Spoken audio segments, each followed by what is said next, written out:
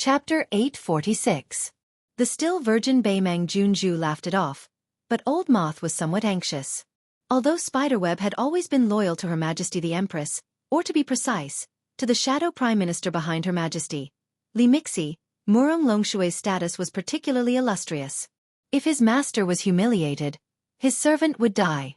Moreover, His Royal Highness's mouth was full of nonsense, and he splashed dirty water on Beimang and the Jianghu together. If the Jianghu returned to Beimang someday and remembered this, how could Old Moth not be alarmed?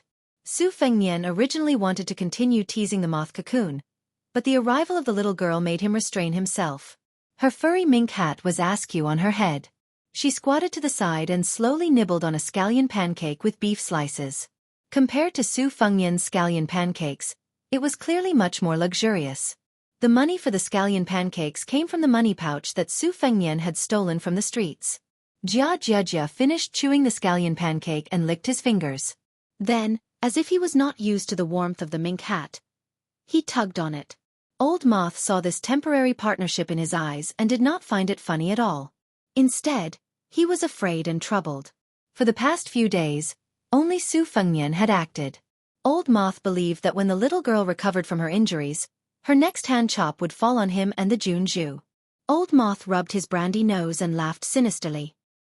His Royal Highness, I heard that the consort of the King of Beiliang was originally a female sword immortal. Because she was pregnant with you, there was the white clothes case in the capital. She was left with an incurable disease and passed away early. I also heard that your eldest sister, Su Weisheng, married far away in Jiangnan and is depressed. Your second sister, Su Weisheng, is not much better. She almost died at the hands of Chen Zhibao. In a few more years, the new king will replace the old one, and you'll finally become a vassal king with great difficulty. Be careful that in the end, you'll be all alone, unable to share your blessings with others.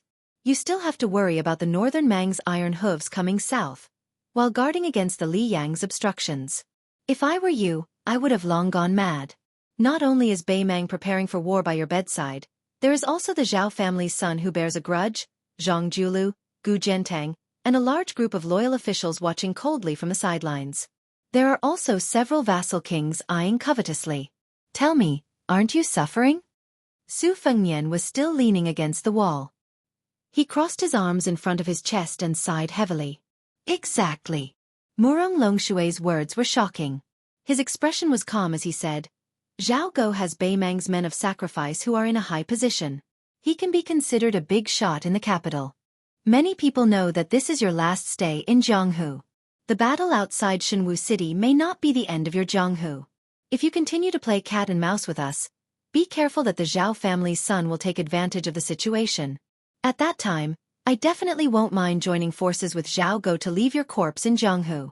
In short, you and I are now in a gambling situation. We are betting on whether the Zhao family's son and the important officials of Liang have the courage to do so. If I lose, it will only maintain the current stalemate. If you lose, you, father, and Beimang have been holding back for more than 20 years, and it will all be for nothing. The reason why I am being so frank with you is because I have never treated you as an irreconcilable enemy. On the contrary, Su Fengnian, I admire you from the bottom of my heart. In Beimang, only Tuoba and Dong Zhuo can make me, Murong Longxue, accept wholeheartedly. Su Fengnian said carelessly, accepting wholeheartedly doesn't count as accepting. Accepting a woman's body is truly accepting. Murong Longxue ignored his frivolous words and asked calmly, Are you determined to gamble with me? Su Fengnian stretched out his hand and shook it. He shook his head and laughed. It's not a gamble. Just like how Beiliang only believes in cavalry and Beiliang's blade, I only believe in what I have earned. Murong Longshue's lips curled up as he laughed coldly. Then let's wait and see. She turned around and left the alley. Old Moth was about to turn around when Su Fengnian laughed and said, 240 words, I've remembered them all. Old Moth's throat moved slightly as he spat out a mouthful of thick phlegm on the ground. He smiled mockingly at Su Fengnian and walked away. The young girl snorted. Su Fengnian didn't mind her teasing and asked curiously, Where did your big cat go? Xianxia squatted on the ground and didn't say anything. She had been silent for the past few days. No matter what Su Fengnian asked, she didn't respond. Su Fengnian squatted down and helped her adjust her mink hat. She glared at him and put her hand back. Su Fengnian rolled his eyes and stood up. The two of them continued to follow Flower-like Jade and Spirited Jade. These were the nicknames that Su Fengnian had given to Su Fengnian and Old Silkworm Cocoon the day before yesterday. In Su Fengnian's words, this was called repaying evil with good. They passed by a stall on the side of the road where an old scholar had set up a stall to sell old books. There was a piece of calligraphy placed vertically with the words, classical fish on it. It was pressed down by a green prawn copper paperweight. The old scholar saw Su Fengnian and the young girl pass by and asked with a smile, "Young master, aren't you looking for books? If you don't have enough money to buy books, old hairpins can be used as money." Su Fengnian stopped and bent down to look at the calligraphy. He asked, "Old mister, does the classical fish mean otter sacrificial fish?" The old scholar smiled and nodded. "That's right. Young master is indeed knowledgeable."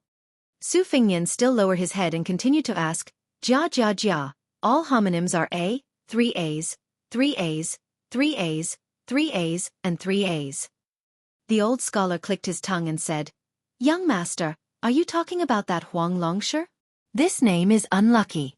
It's better not to mention it." Su Fengnian looked at the expressionless little girl, and then looked at the old scholar who was pretending to be mysterious. He took out a hairpin and gently placed it next to the paperweight. "Old mister, take her away. No matter how unlucky it is, it's not as unlucky as being by my side."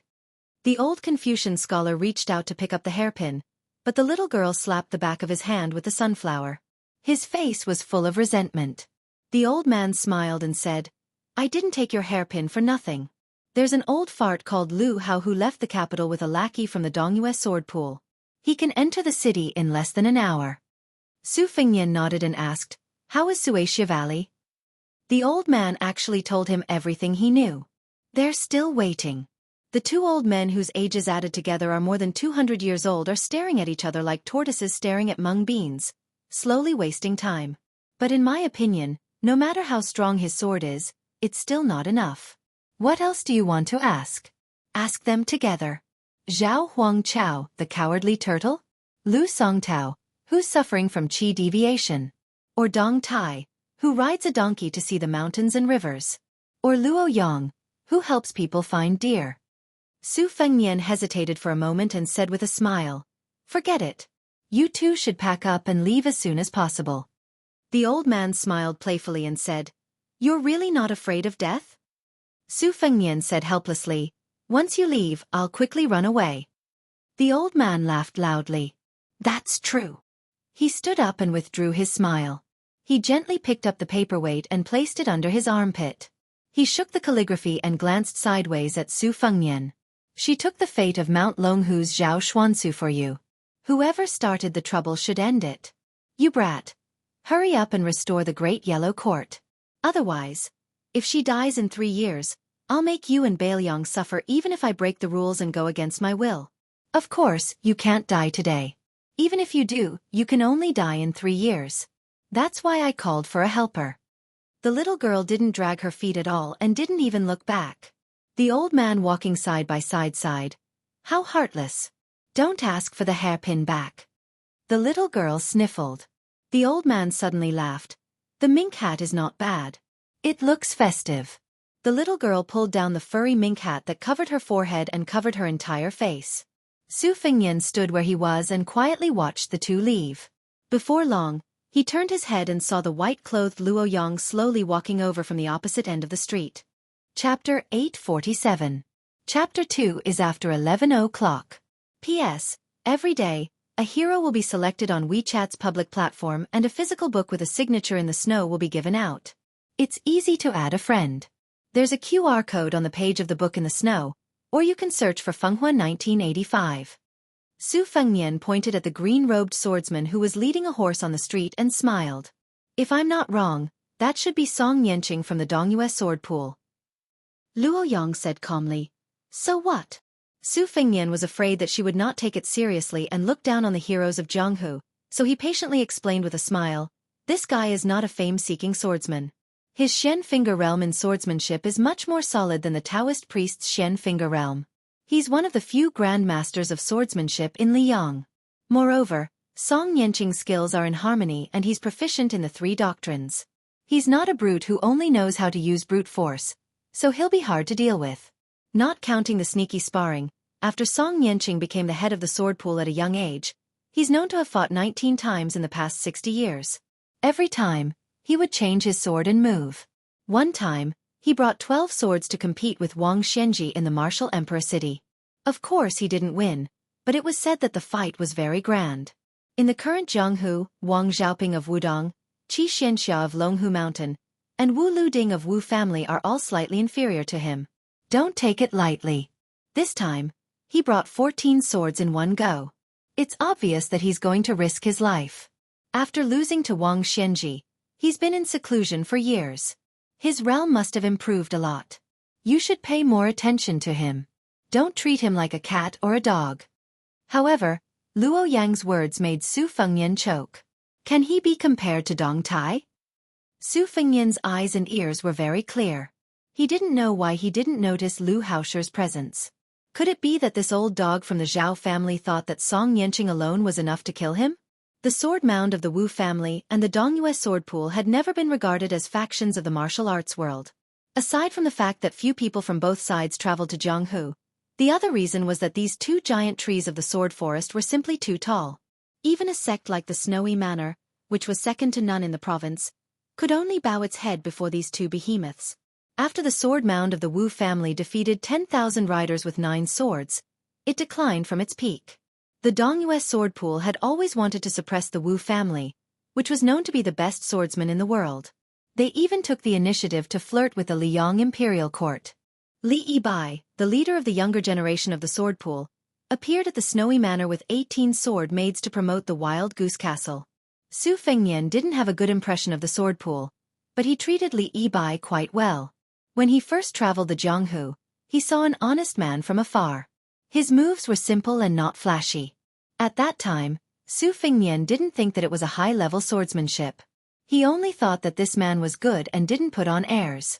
Later, he found out that he was a talented swordsman who had the potential to become the leader of the sword pool.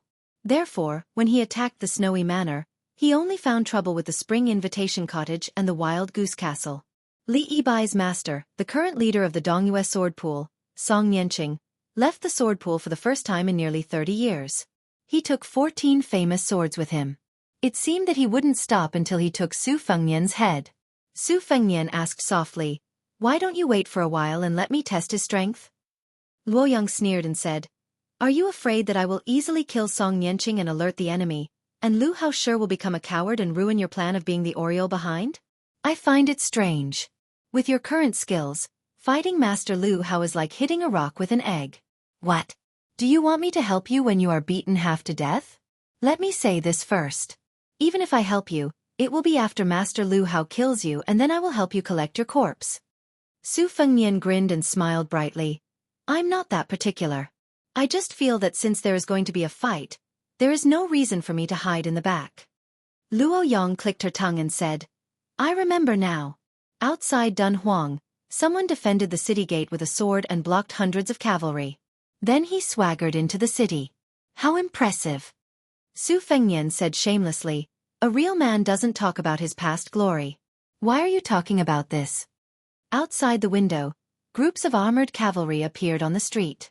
Without any explanation, they drove the people out of the city. At first, there were some rich noblemen and scholars who cursed and swore.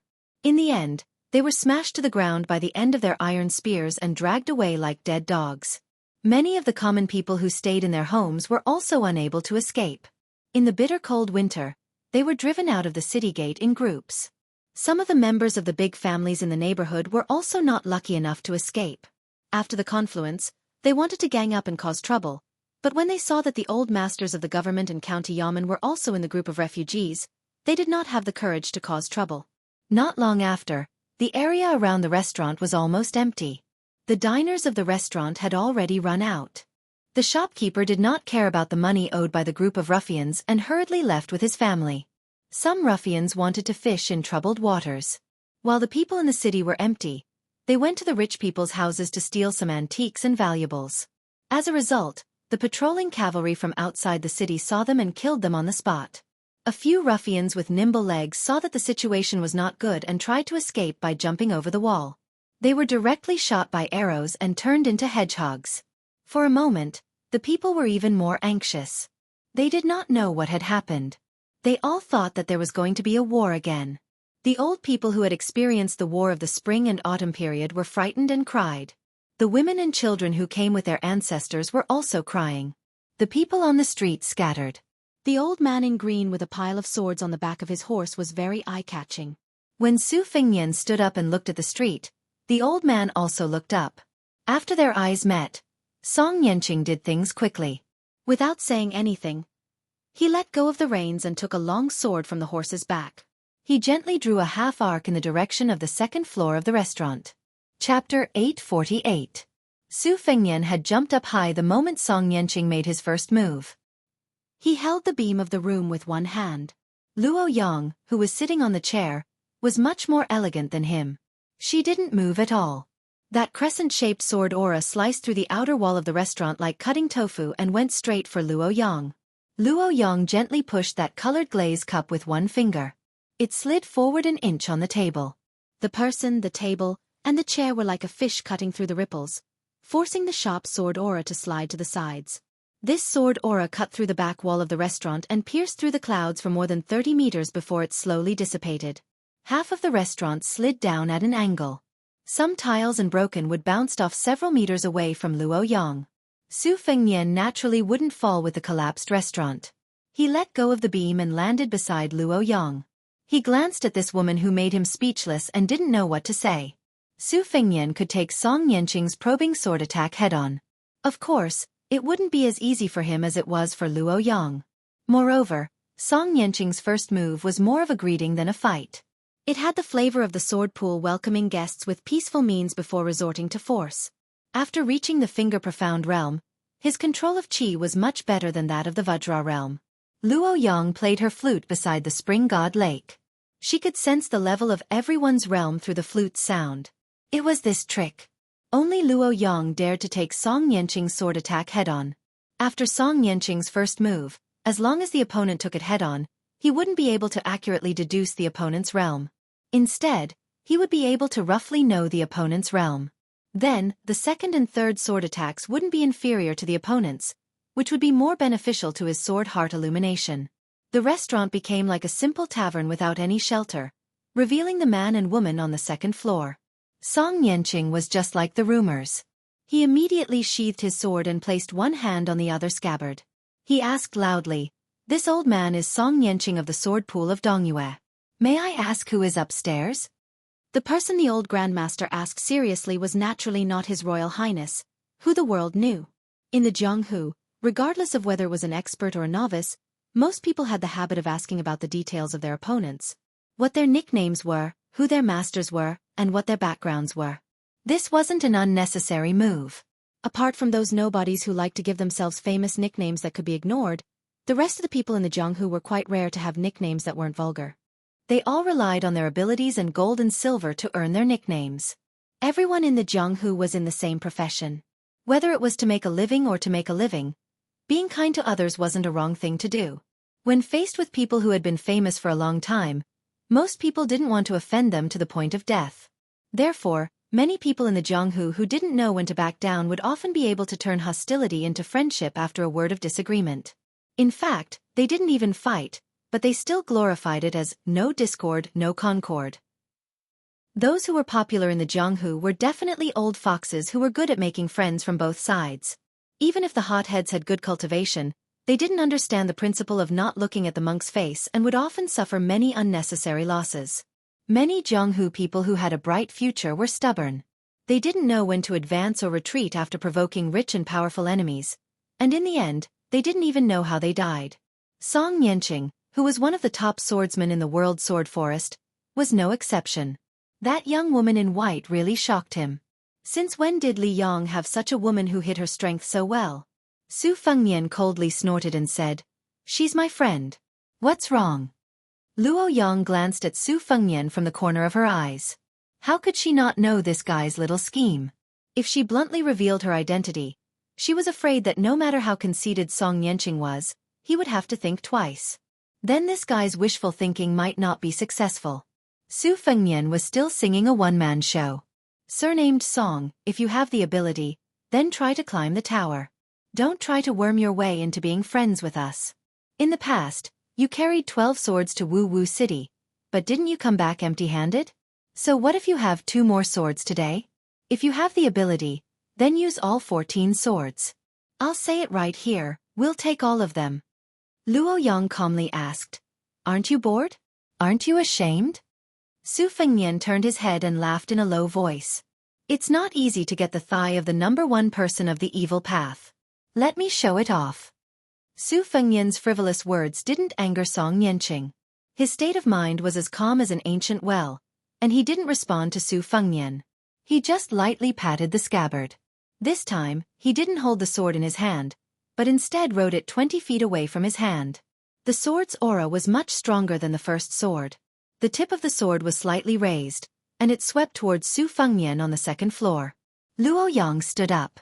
She obviously wasn't in the mood to wait for the dozen or so swords.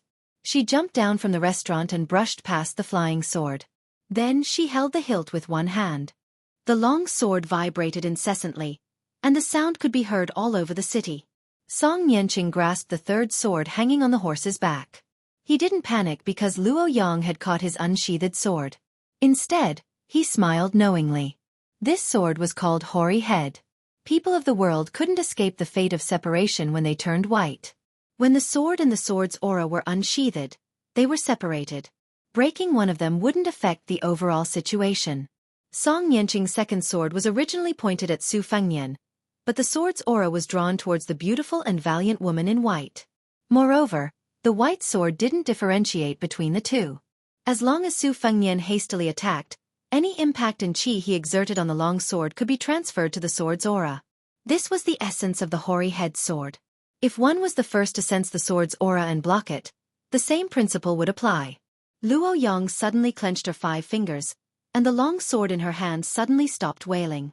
The perfect sword embryo was broken, but her means were swift and fierce. It was tantamount to adding fuel to the fire for the sword's aura lurking in the dark. Su Fengnian didn't realize the mystery until the sword's aura suddenly approached. He cursed. It wasn't clear whether he was cursing Song Yanqing for being treacherous or blaming Luo Yang for deliberately tricking him. 8 flying swords came out of her sleeve like a thunder pool. The woman who tricked Su Fengnian secretly raised the corner of her mouth. She held the long sword that had completely lost its spirit upside down, landed lightly on the ground, and ran towards Song Yanqing. The sword's aura in her hand soared to more than 10 feet. It was as thick as the mouth of a bowl and like the tail of a comet. It was domineering. Song Yanqing was shocked. He was only holding the sword in his right hand, but he immediately added a sword to his hand. Luo Yang, who was holding the long sword upside down, released the hilt and threw the long sword and the sword's aura at Song Yanqing. In fact, it was more like a smash. Chapter 849. The sword and sword chi were like a painter splashing ink onto the ground. The sword chi was so strong that before Song Yanqing's second sword could get close, it had already been crushed into powder. Song Yanqing did not retreat but advanced instead. His feet were only a few inches off the ground, and he advanced more than 10 feet. When he stopped, he twisted his toes, and the new pair of plain green cloth shoes slid on the ground, kicking up a cloud of dirt. His left hand held the sword behind his back, and his right hand held the sword in front of his chest. He then pointed downwards, and the tip of the sword went from downwards to upwards, pressing against the bottom of the sword chi. The sword in Song Yanqing's hand gradually bent, and bit by bit, he changed into the collapsing sword style.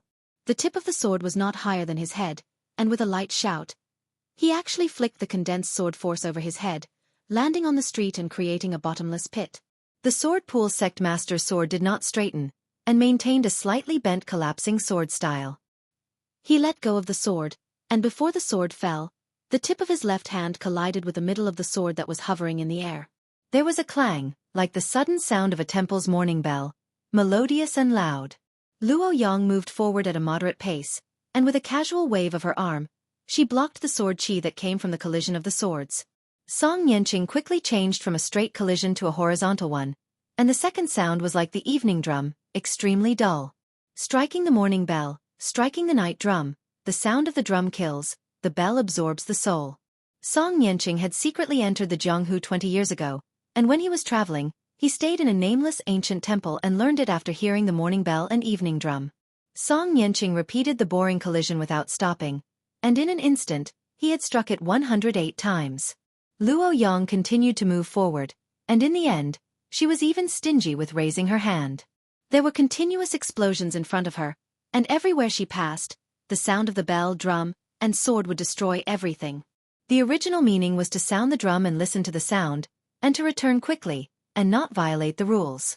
But since Luo Yang could kill her way through Beimang alone twice, what was a small noise of the bell, drum, and sword chi? Song Yanqing's two swords finally couldn't withstand the force of the collision. The two swords broke and fell to the ground. Song Yanqing didn't turn back to retrieve the swords from the horse's back.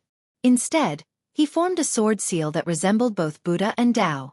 Riding the swords out of their sheaths, the three swords left their sheaths one after the other, leaped up from the horseback, like a long rainbow falling on top of Luo Yang's head. Song Yanqing's hair and beard stood on end. His green robe fluttered violently, and his feet sank a foot into the ground. Luo Yang was simply arrogant to the point of being unreasonable. With her hands behind her back, she stomped on the ground, shattering the blue stone slabs and sending the gravel flying.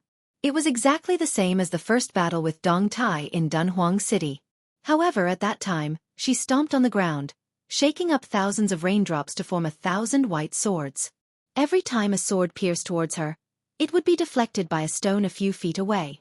In the 30 steps that Luo Yang had taken, the three swords had already returned without any results more than 60 times. The tips of the swords had long been broken, and the distance between her and Song Yanqing had shortened to less than 10 feet.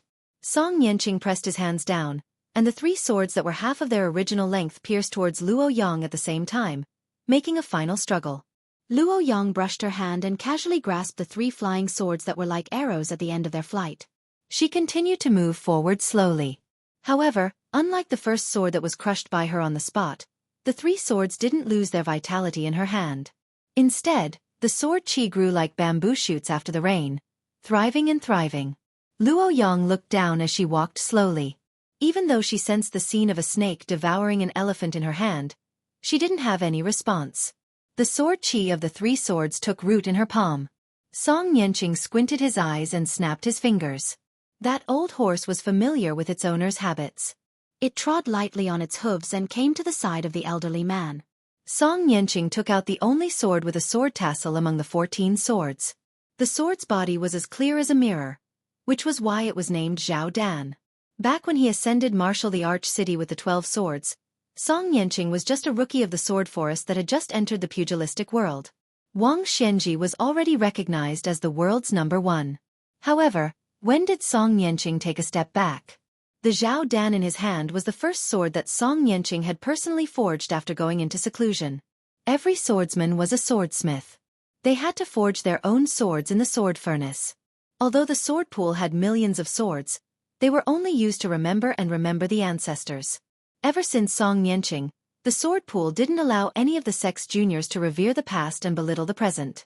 This was why many visitors to the sword Dao all sighed that the sword pool no longer has any ancient swords.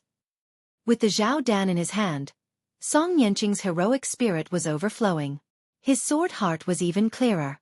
The white-clothed woman walked forward step by step. It seemed like she didn't take the initiative to make a move. She was forced by the situation. However, Song Yanqing wasn't relaxed. She didn't stop at each step. The more leisurely she walked, the greater the disturbance it caused to Song Yanqing's mental state. Song Yanqing didn't take any other swords and only took the Zhao Dan. Wasn't this a sign that he valued that woman? Chapter 850. While Song Yanqing was accumulating his power, he looked at the woman of unknown origin. The previous 3 swords were named Time, Place, and People.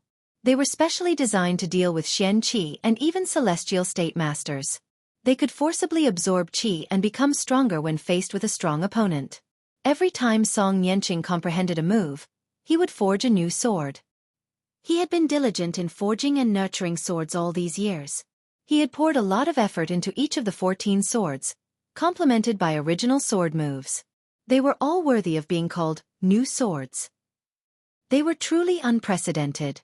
If an opponent of the same state underestimated him, he would definitely suffer a great loss. Song Yanqing had originally hoped to nurture 20 swords in his life and leave the final battle to Dong Tai or Wang Xianji. However, he could not disobey the emperor's order. He had to break out of seclusion and wander the Jianghu in a green robe with swords. However, he did not think that the crown prince of Beiliang could bear the 14 swords.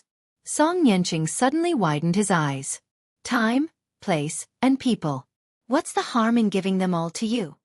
The woman in white sneered. Her chi poured into the 3 swords like a flood.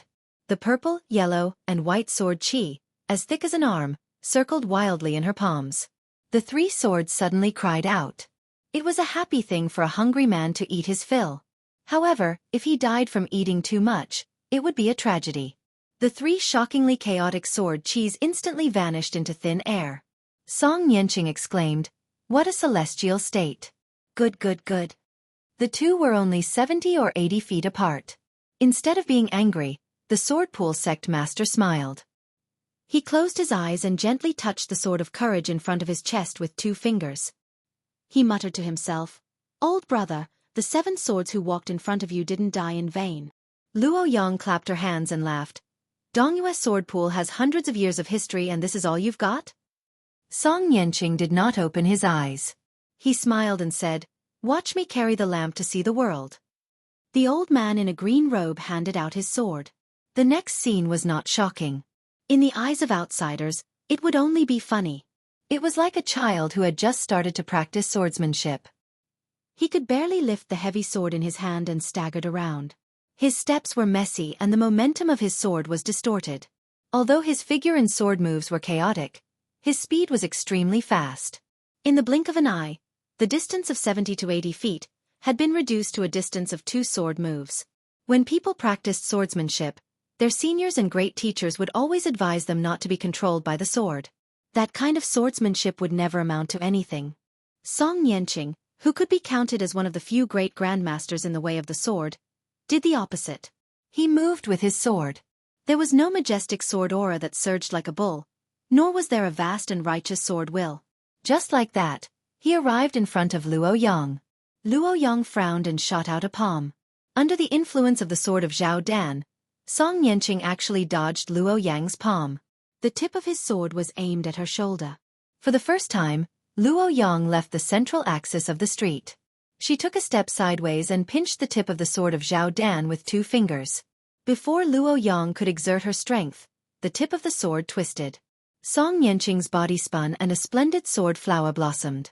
Luo Yang flicked her finger. Song Yanqing withdrew his sword and turned half a circle to attack Luo Yang's back. This time, Luo Yang did not attack. Her feet did not move and her body fell backward.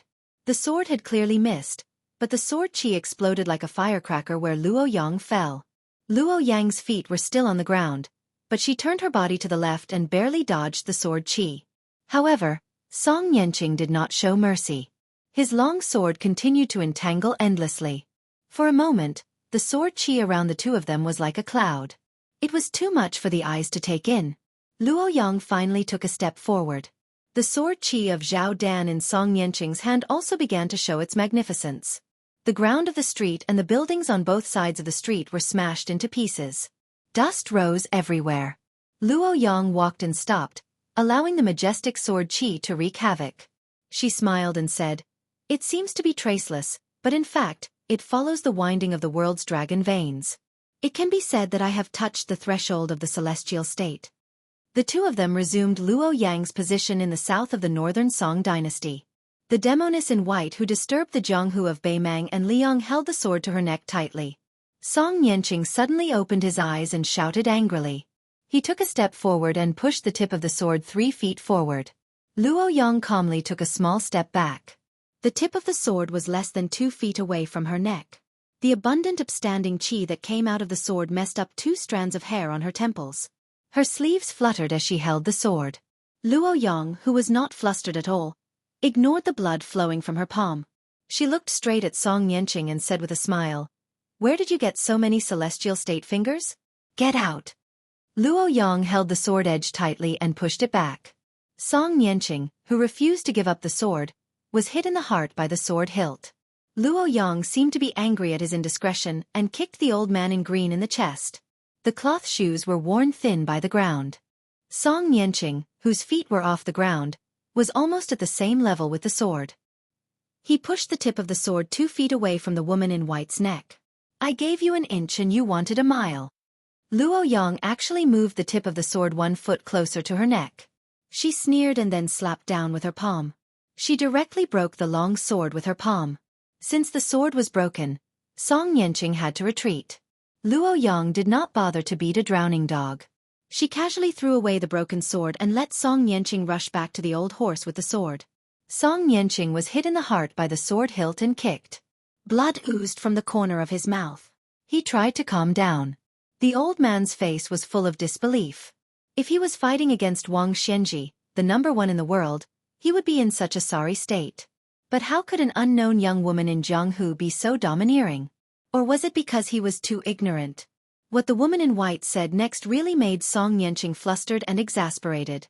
As an old man who occupied a place in the sword world, no matter how good he was at maintaining his composure, he could not stay calm. "I'll teach you how to use the sword."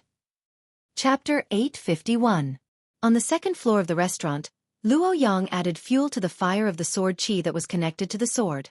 The sword qi instantly surged, startling Su Fengnian.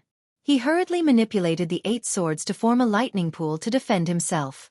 The sword qi and the sword qi seemed to be fighting against each other. The sword qi struck the flying swords, producing incessant tinkling sounds. Su Fengnian's actions were also unexpected. He was not in a hurry to destroy the sword qi.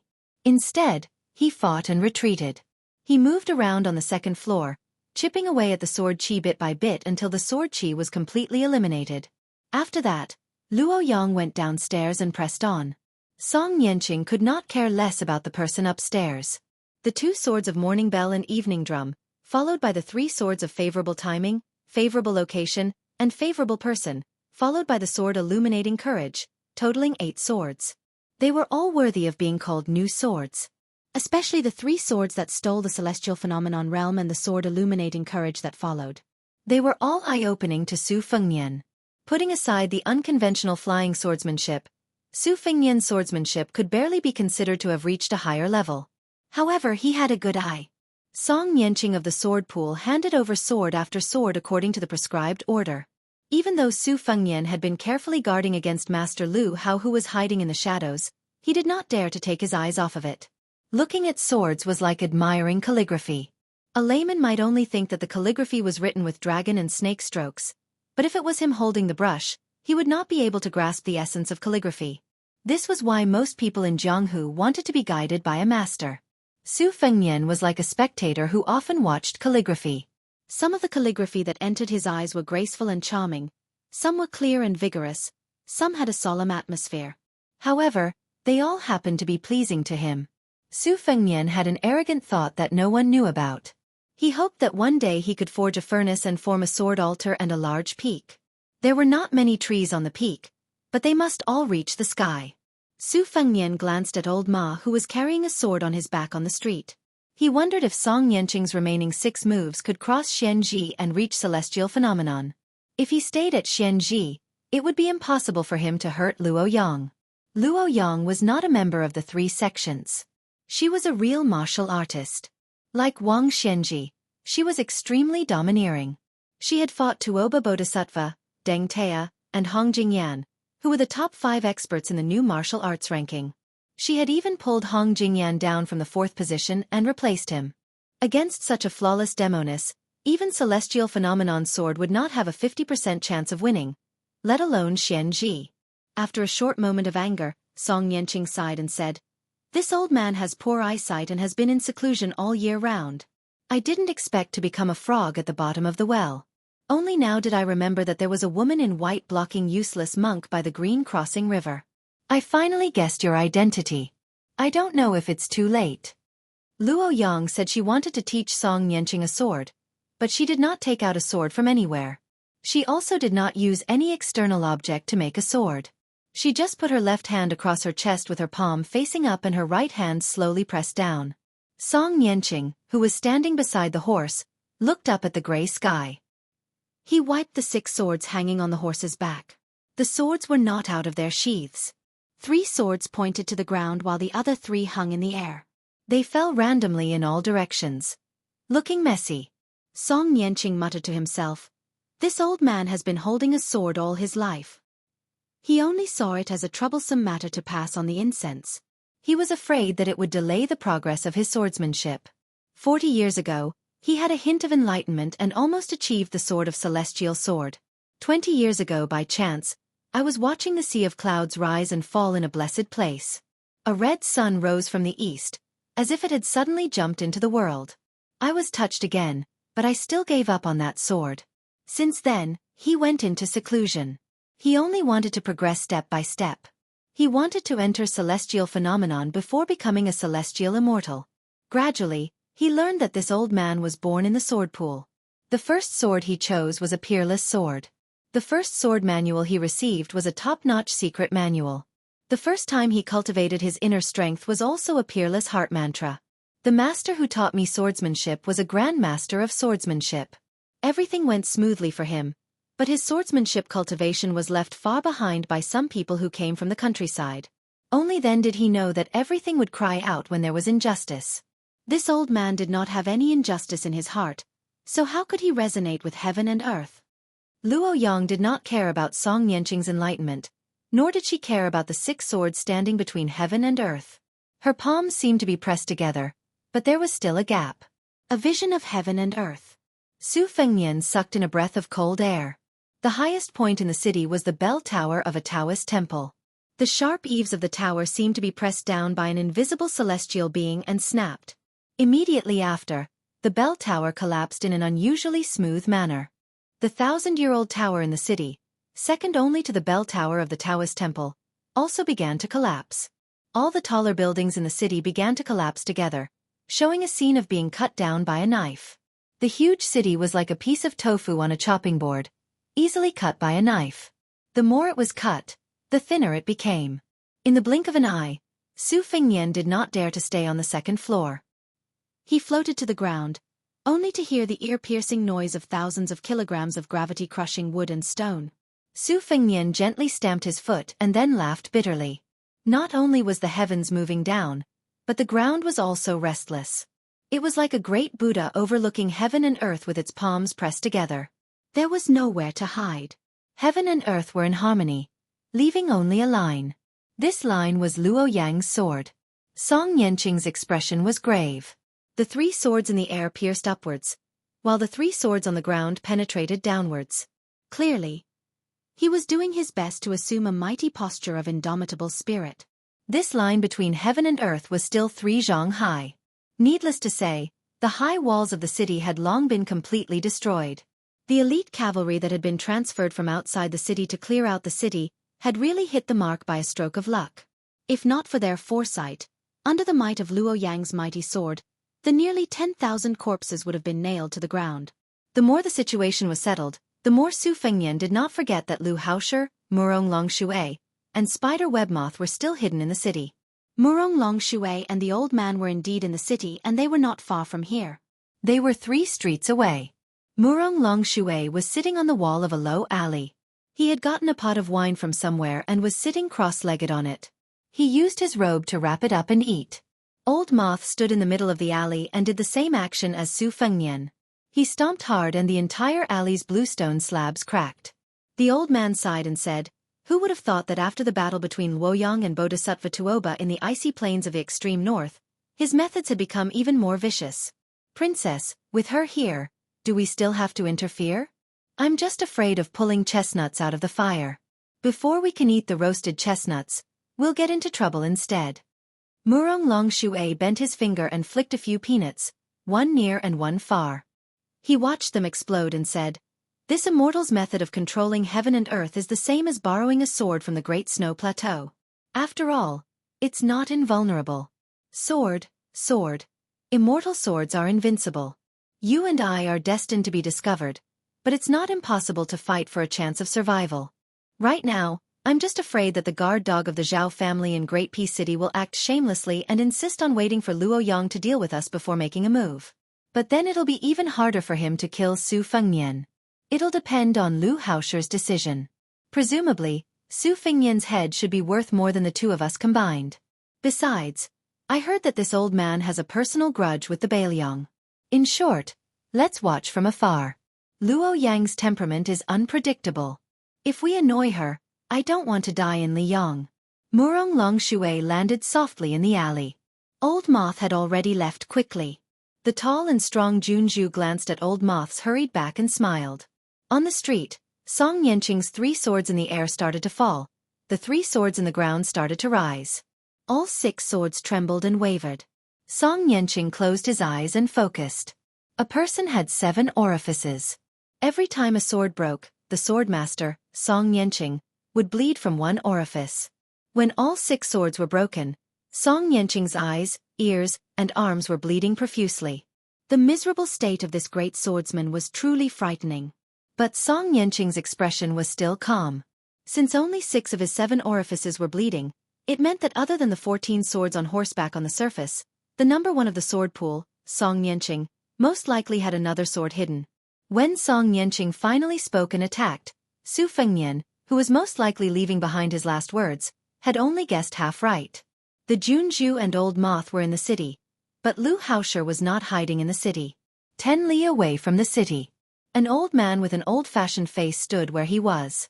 When Luo Yang's hands began to close the sky and the earth, he began to move his feet extremely slowly.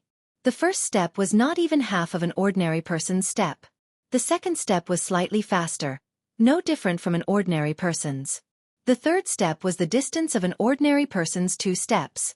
And so on and so forth. The sky and the earth were like thunder, rushing towards the city. Chapter 852. Shen Jiafang was one of the best villas in Tianyuan.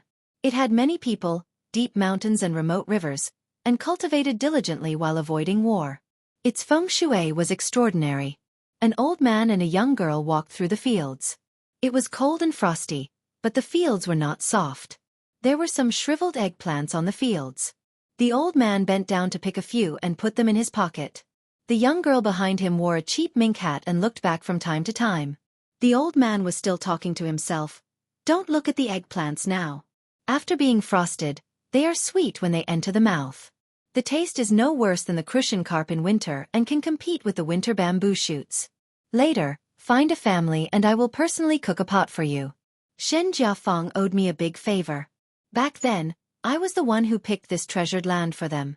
Not to mention a few worthless eggplants, even if it was a few lives, I would have taken them away just like that. You don't look at me. Since I found Luo Yang as a helper for that boy, his life and death are 50-50. Don't stare at me. Yes, I let him fall into this trap, but he made my daughter suffer such a big loss. If I don't scheme against him, who will I scheme against? As for me, generally speaking, I don't help anyone. Even though the Emperor of Dongyue indulged in sensual pleasures, I still managed to protect most of the Dongyue imperial family. The last emperor of southern Tang worked hard to govern the country and had great talent and vision. He could be considered a wise ruler. But now, everyone in southern Tang has the surname Hong. According to the logic that people of the present age like to talk about, the shady business that I did was completely unreasonable. When I asked you to assassinate that boy, I told you that he was unlucky and would die sooner or later. Rather than dying on a woman's belly or in the hands of others, it would be better to die in your hands. At least his body would be intact and there would be a place to be buried. Compared to the thousands of lonely souls and wild ghosts, how could it be worse? It would have been better if the old man didn't say anything. Once he said these principles that were drier than eggplants, the young girl simply stopped walking. She carried the sunflower and looked at the city dozens of miles away. The old man was embarrassed and reached out to grab a handful of sunflower seeds. The young girl twisted her body in a fit of pique and spun around with the withered sunflower, not letting him have his way. The old man was surprised and squinted his eyes. He saw that the city in the distance was swaying in the wind and rain. His sea of qi rumbled and fell, as if heaven and earth were squeezing a line. He sighed and rubbed his daughter's mink hat and whispered, "It is the heartless people are the most infatuated." The old man didn't get any response. Fortunately, he was already used to it. He weighed the eggplants in his pocket and found that it wasn't enough for lunch, so he picked a few more. Only then did he talk to himself, If the 20 to 30,000 people in the city can't be dispersed in time, Luo Yang's move will incur the wrath of heaven and the wrath of men. The people of the three religions and Longhu Mountain can't even fend for themselves. But according to Li Xiaoxin's temperament of the two Zen temples, he will definitely make a move. Before entering first pin, especially below second pin, there is a simple way to break through the armor. One punch will break through the armor, and one sword will pierce through the armor. It is clear at a glance. But after entering second pin, especially after first pin, there is no such thing as this method is too inflexible. People are alive. Dong Tai's sword can be said to be the pinnacle of swordsmanship. It can easily break through thousands of armors. However, if the person wearing the armor knows martial arts, the power will be greatly reduced. If Wang Xianji wears the armor, even Dong Tai can't easily break through the armor. Could Dong Tai be a beginner in swordsmanship? The sages of the three religions are blessed by heaven. Li Xiaoxin cut the river to send a gift to Dao De sect. If the river water was thrown down, it wouldn't be difficult to drown thousands of Beimang people. But how could it drown a few second-pin martial artists? This is the reason why the sages of the three religions don't enter the martial arts evaluation. If they want to borrow the power of heaven and earth, they have to act according to God's will. Wang Xianji and Tuoba don't need to do that. In the past 200 to 300 years, there are only 3 cases where the sages of the three religions killed more than one person. The first one was when the Wu family broke through 10,000 cavalry with 9 swords. The second one was when Li Chungang broke through 2,600 armors with 1 sword. The last one was when Luo Yang went south not long ago.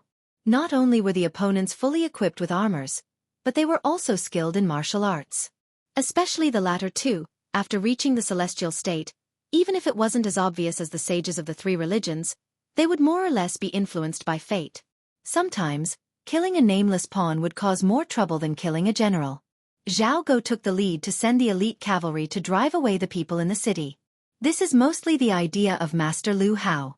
An old man who doesn't die is a thief, and a thief is a coward. Master Lu Hao is afraid that Luo Yang will be unscrupulous when she attacks. When the purple thunder strikes, even if Luo Yang bears 70 to 80% of the damage, he will be affected by it. However, he has stayed in the celestial state for too long and is suspected of being a follower of the emperor, so he will still be punished. You should know that the saying that those who don't know are not guilty is most suitable for those in the celestial state. The people of the three religions, because they know too many secrets of heaven that they can't reveal, have their hands tied. Luo Yang's time in the celestial state is relatively short, and she is not a member of the three religions, so she can do whatever she wants. The girl squatted on the ground and silently kneaded the mud. Huang Longshi, who occupied the top 3 ranks of spring and autumn, exhaled a mouthful of fog and said softly, "Those who don't know me ask what I want. Who knows who I am? Sun Ping knows the half-tongue of Great Peace City, but we have different ideals and paths. Li Yishan, the poison warrior of Bailiang, knows, but 2 tigers cannot live on one mountain. There is no place for him in Liyang. Naylan Yusi also knows, but he is born the opposite of me. The scholar rules the country, the scholar rules the world, and the scholar brings disaster to the country. These 3 people each have their own desires, and I'm afraid this is the last bright time for the strategists. In the future, we won't be able to see such a scene of our generation of scholars turning the world upside down. In the future, the scholars are all actors in the imperial family." The old man with a full bag of eggplants smiled and said, "The backbones of the scholars of spring and autumn are crooked. I want to straighten them out. The martial artists of spring and autumn use their power to restrict. I want to destroy thousands of secret manuals, put reins on them, and turn wild dogs into domestic dogs. I want to teach the world in the next few hundred years. There won't be any Jianghu green-robed men wielding swords. There won't be any Earth Immortal dynasty traveling to the North Sea and sunset at Jianghu, and there won't be any Taoist ascending to the heavenly gate on a crane." The girl, Jia, laughed. Huang Longshi suddenly laughed self-mockingly. "In the past, Li Xiaoxin scolded me for thinking that I was righteous even when I farted. He scolded me well." The girl's stomach rumbled with hunger. The old man laughed and took her to the village. The Shen family did not know Huang Longshi's true identity, and only thought that he was a mysterious celestial alchemist. In the past, Huang Longshi had pointed out the right path, allowing the Shen family of southern Tang to escape a disaster and leave behind this bloodline. Even the genealogy of the family's lifeblood was written by Huang Longshi himself. When the elders of the imperial family in the village heard that their benefactor had come to visit, they insisted on setting up a feast. However, Huang Longshu did not agree and only borrowed a kitchen and a jar of wine to be alone with his daughter, Jia. The old man personally cooked and fried a carp and a plate of eggplants. The old man did not eat much and only drank a few cups of wine before he became drunk. The room was dim and the candlelight swayed. The old man rested his head on the table with drowsy eyes. When he closed his eyes, his tears were faintly discernible. He murmured softly, "1,000 years of affairs with banana deer. I dream of butterfly dreaming of me?" Chapter 853. The little girl took off her warm mink hat and gently put it on the old man's head. She rested her chin on the table and looked at the sleeping old man, lost in thought. In the city, both sides were in high spirits. The world only left a line to form a sword. Luo Yang, the world's #1 devil, performed an unprecedented sword move in the celestial state. Song Yanqing's ears, eyes, nose were bleeding, but he kept his mouth shut. In the city, the broken swords were still intact.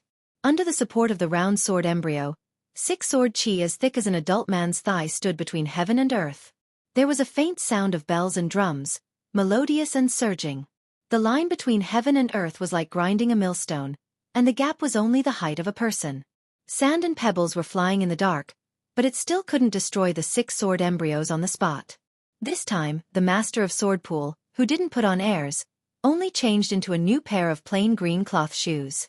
At this time, the soles of the shoes made of many layers of white cloth were mostly worn out, which made Song Yanqing feel a little regretful. In this life, he focused on the sword Dao and never had any romantic feelings. He didn't know why he and the woman who married into Swordpool had stopped at treating each other with respect. But for some reason, in the face of a great enemy and on the line of life and death, he remembered the night when he lifted her veil and her shy face under the candlelight. After so many years, he didn't know when she slowly became a frost-haired old woman, nor did he know when she made this pair of shoes herself. When they parted and took over the luggage that he regarded as a burden, he only thought it was natural for a woman to take care of the family. Now, he realized how good it would have been if he took over the luggage, called her nickname, and thanked her. Song Yanqing remembered many things in the past. When he was in the prime of his life, he carried 12 swords and went to the martial emperor city in high spirits to challenge the world's #1. When he left home, she didn't say much. She just smiled and helped him tidy his clothes carefully. She walked him to the door and stood there alone, not waiting for him to turn back. Later, when Song Yanqing returned home, he passed by her with a cold face. She wanted to say something but stopped. She just squeezed out a clean smile without any grievance. In the past, Song Yanqing had always been indifferent, so it was inevitable that he would feel a little gloomy. Why had he found such a dull and boring woman? How was she worthy of his sword? This fatal absent-mindedness should have caused Song Yanqing's accumulation of power to be thwarted. Unexpectedly, in that moment of absent-mindedness, for the first time in his life, he felt guilty. Song Yanqing only felt that his sword heart was as clear as glass in that instant. Outside the city, there were originally more than 100 Swordpool swordsmen carrying huge sword sheaths on their backs. Before Luo Yang made her move, they had already begun to gallop around the city. Wherever they passed, flying swords would fly out of their sheaths and float in the air outside the city walls, stopping and not falling. Outside the city, there were already nearly 1,000 swords hanging in the air. The sword formation was majestic, the sword momentum vast and mighty. But the swordsmen of Swordpool who had reined in their horses looked at each other in dismay. Because the swords hanging outside the wall had all fallen to the ground at the same time. Without the guidance of the Qi, the sect master seemed to have given up on the idea of using the sword formation. But this sword formation should be the sect master Song Yanqing's hidden 14th sword. With the sect master's temperament, it was impossible for him to choose to wait for death in the face of a strong enemy. Since the sect master had always regarded Wang Xianji, the martial emperor, as the last opponent in his life, even if he encountered a rare strong opponent in the city, he would not end up like this. For a moment, the swordsmen who had stopped were at a loss and felt a strong sense of crisis. But when the swordsmen of Swordpool successively perceived the increasing strong sword intent in the city according to their realm, they were pleasantly surprised. Song Yanqing lowered his head and took a deep look at his shoes. He smiled slightly, allowing the 6 wisps of sword chi to vanish in the millstone and the flying wood and rolling stones to hit his face. He gently stepped on the only intact street under his feet and heavily spat out a mouthful of turbid air. Finally, he could not suppress the blood surging in his throat and spat it out in front of him. Soon, it was covered by dust and disappeared. Song Yanqing said softly, "It's time to go to Jianghu for you." Song Yanqing stepped on the ground and began to run wildly. The last sword was also the last time he went to Jianghu. Song Yanqing himself was the sword. Song Yanqing's sword collided with Luo Yang's sword. Song Yanqing's clothes and skin seemed to have been cut into pieces and began to turn into a bloody mess. But this sword Dao Grandmaster did not feel it at all. He laughed heartily and flashed across a green rainbow. He gave up the mighty sword formation of 1,000 swords in exchange for a sword immortal sword that seemed inexplicable to others. This sword could be said to be invincible in the world. It tore apart Luo Yang's heaven and earth. The world was dark and cloudy. Song Yanqing's sword Qi was like a painting of an immortal riding a dragon. Song Yanqing himself could not be seen. Only the sword Qi, lightning, clouds, and rain could be seen. Luo Yang, who did not expect Song Yanqing to have such a sword, held her breath and concentrated. Her Qi circulated 800 miles in an instant. The three mystical powers of the Vajra finger and the mysterious celestial phenomenon fused together. It was obvious that she wanted to prove that Song Yanqing's fatal sword could not seriously injure her. In fact, when the two were still several feet apart, Song Yanqing was already on the verge of death. But the sword Qi was still growing and majestic even when he was on the verge of death. Luo Yang pushed out with both hands. Her sleeves were torn and her hair fluttered in the wind. As if she was wrestling with a dragon, her feet kept slipping back. At this critical moment, outside the city, a bolt of lightning exploded into the city. It was so fast that when the lightning entered the city, 2 riders of the sword pool were lifted off the ground and flew into the city. The lightning broke through the wall, but the 2 swordsmen and their horses crashed into the wall that was as tall as a person. With 2 bangs, they turned into 2 pools of blood. They did not have the strength to fight back and died on the spot. Luo Yang turned her head to look to the east with difficulty. There was a trace of unwillingness and anger in her eyes. The lightning, which was well versed in the resonance of heaven and earth and was thus well hidden, arrived in the blink of an eye. Luo Yang did not expect that Song Yanqing would risk his life to use the sword immortal sword. She also did not expect that Lu Haosher would point his spear at her from the beginning, instead of the guy who wanted to kill her in the Liang imperial court. Luo Yang gritted her teeth. The 2 blue and red fish tried their best to reveal a small part of their ethereal body, trying to block Lu Haosher's timely sneak attack. A white shadow rushed to Luo Yang's side almost at the same time as Lu Haosher, forcibly withstanding the full force of the celestial state's attack. Even if this reckless guy only won a blink of an eye, Lu Haosher had already brushed past Luo Yang and the sword Qi. Lu Haosher was furious. After weighing the pros and cons in his heart, he did not chase after the white-clothed devil who had lost the best opportunity to severely injure him. Instead, he rushed toward the little bastard who ruined his good plan. From the center of the city to the west of the city, the back of the figure crashed through many walls. In front of the last wall, Lu Haosher's 5 fingers formed a hook, as if grabbing something from the body of the person, while his other hand punched out, smashing the guy from inside the city to outside the city.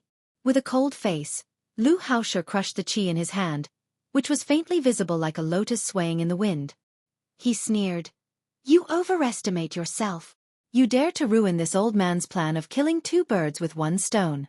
This old man not only wants you dead, but also wants you to lose everything before you die." The ear-piercing scream of a woman came from inside the city. It was so sad that it made Lu Haosher's heart palpitate for no reason.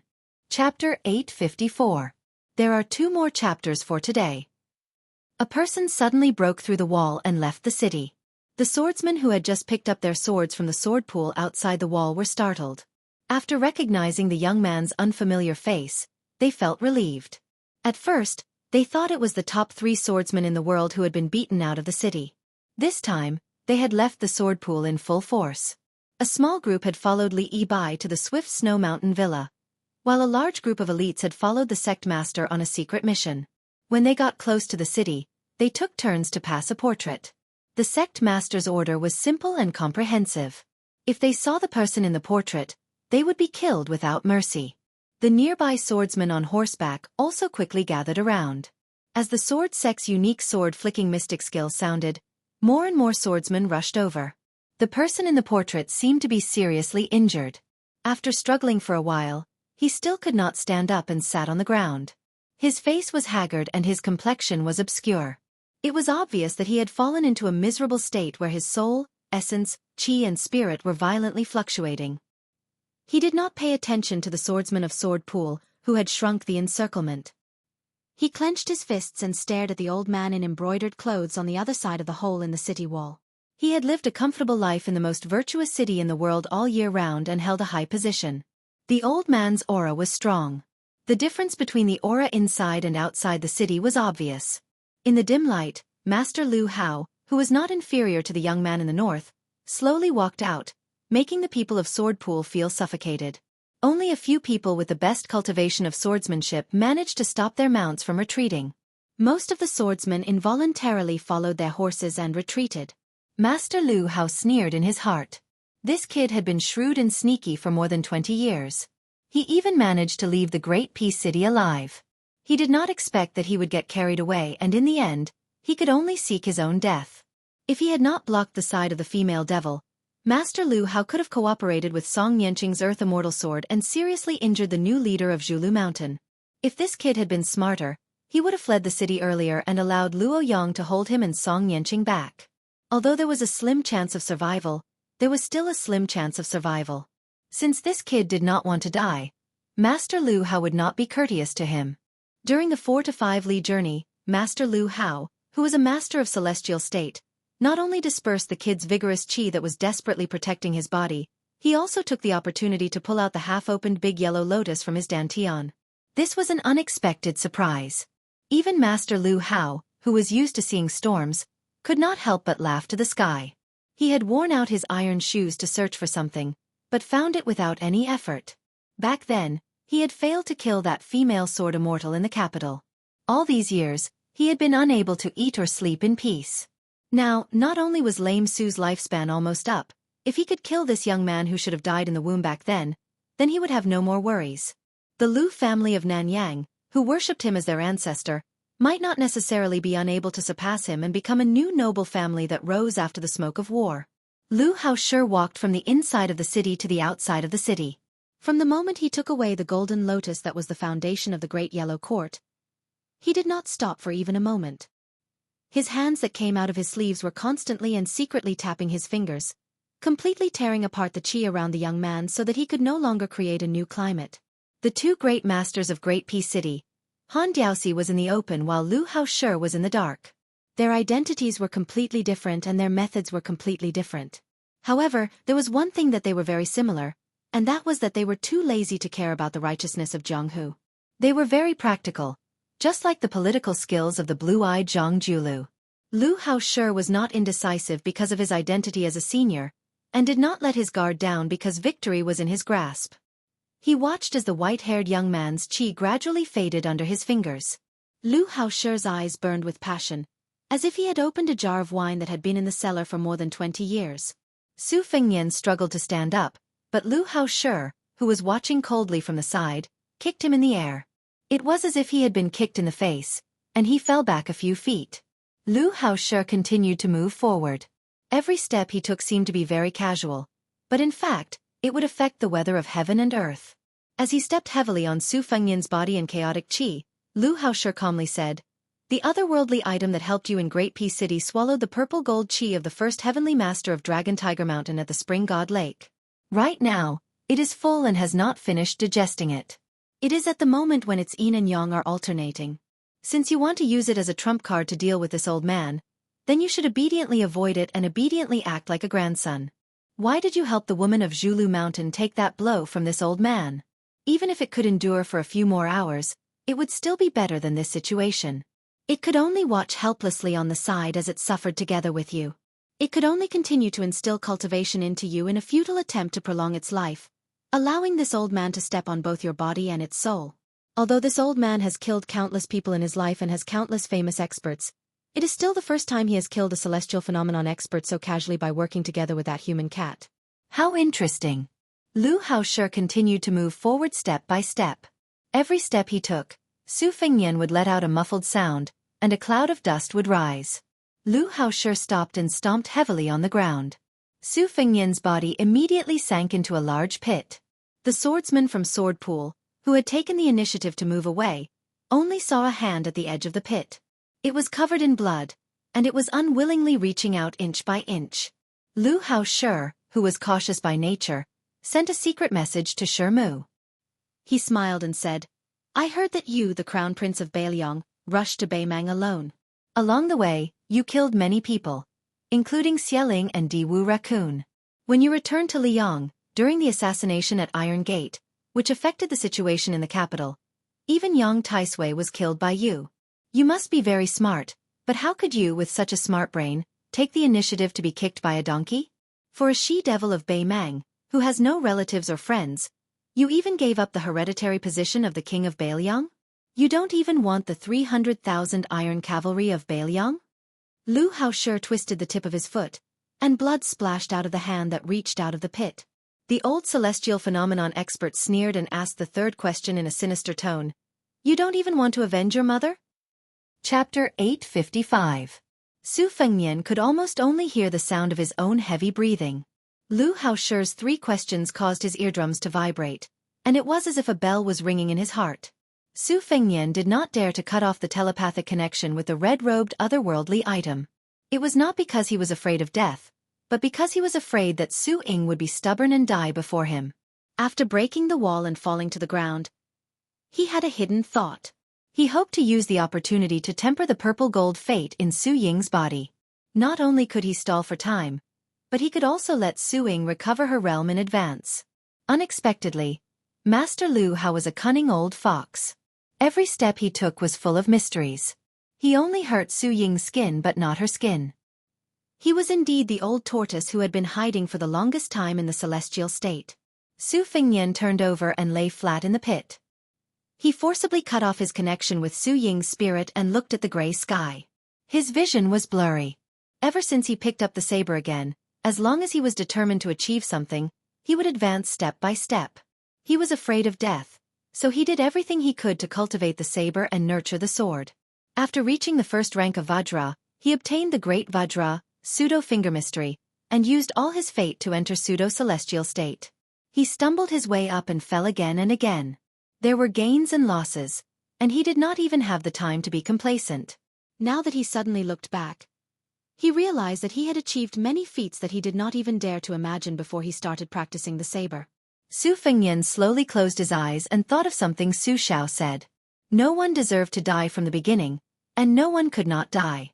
Su Fengnian's mind suddenly flashed with a picture of the spring god lake that he desperately wanted to remember but could not. Su Fengnian, whose consciousness was blurred, was instantly immersed in it as if he was in the picture. It was a boundless autumn with golden wheat as far as the eye could see, and a gentle breeze blew. On a small path, there was a woman walking in front. She stretched out her slender hand and gently brushed the wheat, leaving an unforgettable back view.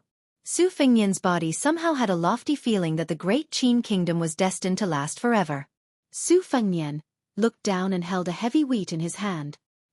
He suddenly raised his head, and the woman happened to turn her head. Just as he was about to see her face, the picture suddenly shattered and everything disappeared with the wind. He reached out to grab her, but the harder he tried, the more he failed. He only heard two words with a strange accent and yet contradictory as if he had heard them thousands of times. Huang Longshi, who was clearly dead drunk, slowly opened his eyes. The candlelight burned and occasionally made a faint sound like soybeans cracking. His daughter had long disappeared. The old man sighed in his heart. After he was chased out of the Shangyin Academy, he had told the emperors and ministers of the Spring and Autumn Kingdom countless hateful things. Unfortunately, they all loved to listen to him and were intoxicated. However, he had finally found a daughter who was willing to listen to him speak the truth, but she did not like to listen to his nagging. Huang Longshi poured himself a bowl of wine and took a sip. He picked up a very tasty braised carp with his chopsticks. Of all the flavors, spicy was the most important. If it was not spicy, it would be tasteless. This time, he acted as a matchmaker for Zhulu Mountain and West Chu. He acted as the middleman. Chao Chongqing was the guest of Zhulu Mountain, while Zhulu Mountain provided money and manpower for the restoration of West Chu. He was busy, but it was only to delay the opportunity for the Zhao family to unify the world. Huang Longshu knew that everything he had done in this life was just to take advantage of the situation. Huang Zhentu, Wang Mingyin, Shenyuan Dandan, Li Chungang, Yang Taisui, Han Shengxian, Song Yanqing, including Lu Haoshi, Zhao Huangchao, Gu Jiantang, and so on, who most likely would not have a good ending. Counting with one's fingers, the older generation of Liang Jianghu seemed to have all died in one night. After the peace of the Central Plains, Huang Longshu transferred the fate of the world to Jianghu. The boiling water seemed lively, but it was nothing more than pulling up seedlings to help them grow and draining the pond to catch fish. The imperial examinations flourished. The imperial court, which revered only Confucianism, became more and more disciplined. The Jianghu, which was struggling at death's door, became more and more silent. The common people were at peace. Huang Longshu grabbed the mink hat from his head and glanced at the sunflower on the table. He smiled bitterly and said, "Daughter, why are you joining in the fun? I was still thinking that there was someone left who could clean my grave for me in the future." A young girl ran out of Shenjia Fong. Her raven hair slanted. Outside the small city of Liang that was not even worth mentioning, Luo Yang got rid of Song Yanqing a little faster than Lu Haoshi expected. This was usually negligible, but here it was enough to turn the world upside down. In the history of the world, there were only a few sword immortals who had become land immortals. Many sword immortals only had one sword or one move that reached the land immortal realm. Wei Chao, the sword immortal of the previous dynasty, was like this. Song Yanqing's sword was unstoppable. In Lu Haoshi's view, even Wang Xianji and Tuoba would have a headache if they were to fight against it. Song Yanqing's sword was already at the peak of the way of the sword. Lu Haoshi had been influenced by Song Yanqing for a long time in the celestial realm. If he were to encounter it, he could only retreat. That year in Taiyan City, the woman who had reached the land immortal realm was able to escape unscathed with that sword. It was enough to show the supreme power of the land immortal realm. Song Yanqing's sword that broke through 2 realms without any warning was undoubtedly a great harvest for Lu Haoshi. It also made Su Fengnian and the woman in white suffer. In Lu Haoshi's original plan, since he had sensed the existence of Luo Yang, he could only take advantage of the situation. After entering the city, no matter if he killed or seriously injured Su Fengnian, he could only retreat after one attack. Lu Haoshi admitted that he had no chance of winning against Luo Yang, who could combine the heaven and earth into a single line of sword. It was the same when he met her before. However, after she took Song Yanqing's sword without hesitation, Lu Haoshi did not think that there was such a big disparity between victory and defeat. The woman in white gave up the power of the sword that combined the heaven and earth and rushed to Su Fengnian's side. Her eyes were unreadable. Lu Haoshi, who was secretly drawing with his fingers, sneered, "Demon Luo Yang, who ranked 4th in the world, is actually so reckless?" Luo Yang, who had her back to Lu Haoshi, did not say anything. On the wall, a bright vermilion robe finally appeared. The otherworldly item held its head with its 5 arms and grabbed both sides of its face. Its sharp nails drew blood, and it was in so much pain that it could not make a sound. In the city, Song Yanqing, whose body was badly mutilated, staggered and sat on the ground. He reached out his trembling hands and struggled to take off his severely damaged cloth shoes. He gently held them in his arms and died in Jianghu. The black carp that Luo Yang relied on for survival had already dissipated in the sword energy in the city. Another red carp with long whiskers, which was also taken from Emperor Qin's mausoleum, appeared out of thin air. Luo Yang broke all of the dragon whiskers, and the dragon whiskers quickly merged into the blood vessels in her palm. Lu Haoshi suddenly shook his sleeves. Luo Yang in white seemed to be hit hard in the back. After shaking violently, she did not fall. She leisurely exhaled a mouthful of golden mist and said softly, "I won't wait any more. What you gave me 800 years ago, I will return it to you today. From now on, there will be no Qin empresses or Luo Yang in this world. What will happen to you and her in the future?" Luo Yang bit her thin lips and stopped talking. She let Lu Haoshi's qi hit her back again and again. She exhaled the rich cultivation that she had accumulated for hundreds of years, which turned into a cloud of golden mist and filled Su Fengnian's body. Lu Haoshi's face changed dramatically. Without hesitation, he began to retreat. Su Fengnian slowly stood up. His eyes were golden, and he stretched his body as if he was showing off to the world. Then, he quietly looked at the woman in white in front of him and said in a mellow voice, "Luo Yang." The woman's figure gradually swayed and began to dissipate in the wind. Tears streamed down her face, but she bent down with a smile and pulled back her sleeves. It was just like the first time they met 800 years ago, when he had yet to proclaim himself emperor, when she was in the fields and had yet to enter the palace. Using a delicate voice that the devil Luoyang would never utter, she softly called out, "Your Majesty!" Chapter 856. In Xianxia City, there was a graceful woman wrapped in silver like a fur coat.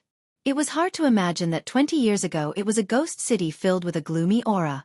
She looked like a widow from a poor family who married into a rich family and suddenly changed her appearance. There was no trace of poverty, only the splendor of jewelry. A carriage slowly moved through a quiet and deep narrow alley. The horse's hooves clattered against the limestone floor, creating a series of crisp sounds. The coachman was a beautiful woman. She was called Apricot Flower in the Prince of Jing'an's estate. Everyone knew that she was young Master Lu's personal maidservant. As that blind young Master Lu's position in Xianxia became more and more stable, her status also rose along with it. Even the head steward of the Prince of Jing'an's estate had to squeeze out a smile when he saw her. He was afraid that she might blow a pillow wind at young Master Lu's side. As for whether she really had intimate relations with young Master Lu, only the heavens knew. Who in the Prince of Jing'an's estate didn't know that young Master Lu was the #1 favorite of the young vassal king? Xinghua, a man of sacrifice whose real name was Lu Lingbao, carefully pulled up the curtain. Lu Su walked out of the carriage and pushed the door to the private courtyard. Xinghua could only wait outside the courtyard and did not dare to look at the courtyard door. There were 2 small courtyards. Originally, there were 2 begonia plants in the courtyard. However, begonia plants could not withstand the sunlight. The courtyard was dark and did not absorb the sunlight. One of them had already died. Lu Su went straight to the main room. Before he went up the stairs, he stopped. A woman who was guarding the door was frowning. When she saw Lu Su, she was first surprised and then happy. She quickly walked down the stairs and kept a good distance from him. She said respectfully and softly, "Greetings, young Master Su." Lu Suan smiled lightly and bowed his head slightly. He did not lack etiquette. Although he disliked this woman of unknown origin and never hid it in front of the young lord, he would not make an enemy out of her if he had to deal with her. There was a sound of porcelain smashing on the ground. Lu Su looked up at the main room and frowned. Since Jianghu the Great stepped on the boat at the Spring Lake, the king of Jing and returned to Xianxia City in a daze. He had not shown up for many days. Many important political affairs that needed to be annotated by the lord were delayed. Although he was worthy of the title of the most intelligent person in the Jing'an palace, it had always been taboo for counselors to overstep their boundaries. The woman sighed and said, "Young Master Lu, please come in and persuade him. His Highness has only been drinking ever since he came back. He has eaten nothing." Lu Suan nodded and walked up the stairs. The woman followed him closely. She was dignified but charming. She looked like the princess who died with the king of Jing'an. She gently pushed the door open for Lu Su. In the room, Zhao Sun's hair was disheveled. He was sitting in the corner with his back against the wall. Dozens of wine jugs were rolling around him. He smelled of wine and did not look like a lord at all. When he saw Lu Su, he felt guilty at first and then became angry. He picked up the wine jug with trembling fingers. The jug was empty. The young lord, who was almost as famous as his father in Xianxia City, waited for a long time but did not get a drop of wine. He threw the wine jug and smashed the only remaining porcelain bottle on the shelf. Lu Suan was blind but not blind. He was not surprised by Zhao Sun's depression. His Royal Highness had not experienced many twists and turns in his life. After he became the new king of Jing'an, his life was smooth. However, when he was on his way to the top, his dignity was trampled on by the enemy he hated the most. Lu Su did not comfort him. Instead, he turned around and took a new wine jug from the woman. He sat opposite Zhao Sun and handed it to the young lord, who only dared to hide and drown his sorrows in wine. When he heard the woman's footsteps and the sound of the door closing, he said slowly, "Crown Prince Bailiang is really the reincarnation of Jianghu Great Emperor." "That is a good thing." Zhao Sun, whose eyes were cloudy, was stunned for a moment. Then he regained some clarity. He took the wine jug and stopped drinking. Instead, he stared at the true backbone of Xianxia. Lu Su said calmly, "Back then, the theory of yin-yang and 5 elements was popular in the Shangyin Academy. Huang Sanjia claimed that Li Yang, who had the fire element, was going to unify the world. The nemesis of fire was water. Bailiang ruled the northwest and had the Wudong Mountain which worshipped Jianghu Great Emperor. It was said that 800 years ago, Jianghu Great Emperor came to the world and became the emperor of the Qin dynasty. The Qin dynasty originated from the southern border of Bailiang. This was the reason why the imperial astronomer instigated the case of the white clothes in the capital. For the emperor who did not care about the common people and ghosts, he would rather believe in the change of the dynasty and the change of the 5 elements than not. The old lord is the adopted son of Wang Xianxia of the Emperor of War City. There was also the disturbance of Jianghu Great Emperor coming to the world at the Lake of Spring. I don't believe that the emperor can sit still. I believe that Wang Xianxia can ignore the imperial edict, but I don't believe that Wang Xianxia can resist the temptation of fighting with Jianghu Great Emperor. What other competition in the world could be more suitable than the battle with God Yujing, who had walked down from the celestial heavens, as the finale? The imperial court can tolerate His Royal Highness who has already gained power, but it will never accept a king of Bailiang who has ambition and fate.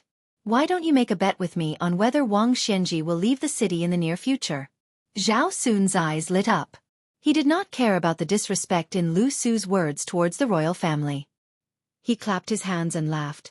That makes sense. I won't bet, I'll definitely lose. Chapter 857. Lu Xuan stood up and patted the dust off. He said to himself, a vassal king has been drinking for a few days. What a scandal. You are not afraid of being laughed at by Lu Su, but are you not afraid of being laughed at by women? I have only heard that men like to puff themselves up in front of the women they like, but I have never heard of a man pretending to be a coward in front of a woman.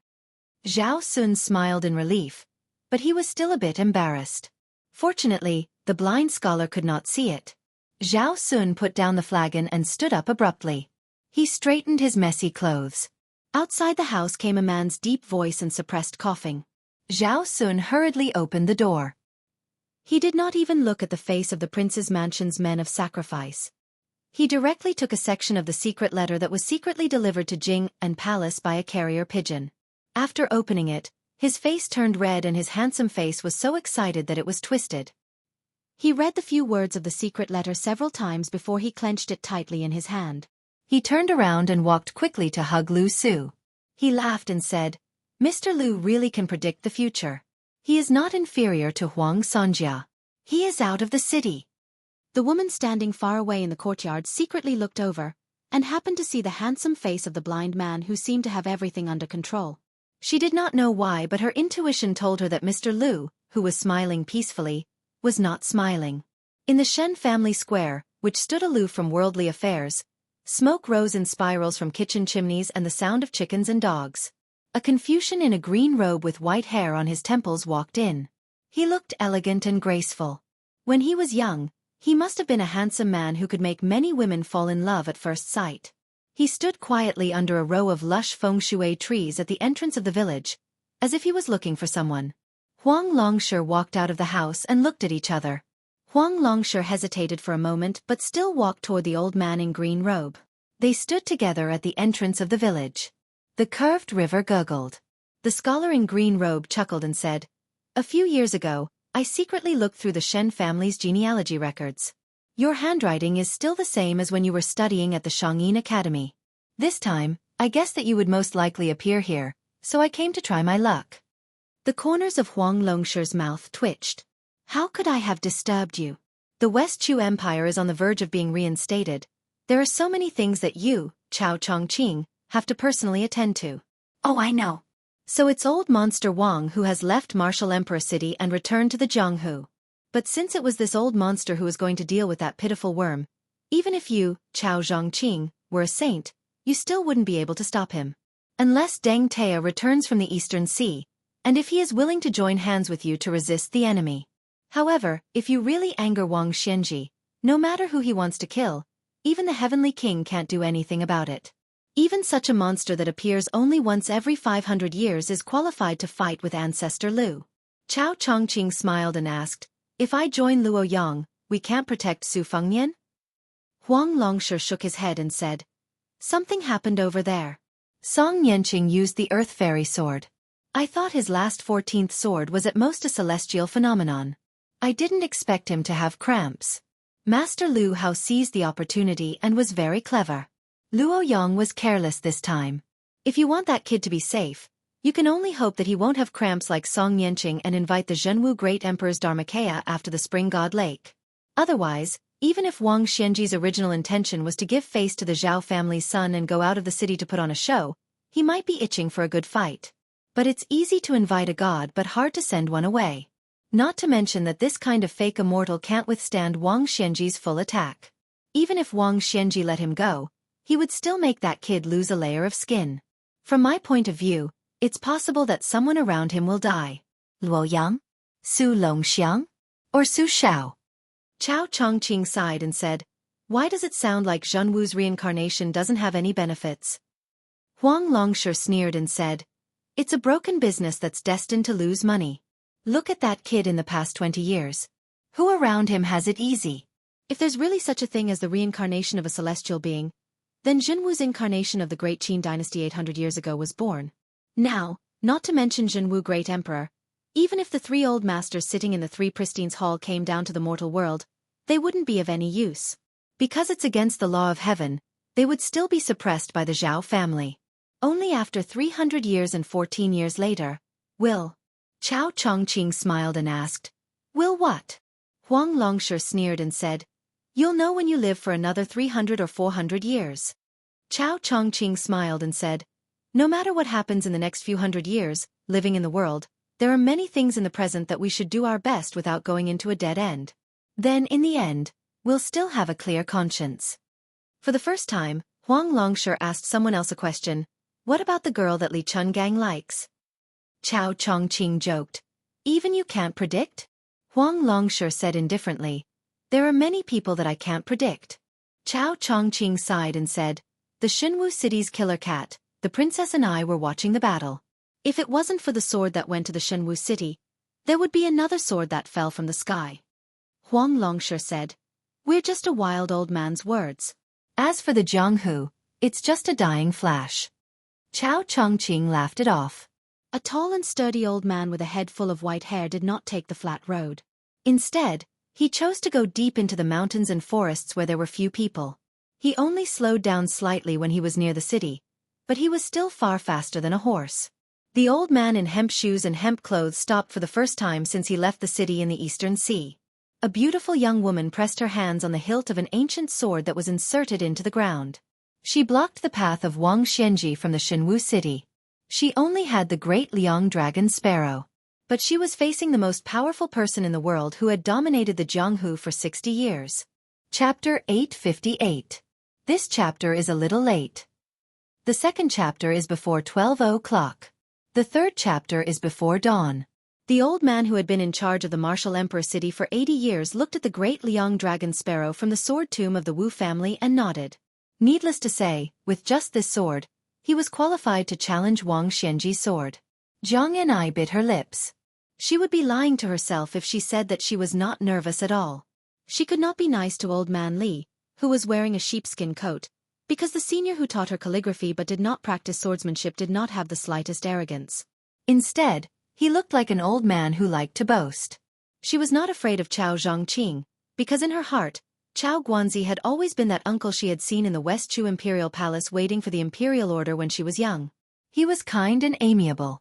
She did not think much of Chao Guanzi's so-called outstanding martial cultivation of the Eight-Dipper celestial phenomenon. But Wang Xianji was different. Even in the beautiful cage in the bitter cold Bailiang, she had heard of how the old man with the surname Wang suppressed all the heroes in the world. He claimed to be the second in the world and no one dared to claim to be the first in the world to mock the whole Jianghu. He broke the wooden horse and ox, defeated Dong Tai, defeated Chao Chongqing, defeated Gu Zhentang. All the masters of Liang who were on the wushu list had lost to this old man who never left the city. Old man Wang became a whetstone for the whole martial arts. How sharp the others were! They had to go to East Sea and Martial Emperor City to be sharpened to convince the masses. Countless Jianghu talents dreamed of fighting with old man Wang. Even if they lost in one move, they would be proud of it. The scariest part was that in the 100 years that Wang Xianji was in, the pugilistic world was filled with layers upon layers of mountains and giant peaks confronting each other. Various pugilistic world geniuses were born in large numbers and could be said to be endless. It was far from what the previous 100 years of pugilistic world could compare to. However, Wang Xianji was still unshakable and left the world behind. It was widely acknowledged that only the demon-slaying platform from 60 years ago, Qi Xuanzhen, could be compared to him. Unfortunately, after Qi Xuanzhen, another immortal from Taoism, Hong Xixiang, had just entered the pugilistic world and left. Therefore, Wang Xianji was still worthy of being called invincible in the world. Even Li Chungang, who had extremely high standards, admitted that even if he re-entered the realm of Sword Immortal, he would still be no match for the old monster Wang. Jiang and I hesitated and said, "Castellan Wang, Uncle Chao said that you are going to kill Su Fengnian." Wang Xianji's voice was loud and clear. He said calmly, "This old man had an oath with the late emperor of Liang. In this old man's lifetime, no matter if the king of Jing and Zhao Hang succeeded in seizing the throne or not, I have to ensure that this adopted son and his lineage will be rich and prosperous. Zhao Heng's death has a lot to do with Beiliang. However, this old man is not so despicable to get entangled with a junior. Otherwise, when the crown prince of Beiliang, Su Fengnian, carried a bowl and ascended the building, even if Dong Tai personally escorted him, it would not be so easy. This time, this old man left the city because he heard that Su Fengnian invited the Dharma image of the great emperor of Jianghu at the Spring God Lake. Furthermore, a reclusive old celestial being from the Taoist sect came out of his body and brought a secret decree to marshal Emperor City. This old man has never had the chance to fight with Qi Xianzhu in his entire life. Coincidentally, he wanted to take this opportunity to witness the magnificence of a celestial being. Jiang and I wanted to say something but stopped. Wang Xianji smiled faintly and said with a pleasant expression, "This old man knows that your real name is Jiangxi. You are the princess of the fallen West Chu. You carry the great fortune from the great Qin dynasty to the West Chu. Your body's foundation is also excellent. Li Chungang is guiding you in the way of the sword, and Chao Chongqing is sparing no effort to help you maintain your realm. That is why there is such a magnificent scene of a woman riding a flying sword today. To the Jianghu, it is not easy. This old man has been overseeing the martial emperor city for many years. Other than those who have no attachments and want to die, he has never destroyed a good talent in the Jianghu. The reason why Chao Chongqing dared to let you block the way alone is presumably because he is sure that this old man will not make things difficult for you. This old man might as well be frank.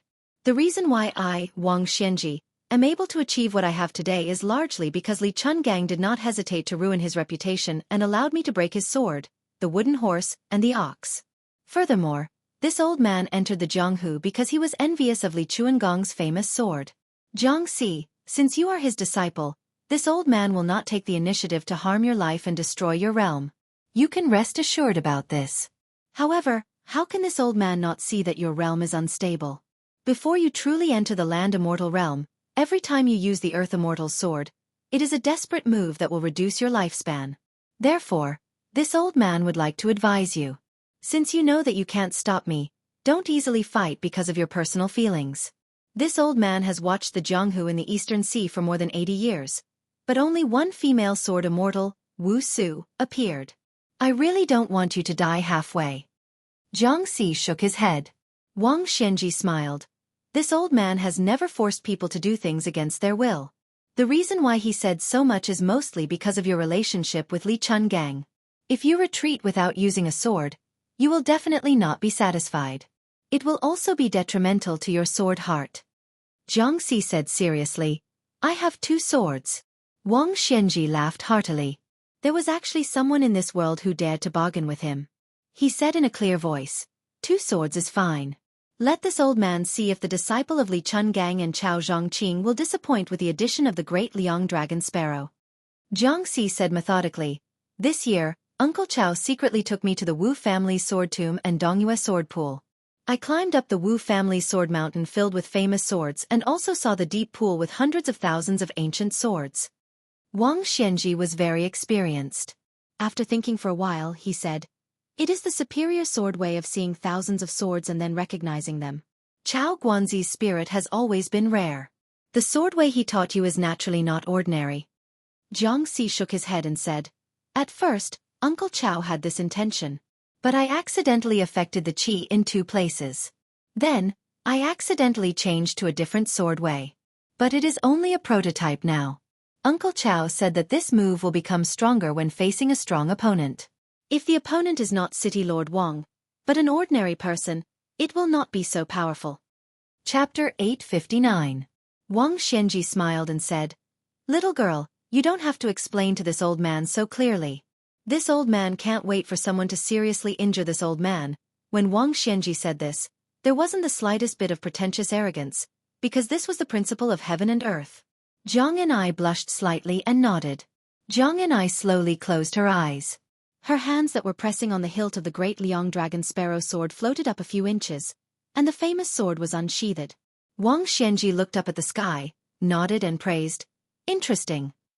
Jiang and I, who had just raised her hands, suddenly pressed down, and the great Liang dragon sparrow returned to the scabbard. She lightly shouted, "Place your piece." Place a piece on the chessboard? Where was the chessboard? What was the piece that was going to be placed on the chessboard? The majestic old man's expression remained calm, but a strange light flashed in his eyes. He had actually underestimated this girl. In his eyes, the first move of unsheathing the sword and returning it to the scabbard could be considered a small matter, but what happened next had some great significance. The clear sky was instantly cut into countless crisscrossing ravines. Sword chi. Thousands of sharp sword chi raged in the sky.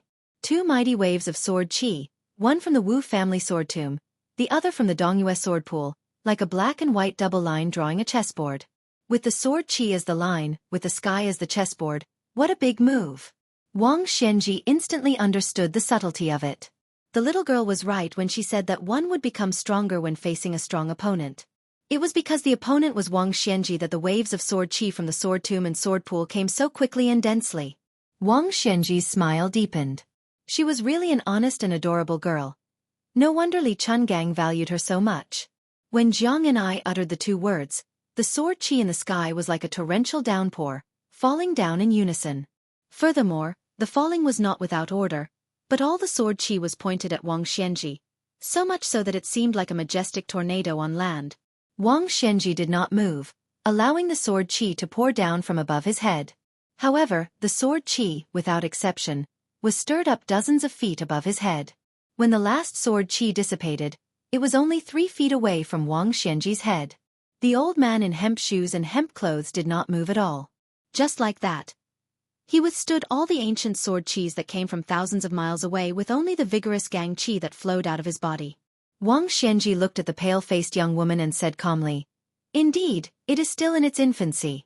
This old man is looking forward to the scene of you attracting 2 real sword mountains like a swarm of locusts." Wang Xianji sighed in her heart. This woman actually had the aura of becoming the master of all the famous swords in the world. How many years had it been since he felt that the younger generation would surpass him? Wang Xianji said solemnly, "Jiangxi, this old man is very curious about your second sword." Su Fengyan's phoenix eyes, which were originally slightly feminine, turned into a strange golden color. His entire person seemed to have the aura of a monarch. He reached out his hand and grabbed Luo Yang, whose body and soul were unstable. He chuckled and said, "As long as I don't die and I don't let you go, where can you go?" 800 years ago, the necromancer who went to the sea to visit the immortals had already asked for an elixir of immortality. However, you secretly destroyed it. Do you think I don't know? I just don't want to argue with you. After saying that, Su Fengyan ignored the astonished Luo Yang. He turned his head and shook his head at the otherworldly item in the red robe on the wall. The otherworldly item instantly quieted down. Su Fengyan pressed his forehead with one hand and closed his eyes. Then, he opened them again and cleared his mind.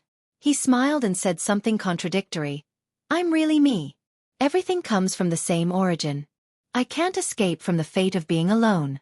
After the time it takes to burn an incense stick, will I still be me? Will you still be you?" He pulled Luo Yang, who was crying and laughing unknowingly, and carried her on his back. Then, he strode forward and chased after Lu Hao, who had fled when he saw that the situation was not good.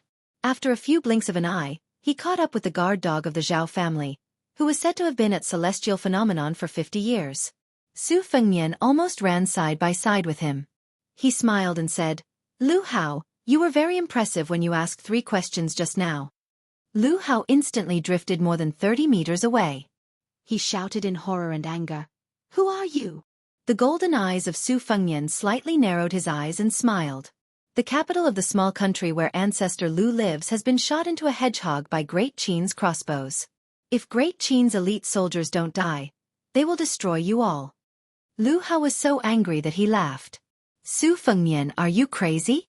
The reason why people in Jianghu were polite to those monks and nuns was because they were afraid of their strange hands. It was the same reason why swordsmen were afraid of encountering a new sword.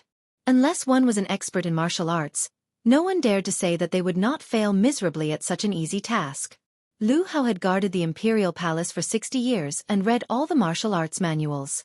It was not wrong to say that he was a frog in a well, but the well itself was almost as wide as heaven and earth. Lu Hao had seen too many amazing moves. He did not dare to be arrogant just because he had stayed at Celestial Phenomenon for a few decades. That year, when the young leader of Wudong entered and left Great Peace City as if there was no one there, he and Han Diaoxi quietly watched from afar. After weighing the pros and cons, they did not even have the desire to make a move. This year, Mount Longhu had another Zhao Ningxian, who was said to be the reincarnation of the first ancestor. However, Lu Hao's cautious nature did not mean that this old celestial phenomenon expert was a pushover. Killing a first-rank expert who was unwilling to fight to the death had always been as difficult as ascending to the heavens. Lu Hao returned empty-handed because he felt embarrassed. He felt that Su Fengnian was very familiar with unorthodox methods and was not easy to deal with. Su Fengnian was like a maggot in a corpse. He did not let Lu Hao pull away and asked with a smile, "It is said that the strong are bold. Why are you, a celestial phenomenon expert, so cowardly?" The sky above them was originally blue and cloudless. First there were clouds, then dark clouds. Lu Hao did not say anything as he flew. Su Fengnian glanced at the sky and stopped. Lu Hao, who was like a stray dog, also stopped. His face was gloomy. "I heard that there is a sword formation called the Thunder Pool, but how can it compare to a real thunder pool? To deal with an otherworldly item like you, it is very effective." Chapter 860. There is one more chapter before dawn. There is no need to wait for more. I have a pot of wine made in Jianghu. I have a palm that can support the 5 mountains. I have a mouthful that can eat the spring and autumn. Hundreds of years ago, a Jianghu elder set the rule of the first-rank 4 realms. He used these 3 sentences to praise the celestial phenomenon realm. He said that once a celestial phenomenon realm expert could resonate with the heavens and earth, they would be able to look down on the world with disdain. Lu Hao sure looked at the sky and his smile deepened. In order to become famous in Jianghu, as long as one was a Jianghu disciple, they would have a few hidden skills. For example, Song Yanqing had brought 14 swords and 14 moves on this trip. Lu Hao sure was no exception. This lightning pool was originally intended to be a big gift, waiting for the next time Chao Zhongqing, who had transcended mortality and entered holiness, came to the capital. Chao Guanzi's 3 visits to the imperial palace were like passing through corridors, slapping him in the face each time. How could Lu Hao swallow this resentment? He never thought that he would use it on that kid first. The black clouds were like ink. Lu Hao sure quietly waited for the thunder to roll. Lu Hao sure had seen many smart people who relied on shortcuts to the south to win the favor of the emperor. They were very skilled at fishing for fame. Prime Minister Zhao Danping of Xianxia was one of them. But in Great Peace City, Lu Hao sure had served 3 generations of emperors of Liang. He had always been the mainstay of that capital. Even Zhao Danping could not share the incense and friendship that Lu Hao sure had accumulated for the Zhao family. Lu Hao sure was used to using his cultivation to crush his opponents. This time, he carried the imperial order to kill Su Fengnian. He and Song Yanqing only had the first move. If they did not succeed and Su Fengnian escaped, they still had a backup plan. Therefore, Lu Hao sure had no interest in fighting for his life. But even a clay Buddha had anger. Moreover, Lu Hao sure and Bailiang were in a situation where they would not rest until one of them was dead. This Su Fengnian exuded an evil aura from head to toe. Lu Hao sure had the idea of finding out what was going on. Su Fengnian, who is still carrying Luo Yang on his back, is calm and unruffled, waiting for the heavenly tribulation to land. He only had 30 minutes. If Lu Hao sure insisted on avoiding the battle, Meng Qi did not have much confidence in capturing the old fox's Achilles heel. Celestial phenomenon experts were favored by the heavens and earth, and it was extremely difficult to capture their flow of qi. If Lu Hao sure wanted to escape, He would not be able to escape the heavenly net because he was not an earth immortal who could attract the divine tribulation. He was like the fish that escaped the net. Even if Su Fengnian could catch up with Lu Haoshi, he could not afford to waste time. However, there is no such thing as an invulnerable move in the world. As long as Lu Haoshi is arrogant and has the courage to take root, Su Fengnian does not mind enduring the so-called rolling thunder in the pond, and then wait for an opportunity to make his move. The black clouds in the sky suddenly fell and floated on the ground. It was like a mysterious painting of the world changing, giving people a feeling of the vicissitudes of life. Su Fengnian's upper body is exposed from the clouds. The waist-high black clouds are rolling and turbulent. Lightning flashes and thunder rumbles in the surrounding clouds, and the lightning gradually intertwines into a net. Su Fengnian walks slowly, and immediately becomes the fish that is targeted by the fisherman casting the net. In the blink of an eye, purple thunder floats in the sea of clouds. At a glance, there are no less than 50 of them. They are of different sizes, as big as the mouth of a well, and as small as a fist.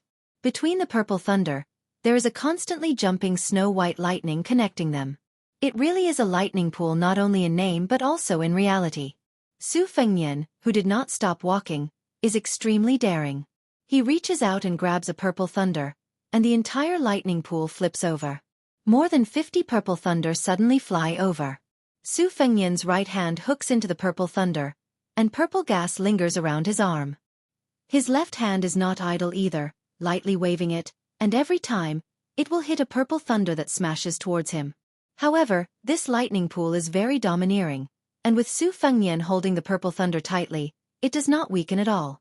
This shocking and magnificent scene is not damaged at all. More than 50 purple thunder flew back, and after being hit, it bounces back about 20 zhang before rapidly spinning back. Their momentum is fierce, and their speed did not decrease, instead increasing. Su Fengnian, who is walking slowly, seems to be trapped in a moving lightning pool. The woman behind him uses her chin to touch his shoulder. Su Fengnian said softly, "I remember that I promised to accompany you to the peak of Mount Kunlun to see the Sea of Clouds, but after a few rounds of hunting, I either forgot or missed it. Later on, when I made up my mind, you were already unwilling. Today, just treat it as making up for it," she said softly. "Compared to the smoke of the whole country that you gave to that vixen, the Sea of Clouds is nothing." Su Fengnian tilted his head and gently stroked her cheek. Taking a deep breath, he placed the purple thunder in his hand that has not been released into his mouth, and swallowed it into his stomach. He laughed and said, "Back then the whole world was eaten by me, a few small sky thunders are nothing." Su Fengnian held a purple thunder in each hand and placed them into his mouth. When he had swallowed half of the purple thunder, the Sea of Clouds dissipated, and the thunder pool also disappeared. Lu Haoshi, who was standing 300 feet away, was dumbfounded. He did not expect that this guy would use such a barbaric method to break the secret art of astronomical phenomena that he painstakingly created. 50 sky thunders that were painstakingly formed with the help of the heavens and earth. The Qi cultivators of Fu Long of the North sect had poured in a lot of effort to create them, and the cultivation base of a few great grandmasters had been directly squeezed dry. How could Lu Haoshi not feel distressed when he lost half of his originally strong foundation? What was even more hateful was that evil horned centipede, whose cultivation base had inexplicably skyrocketed, even let out a comfortable burp. He gave Lu Haoshi a sarcastic smile and asked lazily, "Why aren't you running?" Lu Haoshi quickly and neatly began to retreat. "No wonder you haven't become an earth immortal after 50 years. Su Fengnian narrowed his eyes and sneered, "If you didn't stop just now, I might not be able to do anything to you. But now it's too late." Su Fengnian stretched out a finger and cut a thin blood groove between his eyebrows.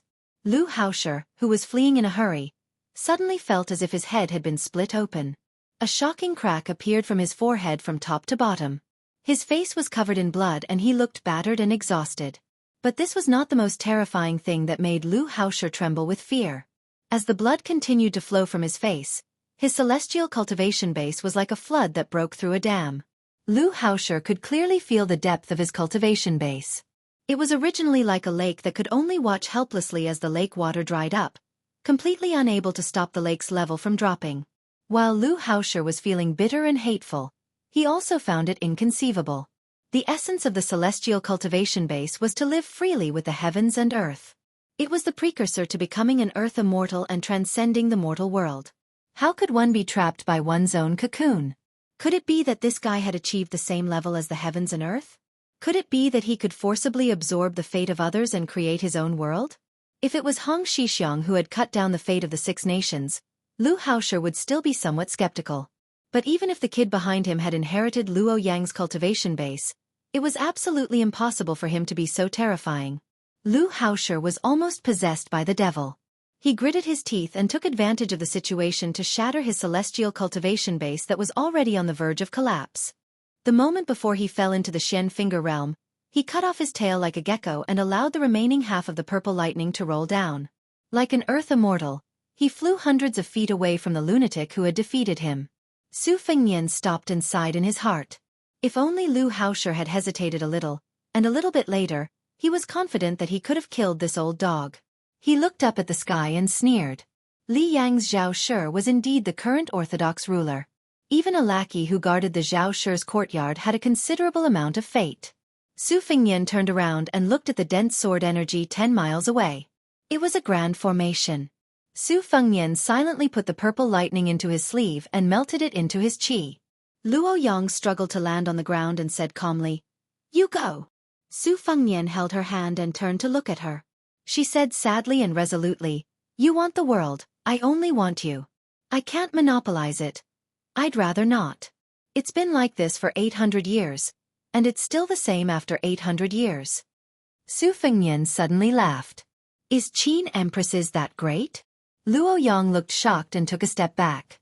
Su Fengnian smiled and said, "I'm him, he's not me." Luo Yang's expression was complicated. Su Fengnian squatted down and gestured for her to get on his back. He said softly, "Luo Yang, before returning to Bailiang, let's go to Luoyang City and have a look." Luo Yang kicked his butt hard. Su Fengnian, who fell flat on his face, continued squatting and said softly, "Back then, the great Qin Iron Cavalry couldn't flatten the desert called Beimang. In this life, we'll make up for it. Tuoba dared to bully my woman, I..." Without waiting for Su Fengnian to finish, Luo Yang gently lay on his back. Su Fengnian stood up. "I'll deal with you later." Luo Yang said, "Beat Wang Xianji first." Chapter 861. It was a little late, but he didn't owe her anything. East Sea Martial Emperor City. There was a sword hovering outside the city. It had been there for a long time, so much so that the Jianghu people who were initially shocked by the sight of the 1,000 miles flying sword gradually lost their patience and interest. Some of the bored Jianghu people decided to find some entertainment by gambling on how long the sword would stay there. Those who bet early lost a lot of money. Some people in the city said that the flying sword was a challenge from the peach blossom sword god Dong Tai, and that he would soon ride a donkey into the city. Some people said that it was a sword newly comprehended by Dongyue sword pool's Song Nianqing. Some people swore that the old ancestor of the Wu clan's sword tomb was coming out of seclusion and was going to clear the name of the Wu clan's withered sword. Those who came to watch the show were waiting for the word, trouble. But since the sword didn't cause any trouble, they were used to the sword stopping outside the city. Only some naughty children born and raised in the martial emperor city would climb up the outer city wall from time to time and shoot the sword with their slingshots. During this period, there was a sword-wielding wanderer who wanted to amaze the world with a single brilliant feat. He stood on the sword and performed many lame sword moves. In the end, he was met with countless disdainful looks. He also felt embarrassed and resentfully jumped down and left the city. Almost no one noticed that an old man with snow-white eyebrows had arrived in the city. After he entered the city, he lived in seclusion and only occasionally went to the wall filled with the world's weapons. After looking at them for a while, he quietly returned. Every day, a famous sword would disappear without a trace. It was just that there were too many famous swords and sharp weapons on the wall. For example, Song Nianqing had brought 12 swords to challenge Wang Xianji. Except for the 6 swords that were shattered, the other 6 swords were stuck on the wall according to the old rules of the martial emperor city. They had been there for many years, and one of them had quietly disappeared yesterday. The one-armed old man with eyebrows that reached his knees came to the wall alone again. He looked at an ownerless sword that was higher up on the wall and smacked his lips. He seemed to be greedy. Others were greedy for beauty, food, and wine, but he seemed to be exceptionally unique. Most of the weapons on the wall were famed swords, and they took up almost half of the wall. This was not strange, as the sword forest had always been flourishing in the martial arts world. The old man stretched out 2 fingers and pinched a strand of his snow-white long eyebrows. Just as he was making up his mind to eat the new sword that he had taken a fancy to tonight, he exclaimed in surprise and turned his head to look. A Taoist priest with a sword on his back happened to be looking at him. The long-browed old man asked, "Little Taoist of Mount Longhu, why is the relic of ancestor Lu, which should be hanging on Wudong's big gung horn, with you?" The young Taoist in a plain and ordinary Taoist robe asked, "Senior, why did you enter the city and stop your sword outside?" The old man smiled and said, "This old man's last sword strike in this life is to strive for perfection, so that I can ask the strongest martial artist in the past 100 years. Originally, it was almost time to enter the city, but the one surnamed Wang unexpectedly left the city for the first time, leaving this old man hanging on the side. No matter, we can just wait for him to return to the city." "You are?"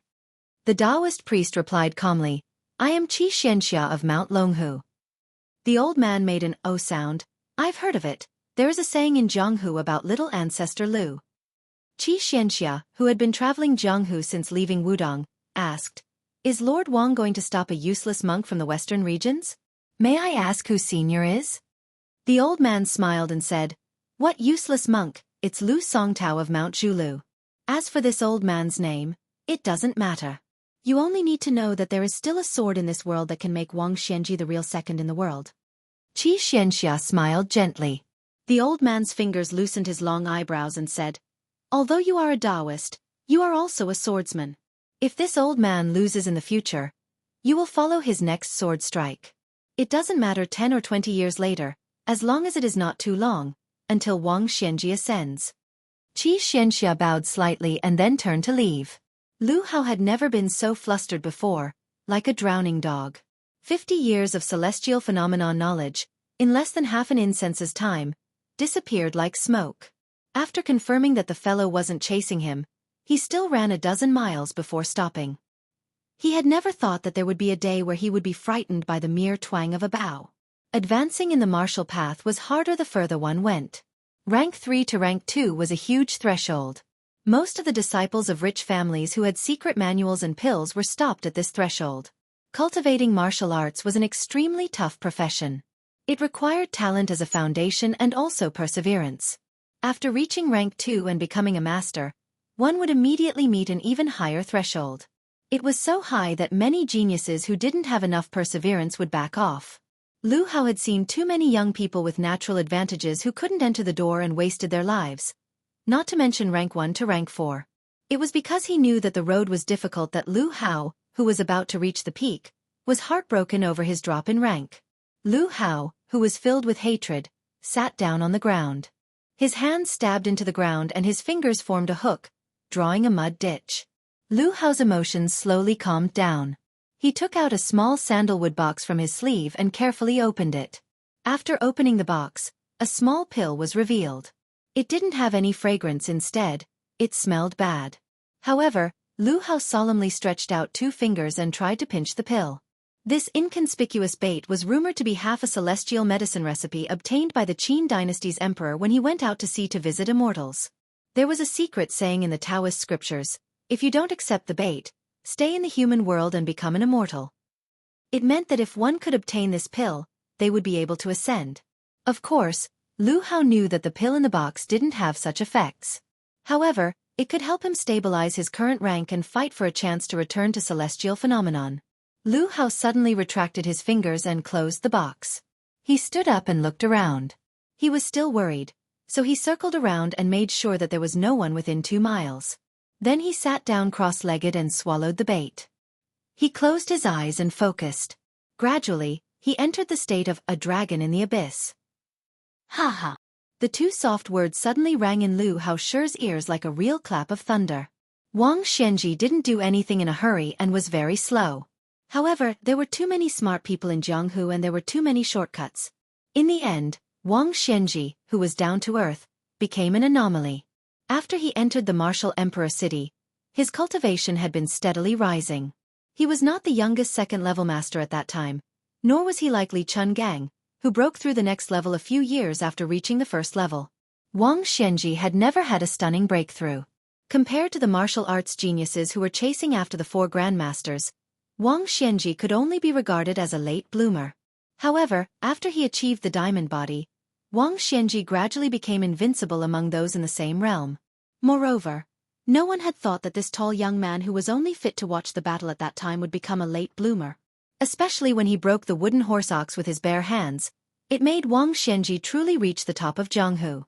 Since then, Wang Xianji had never tasted defeat until he was habitually called Old Monster Wang. This taciturn old man stood alone on the top of the martial emperor city tower, coldly overlooking Jianghu. Dong Tai, who rode a donkey and carried a peach branch, proudly climbed up the tower and went down after losing. Chao Chongqing, who made the son of the Zhao family restless, also went down after losing. In the end, very few people wanted to defeat this old monster.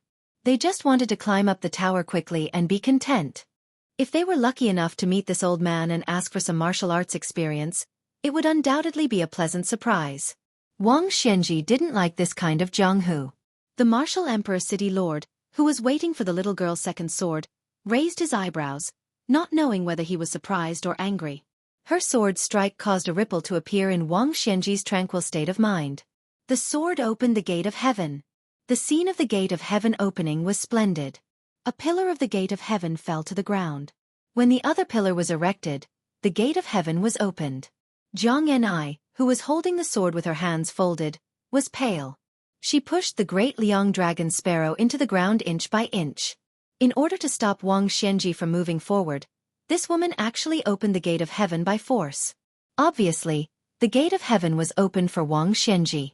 It was obvious that she wanted to take the initiative to send this invincible martial emperor city lord on his way. Blood seeped out of the corner of Jiang Ni's mouth. She continued to push the long sword into the ground, desperately trying to pull the other gate of heaven down. Only a few people in the world knew the truth. She was just a woman who was in so much pain when she moved books up the mountain that she thought she would die. She was just a timid woman who was afraid of hardship and did not dare to practice her sword. She was just a woman who was satisfied with earning some copper coins from reading books. She had never thought about riding a sword, reviving her country, or opening the gate of heaven with a sword. Such an unattainable thing, she never thought that she could do it. She just wanted to secretly stab him to death one day when he was not paying attention. Then, her life would be over. Wang Xianji still did not stop her sword from opening the gate of heaven. I, Wang Xianji, don't want to go through the gate of heaven. So what if the gate of heaven is opened? At this moment, Wang Xianji suddenly slid back and made a defensive posture. A figure broke through the gate of heaven and punched towards Wang Xianji. Wang Xianji slid back a full 300 feet. The second gate of heaven was about to support the gate of heaven and earth when it disappeared. Jianghu did not even have time to spit out a mouthful of blood. She looked at the figure in a daze.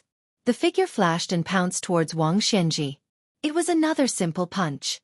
Although Wang Xianji did not fall, she was fiercely pushed back 700 feet. No one in the world could make Wang Xianji, who could kill immortals, retreat 10,000 feet. Chapter 862. A gentle breeze blew past. Dust drifted in the straight line where Wang Xianji had retreated. Some of the slightly taller mounds of earth were directly smashed apart by the old man's back. Fortunately, the two parties were fighting in the wilderness, so no outsiders saw this shocking scene. Wang Xianji shook his ankles and simply kicked off the pair of tattered hemp shoes. His sleeves were also torn apart by him, revealing his thick bronze arms. His muscles were as hard as boulders and contained the power to split mountains and split cities. Martial Emperor City was built near the water and looked at the sea. Every year during the summer and autumn, there would be surging white waves. The waves would drag across 1,000 miles and hit the eastern city wall. 30 years ago, Wang Xianji would stand proudly on the eastern city wall every time there was a tornado on the sea. He would use his arms to hit the waves. In the past 30 years, 2 people had replaced him to hit the waves, but their momentum was not as great as Wang Xianji's. Martial arts had always been despised by the people of the 3 sects as they viewed it as an inferior technique that did not conform to the way of heaven. It was Wang Xianji who turned the tide with his own strength and changed the views of the people.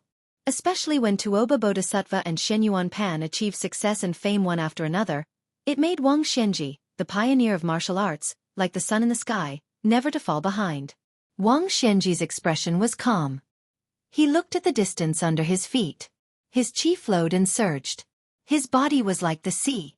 In terms of internal energy, among the top 10 in the Wushu ranking, Chao Chongqing was even more outstanding than Deng Tai-a, who was ranked third in the world.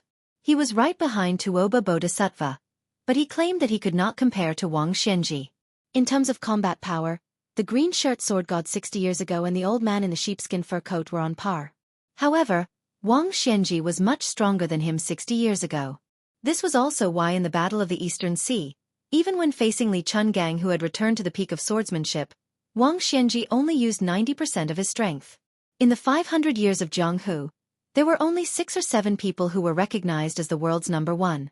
In the recent 100 years, Wang Xianji was finally the one who took the throne. This old man who claimed to be the world's number 2 was undoubtedly more ferocious and invincible than the demon of Zhulu Mountain, Lu Songtao 100 years ago. Back then, Qi Xuanzhen, who was 60 years old but had a youthful face, stood on the evil-slaying platform and looked down at the world. He guarded the door for the heavenly Tao, so no demons and monsters could cause trouble in the world. With the old and strong Wang Xianji as the stabilizing force in Jianghu, there was no martial artist who could stand out. Therefore, how could a new tree stand out in the Wulin world? 80 years had passed, and the 4 great grandmasters had become the top 10 martial arts appraisers that were held once every 10 years. The experts had changed again and again.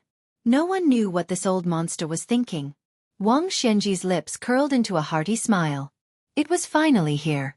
The old man, who was more than 100 years old, bent his knees slightly, spread out his left hand and slowly stretched it forward. His right shoulder was tilted low, and his right hand was clenched into a fist. That uninvited guest had given Wang Xianji a gift with 2 punches, and he had sent Wang Xianji a full 1,000 feet away. There was absolutely no reason for Wang Xianji not to return the favor. The old man in coarse hemp clothes made this simple and unremarkable gesture. There was no concept of wind and clouds in the world that resonated with it, nor was there any majestic scene of flying sand and rolling stones in the surroundings. Wang Xianji withdrew his gaze and gently exhaled. His eardrums vibrated violently. After the 2 punches, the person who had passed through the divine gate did not pursue and attack. He only paused slightly 7,000 feet away, waiting for Wang Xianji to stabilize his body before he began his 3rd attack. Step by step, he left a footprint, but he did not step on the ground. Instead, he walked in the air, like a string of water ripples made by a stone. He was several feet above the ground, forming circles of airflow ripples. Every step he took was like a great bell striking Wang Xianji's heart. Not only did Wang Xianji's eardrums vibrate more and more, even his temples began to sink and protrude. Wang Xianji still did not show any signs of punching. He waited until the person took the last leap, crossing 1,000 feet in one step, and stepped heavily on the ground. He had accumulated his strength to the extreme and punched. Wang Xianji's eardrums and temples suddenly stopped moving at the same time. Only then did he punch out. The 2 fists collided. There was a loud bang. Between the 2 fists, a lake surface spread out by the majestic Qi Ji appeared horizontally. This thin lake surface was ferocious and distorted, and the earth-shaking sound spread through the wilderness. A few winter sparrows circled low in the air and inadvertently hit this wall of qi. They were immediately torn and shattered beyond recognition. Wang Xianji's face, which did not show any signs of aging, wrinkled like the lake water. Layers of subtle undulations appeared on his face, and then slowly returned to normal. The arms of the 2 who had punched out swung back at the same time. Then they changed hands and punched at the same time. It was almost another winter thunder that shook the plains. Wang Xianji smiled slightly and gently withdrew his hand. The person shook his arm and did not pester endlessly. Neither of them moved, but the distance between them was increasing. A trench was torn open in the ground, its width and length gradually rising.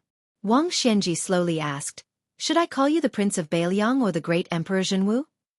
A young man with a pair of sparkling golden eyes smiled and said, "Su Fengnian is fine." Wang Xianji looked at the strange eyes of the young man that were gradually dimming. His qi ji floated behind him like a long rainbow.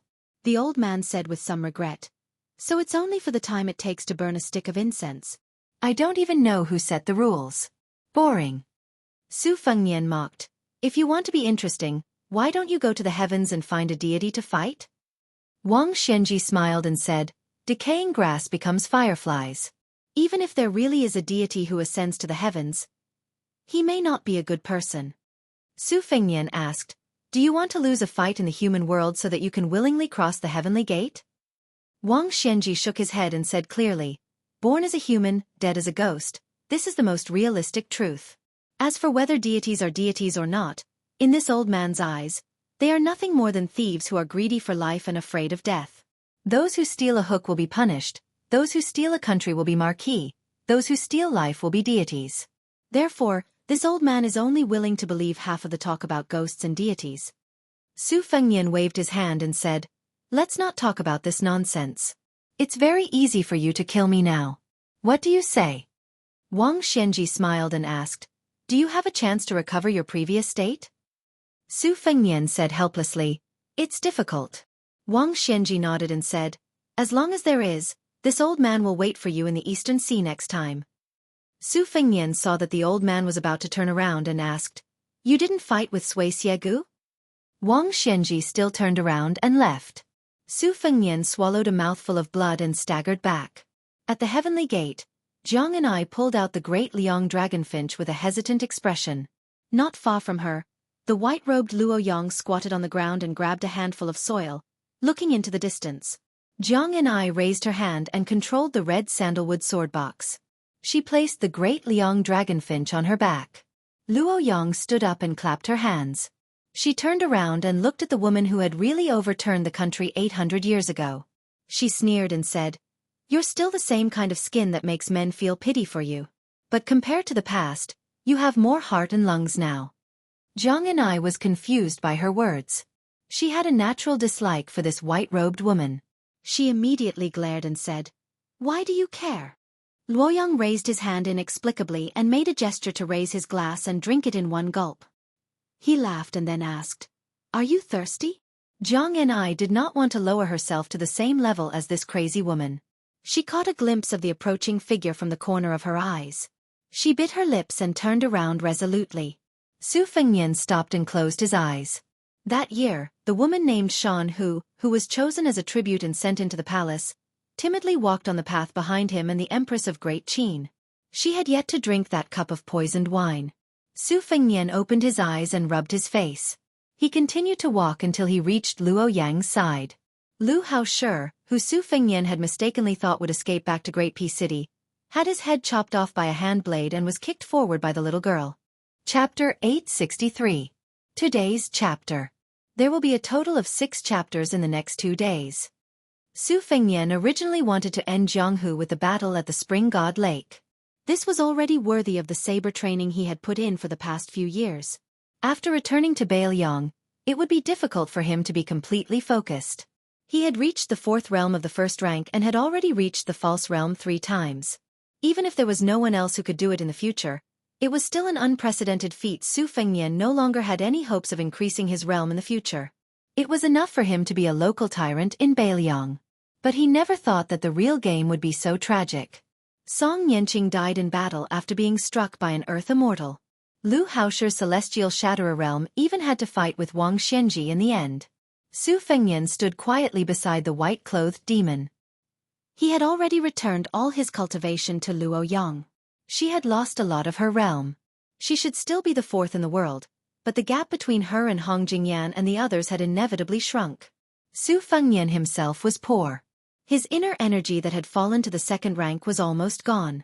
If the body was a building full of qi, then Su Fengnian could be said to be a house with 4 bare walls.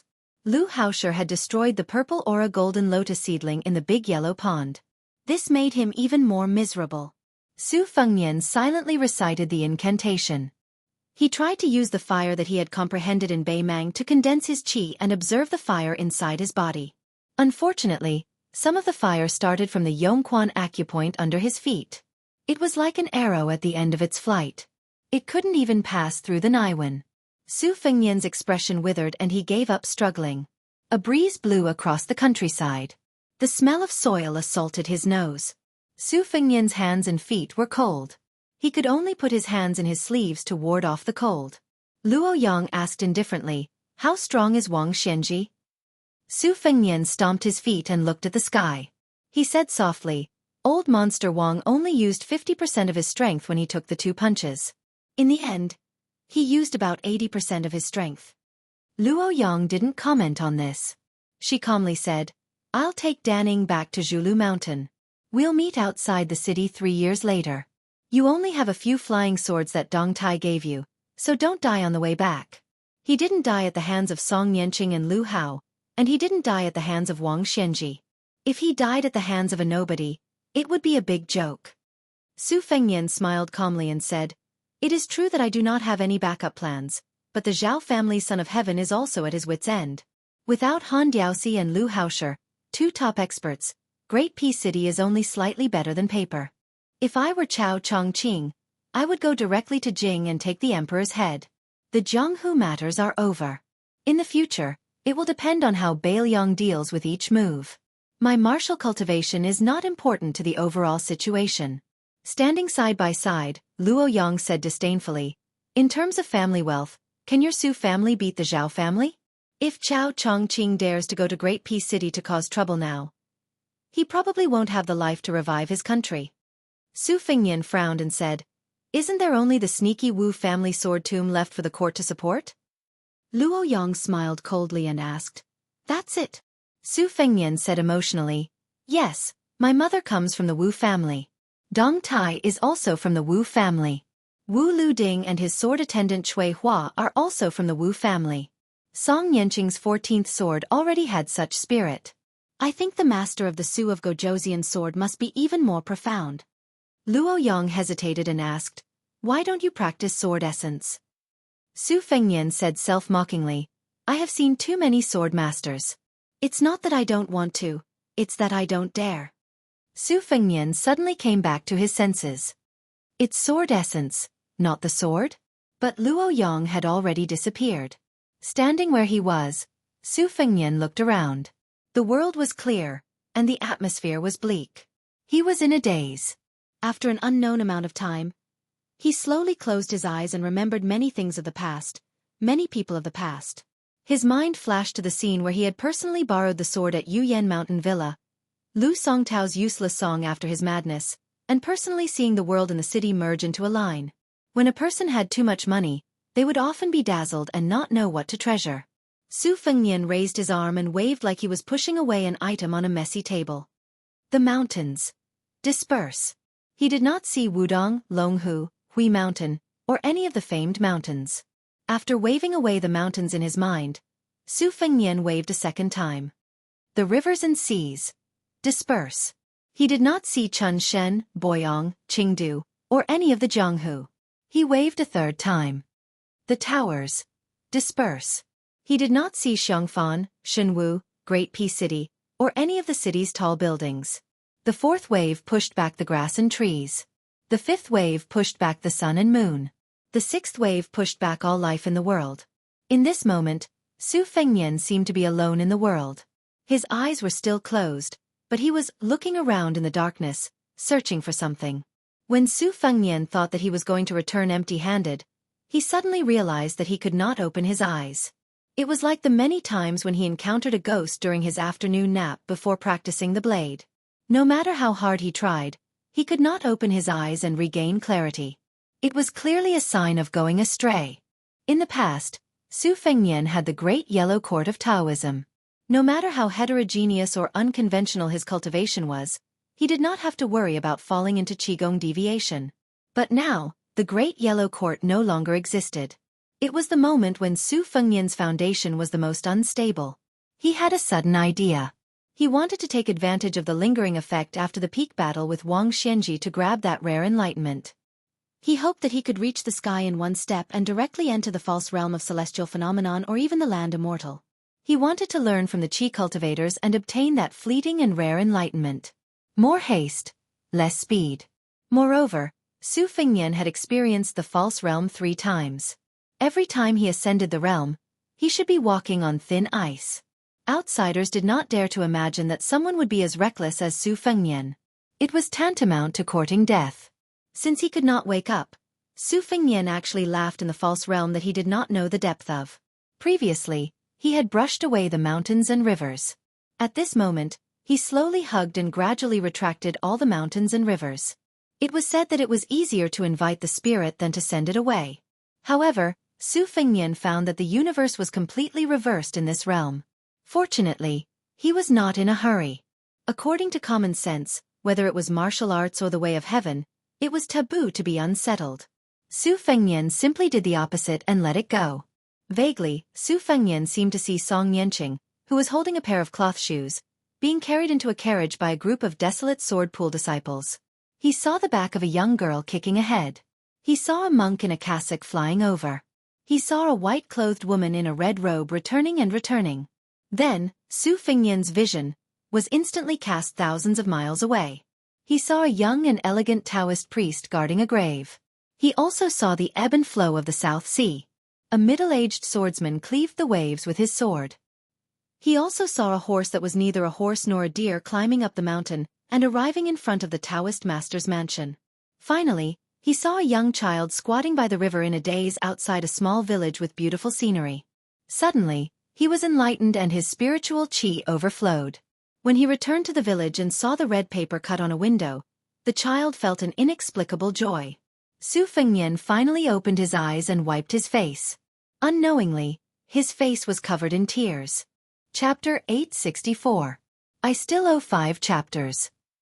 There was a rider riding towards the Quick Snow Mountain Villa. The horse's hooves were light and agile. The young rider wore a red fox fur hat with 2 strands of black and white hair hanging down from his temples. There was a short knife in a black sheath at his waist. The rider and the horse were not in a hurry to enter the villa. Instead, they dismounted and walked along the blue stone boards beside the spring god lake. It was noon and the sun was warm. The winter snow had melted and the lake water was as clear as a mirror. There was an endless stream of people enjoying the scenery. The changes in the Quick Snow Mountain Villa were too much for the eyes to take in. There was a series of rumors. When the Jianghu Great Emperor's Dharma form arrived at the lake, it was first the young master of the Yanbao Castle, Li Huali, who led an urgent military order to return to the border with his elite cavalry and squires. Then, Xianxia of the Spring Invitation Cottage also left the villa. Yuqi Liangfu said that this old senior from the cottage had comprehended something while watching the lake and wanted to return to Shu to cultivate in seclusion. There was a chance for her to reach the celestial state in this lifetime. Li Yibai of the Dongyue sword pool also said that he wanted to welcome his teacher, Song Yanqing, but his whereabouts were unknown. The Quick Snow Mountain Villa originally wanted to use the election of the Wulin Alliance to raise its reputation and status. With the departure of the 3 leaders one after another, it was about to become the laughingstock of the entire Jianghu. However, the appearance of the purple-clothed woman from Mount Hui, who had defeated 16 famous masters in a single day, was unparalleled in the limelight. It vaguely seemed like it wanted to take advantage of the situation to become the champion. This made many Jianghu people who were on their way back to the villa turn their horses around and rush into the Quick Snow Mountain Villa. This undoubtedly solved the urgent situation of the villa. If one didn't take a closer look, in this era where people relied on their clothes and Buddha relied on gold, a wandering swordsman with a saber on his horse was not eye-catching in the crowd. Most of the Jianghu people who could come to the Suishue Mountain Villa were heroes. Most of them relied on their sex background or their own names. Even if they couldn't be the richest in their hometown, they couldn't escape from being rich.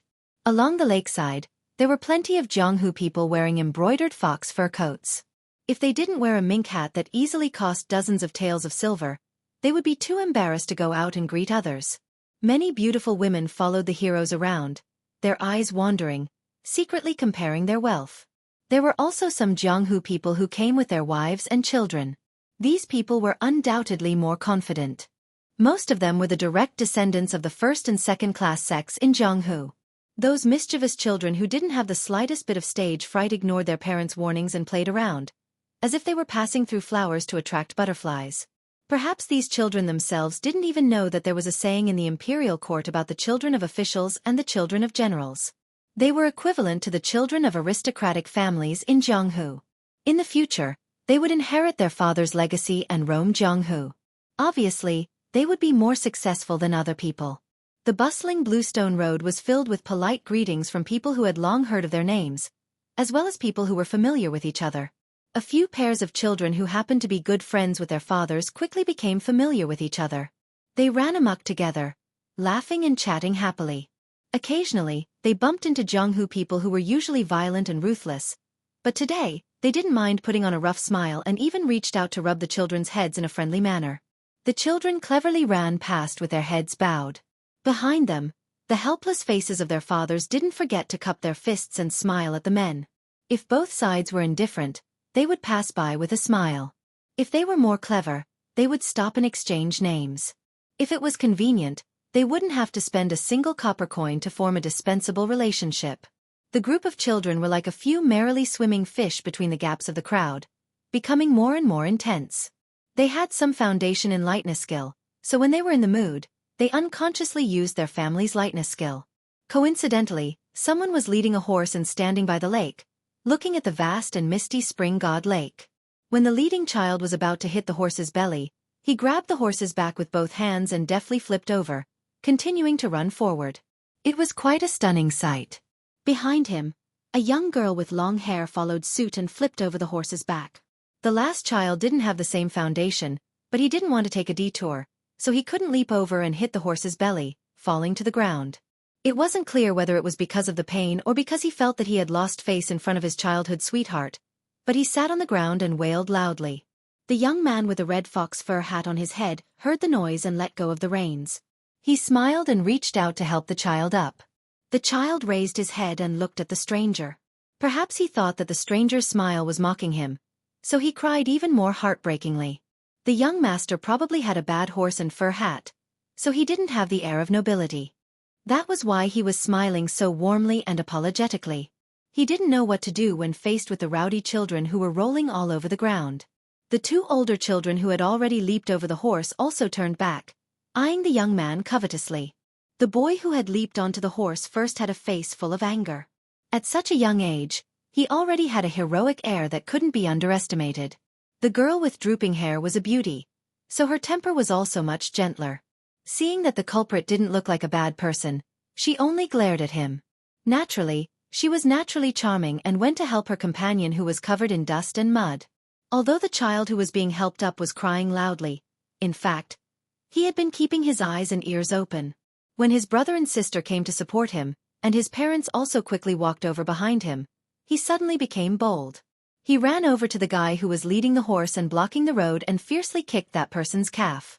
The young master dismissed it with a smile and lowered his head to pat the dust off. He didn't expect that the child was still angry and slapped the person in front of him on the head, knocking off the fox fur hat that was obviously not worth much. Only then did he grin proudly. After the hat fell off, the young man in his 20s with a saber revealed a head of hair that was similar to the hair on his temples. It was actually the gray color of old age, giving him a lifeless appearance. The young man shook his head and didn't argue with the naughty child. He took a few steps forward and bent down to pick up the fox fur hat that they depended on each other for survival. Unexpectedly, a soft whip, like a snake spitting out its tongue, hooked onto the fox fur hat that was indeed cheap and unsightly in quality. The whip lifted up and threw the hat high up. Then, this whip, which was praised in Jianghu as a tiger's tail, was like a snake coiling around. The head of the whip and the body of the whip collided with each other, creating a sound like firecrackers. After the vibration, the whip suddenly straightened and bounced onto the fur hat, forcing the hat to fall back to its owner, which happened to cover the young man's head. This scene really lived up to the old saying that a virtuous horse would be bullied by others. The young man must have been shocked by the child's elder's move. Amidst the cheers of the surrounding people who wished for the world to be in chaos, he quietly stood up and straightened the fox fur hat. He didn't even glance at the strong man who was shaking his hand with a whip. Chapter 865. Seeing the young man retreating after causing trouble, the man whose family had been tyrannical for generations in Liaodong was too lazy to beat him up. He was born with a short stature, but his wife was tall and enchanting.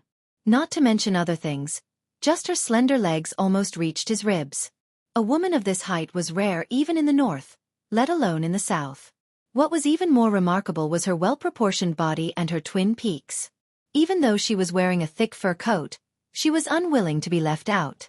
Beside them were two pairs of celestial couples who had deep connections with their families. They were all in their 30s. The men were masculine while the women were graceful.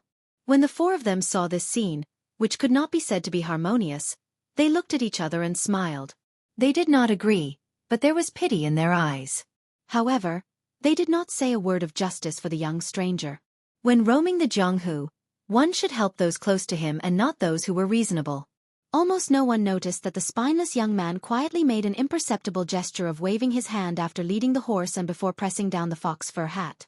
Except for Zhou Qinghu, who had been watching coldly, because this woman's eyes were fixed on Su Qi, whom she had met for the first time on the Dragon Tail slope.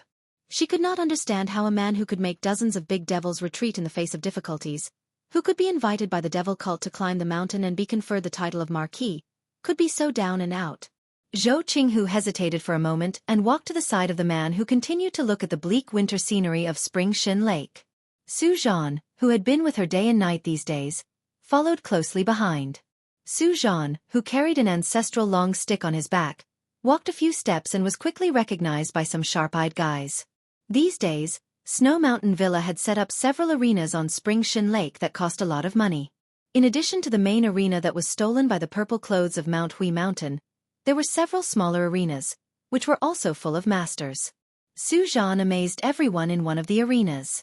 He fought with an old swordsman in the northwest for 400 rounds and still won.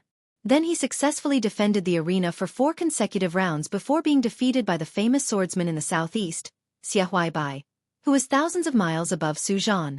Everyone suddenly remembered that Su Zhan's father, Su Dachu, had written Observing Skills scripture, and was once one of the top masters in the world. Because of Su Zhan's skills, the declining Su family was regarded by many martial arts seniors, especially masters in the Tuhuai River, as the hope of the family's revival. The Liaodong swordsman who was shorter than his wife put away his soft whip. Seeing Su Zhan's sudden appearance, he thought for a moment and then laughed heartily. He took the initiative to ask, "Are you Su Zhan, young Master Su who carried forward the family's observing skills scripture?" Originally, Su Zhan did not have a good impression of these arrogant Jianghu heroes, but after being recognized, he still turned around, smiled and cupped his fists in return. He said, "I am Su Zhan. I have heard from my father's generation that the Feng family of Liaodong is full of masters. They can not only kill a tiger with one whip, but also have superb archery skills. Just the sound of pulling the bowstring can make birds startled and fall from the bough." When the illegitimate son of the Feng family of Liaodong heard these words, it could be said that he was tickled by Ma Gu, and it happened to tickle his itch. He felt comfortable all over. If it was someone else who flattered him, he would not take it to heart. But Su Zhan was different after all. He had profound knowledge that was not inferior to the Feng family of Liaodong. Su Zhan himself was also good at martial arts. In the future, he might not be unable to become a first-class master.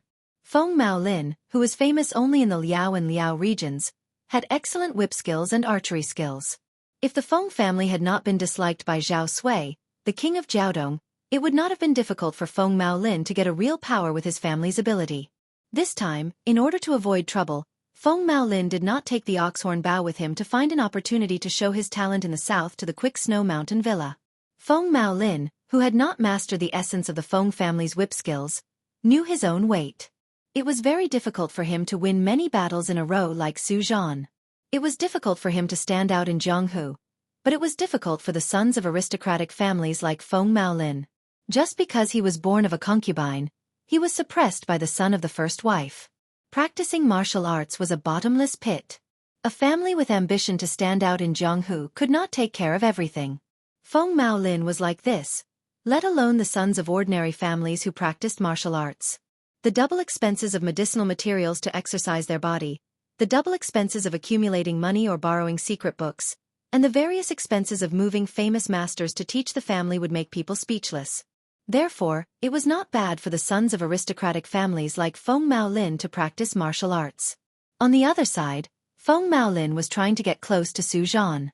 He introduced Su Zhan, who had become famous after one battle, to the husband and wife of the Feng family of Liaodong. They talked happily. Zhou Qinhu came to the young child who was standing still with his horse. He plucked up his courage and asked, "How did you change your personality? Why is your temper so good?" Su Fengnian turned his head to look at this old acquaintance of his in the Quick Snow Mountain Villa. He smiled and did not speak. Zhou Qinhu recalled that after surviving that series of dangerous situations, he realized that this young master with an obscure background did not seem to be a domineering person.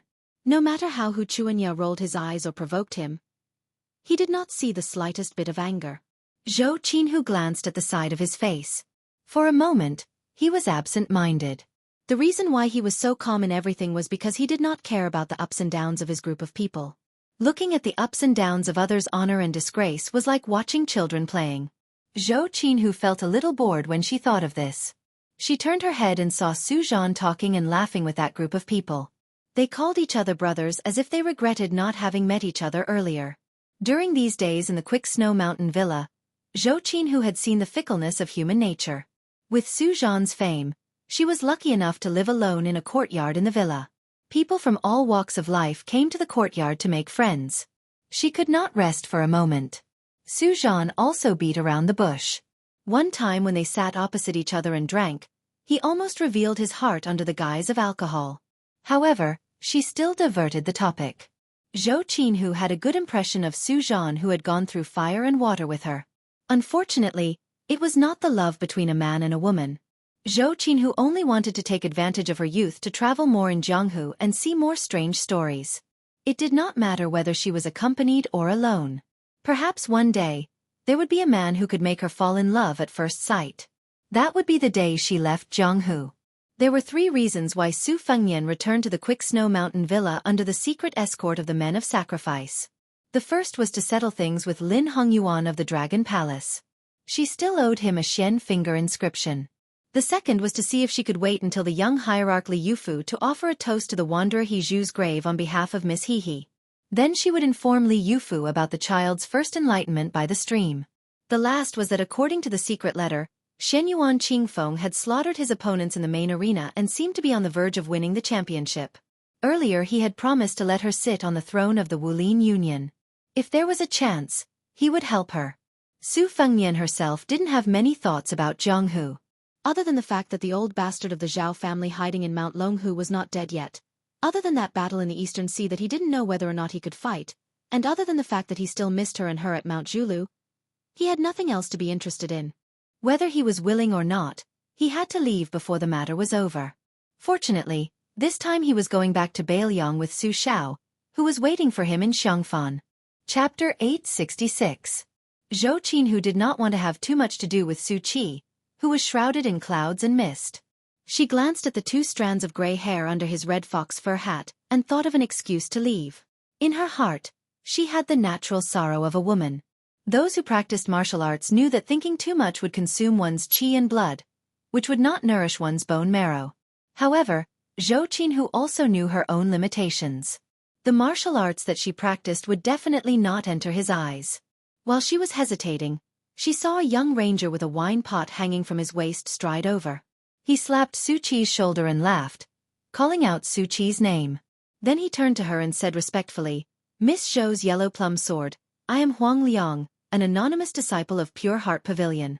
Your reputation is like thunder in my ears."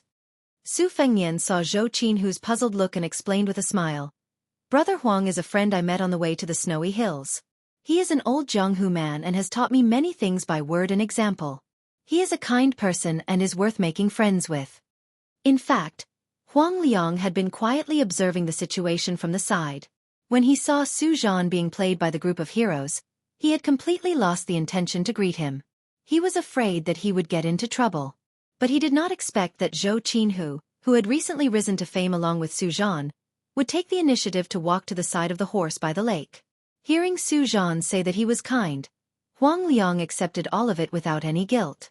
After Zhou Qinhu heard Su Fengnian's words, she greeted this rogue Jianghu ranger out of courtesy. Su Fengnian picked up the reins and prepared to ride along the lake to find Lin Hongyuan, who had once held an ivory tablet in his hand and pretended to be a ghost. In addition to the dispensable stone inscription finger, Su Fengnian also had a newly learned interesting secret that he wanted to test Lin Hongyuan face to face. However, before Su Fengnian had a chance to escape, Su Zhan and Deng Maolin had arrived with their companions. Obviously, the son of a concubine from the Feng family of Liaodong had given Su Zhan face. He took the initiative to ask his young son to apologize to Su Fengnian, and then said that he wanted to board a colorful boat to watch the new round of the purple dress battle on the lake. Several arenas were built on the lake several miles away from the lake, and the spectators had to take a boat to watch the battle. However, the number of boats was limited, so boarding a boat did not depend on money, but on one's status in Jianghu and family's reputation. Every boat had a famous prostitute from the brothels of Xiangfan City. In order to build up the popularity of the Snowy Heights, Villa Master Weiqi Liangfu had put in a lot of effort. Most of the spectators from Jianghu did not have the ability to board a boat, and could only rent a small boat to ride between the big boats. However, there was a huge difference between riding a small boat and riding a boat, and it was not a pleasant feeling to be inferior to others. On the way to the ferry, Su Fengnian learned that Feng Maolin was from a wealthy family in Liaodong through Su Zhan's concise but clever introduction. The other two pairs of immortal heroes came from similar backgrounds, one from the Huai family, and the other from the southern Tang aristocratic family. There was an insurmountable gap between aristocratic families and aristocratic families, but for most of the people in Jianghu, it was not easy. It was like a prostitute, but an official prostitute was naturally more valuable than a private prostitute. When Huang Liang was traveling with Su Fengnian, there was nothing he did not know about astronomy and geography. But now he was very cautious and nervous, and did not even dare to speak loudly. Especially when he was interrupted by Deng Maolin before he could finish his self-recommendation. Huang Liang did not take it seriously, and obediently followed behind the crowd. Taking advantage of the fact that the people in front of him could not see him, he put on a high and mighty air and cast sidelong glances at the people around him. When they boarded the boat, Su Fengnian was in a bit of a dilemma. He wanted to board the boat with a horse, but the little steward of Quick Snow Mountain Villa, who was in charge of all the affairs of the boat, did not take the Feng family of Liaodong seriously at all. How could he let a nobody from Jianghu bring an inferior horse to board the boat? Besides, did he know how much a seat could be sold for nowadays? This C-class boat cost 400 taels of silver. And it was priceless. Su Fengnian did not want to complicate things. After everyone had boarded the boat, he handed the horse's reins to a handyman of the villa, stuffed a piece of silver into his hand, and said, "I'm Zhu Jing from the Dragon Palace. Little brother, please inform a woman from the Dragon Palace named Lin Hongyuan that I'm on this C-class boat. If she has time, tell her to wait for me at this ferry." When the servant heard the words Dragon Palace, he immediately looked at the young man with a higher opinion. Dongyue Sword Pond, Chunty Cottage, and Wild Goose Castle left one after another.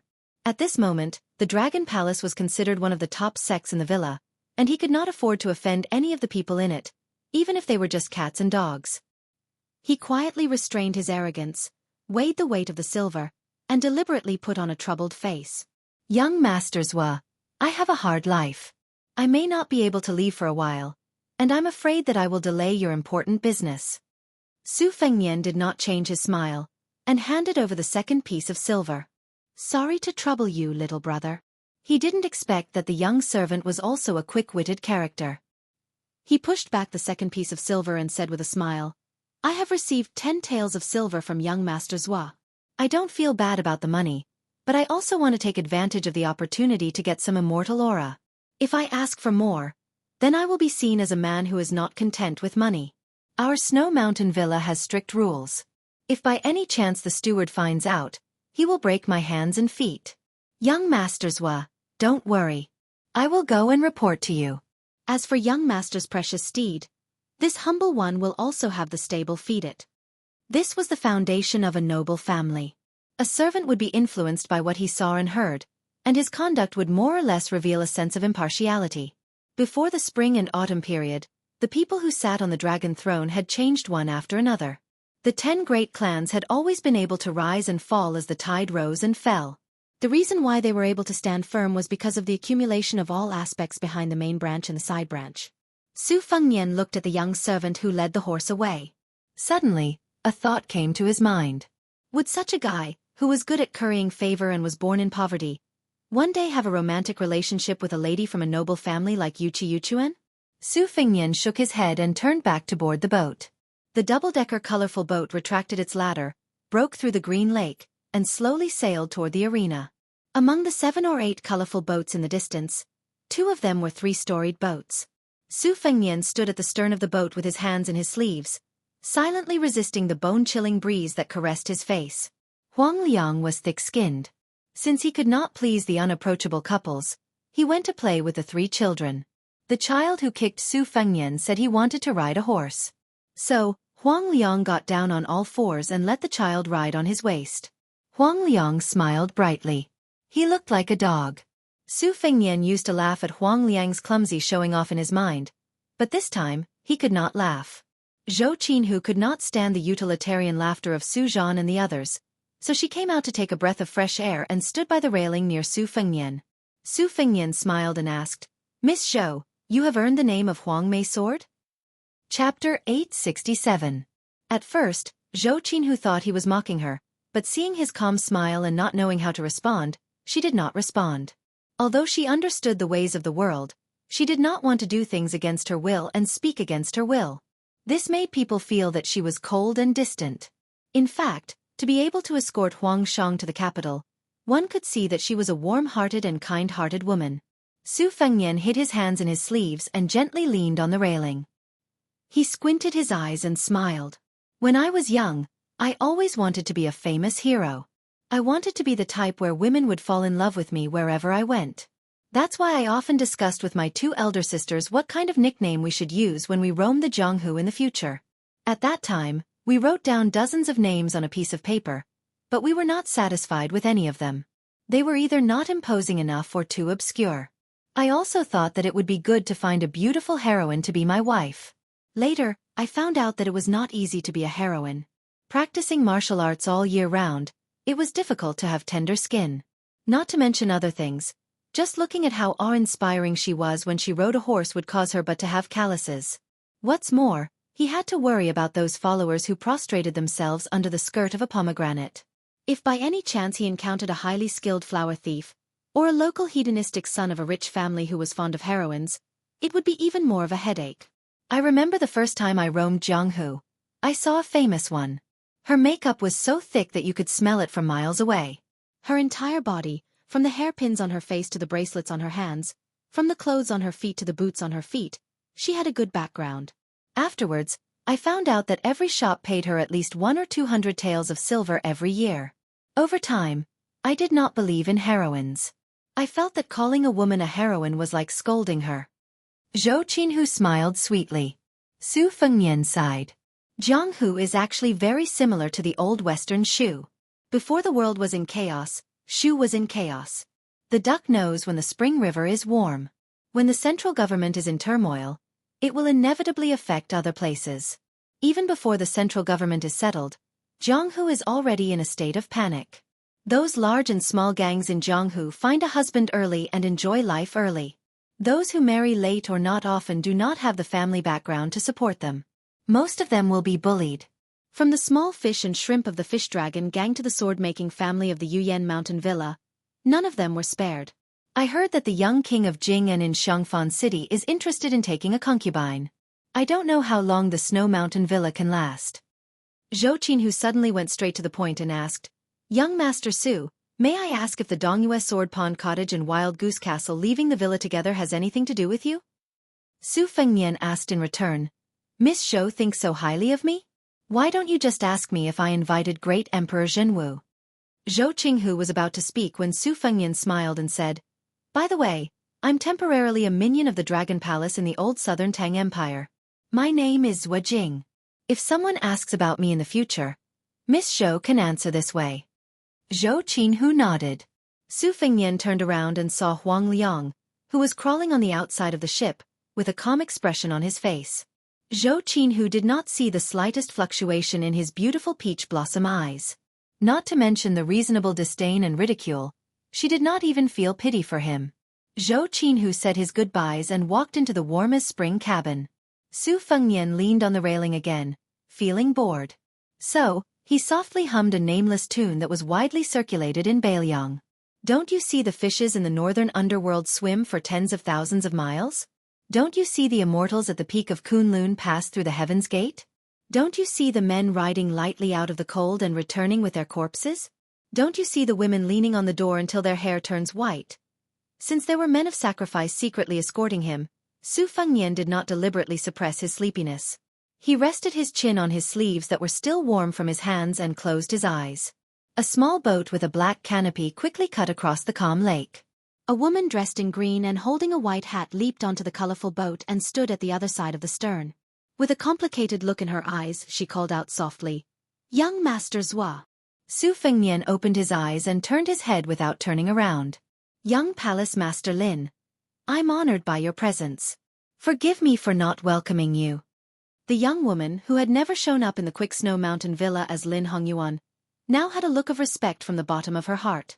Compared to when they had first met, the look in her eyes was one of hatred. In Lin Hongyuan's mind, Zhao Ningxian was the reincarnation of the founder of the first generation of Longhu Mountain. He would definitely become the #1 person in the world in the future. With the addition of Yu Yiqing, he would have more weight than His Royal Highness in the bitter cold of the northern region. Lin Hongyuan was a woman who didn't remember good things or bad things. However, if she was really hit hard and hurt, she would still remember a little.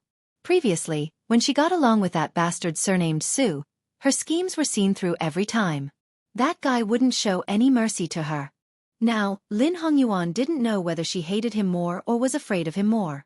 Lin Hongyuan, who had changed into the face of a female official of the Dragon Palace, was about to move. Su Fengnian said, I received a secret report that the eldest son of Zhao Bing, king of Yanqi, was hiding in the team of the Dragon Palace. He should not be the bearded man. So you are really arrogant to let the crown prince carry the bed for you. Lin Hongyuan's face suddenly turned pale. Su Fengnian looked at the small boat with a black canopy following the colorful boat. Master Hao was an ordinary strong man. Su Fengnian waved to him.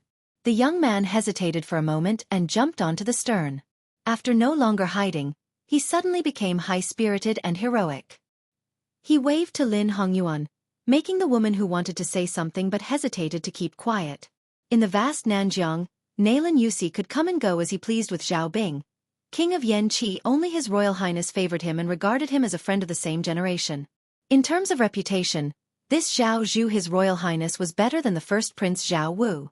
If it was a few years ago, if anyone compared Zhao Zhu with Su Fengnian of Bailiang, it was tantamount to insulting His Royal Highness of King of Yanqi. Zhao Zhu grinned and said, Xianxia, do you remember the little beggar who wanted to learn sword from your mother in Dantong Pass? Su Fengnian said flatly, I don't remember.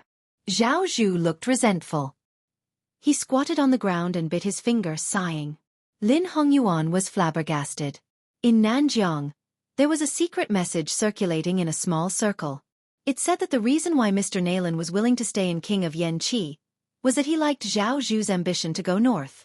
Zhao Zhu joined the army at the age of 12.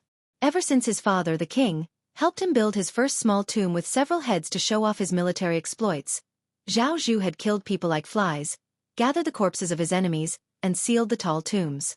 In the past few years, he had built a total of 21 temples. All the barbarians in Nanjiang surrendered. Zhao Zhu's favorite thing to do was never to pretend to be cultured, but to secretly go south with dozens of retainers.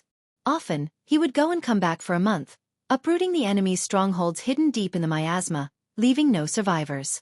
Every time His Highness didn't show up for a banquet or event, everyone immediately understood that His Highness had slipped away to slaughter people again. But at this time, facing Su Fengnian, Zhao Zhu didn't know why he was so gentle, respectful, and thrifty. He raised his head and said sadly, Xianxia, you're no longer the good brother who took off his pants to compare size with me. Su Fengnian scolded, Is there a brother who owes money for more than 10 years and doesn't pay it back? Zhao Zhu immediately laughed and threw a bag of copper coins to Su Fengnian. Here. When we parted, you said that you wanted to be a hero. You also told me earnestly that I shouldn't become an old beggar. I've always remembered it in my heart. I didn't want to spend a single coin in this bag of copper coins. Su Fengnian caught the cloth pouch that was sewn together and was speechless. Chapter 868. The man surnamed Jiang almost vomited blood. Ji Luan was the palace master of Dragon Palace, and Cheng Baishuang was the #1 guest. They were the top masters in Nanjiang. Lin Hongyuan had always had the reputation of young palace master Lin. Any one of them was an unattainable bodhisattva. The Jiang family didn't even have the time to burn incense and pray to God. How could they have the courage to provoke them? This surly man kept saying that he didn't know them. King don't know them, but you still said a bunch of catchy words. When the bigwigs of the Dragon Palace went out, there would be female officials holding ceremonial rites to clear the way. Moreover, this woman spoke in a familiar local accent, which made the man surnamed Jiang realize in hindsight. He had to remind the Feng couple not to overestimate themselves.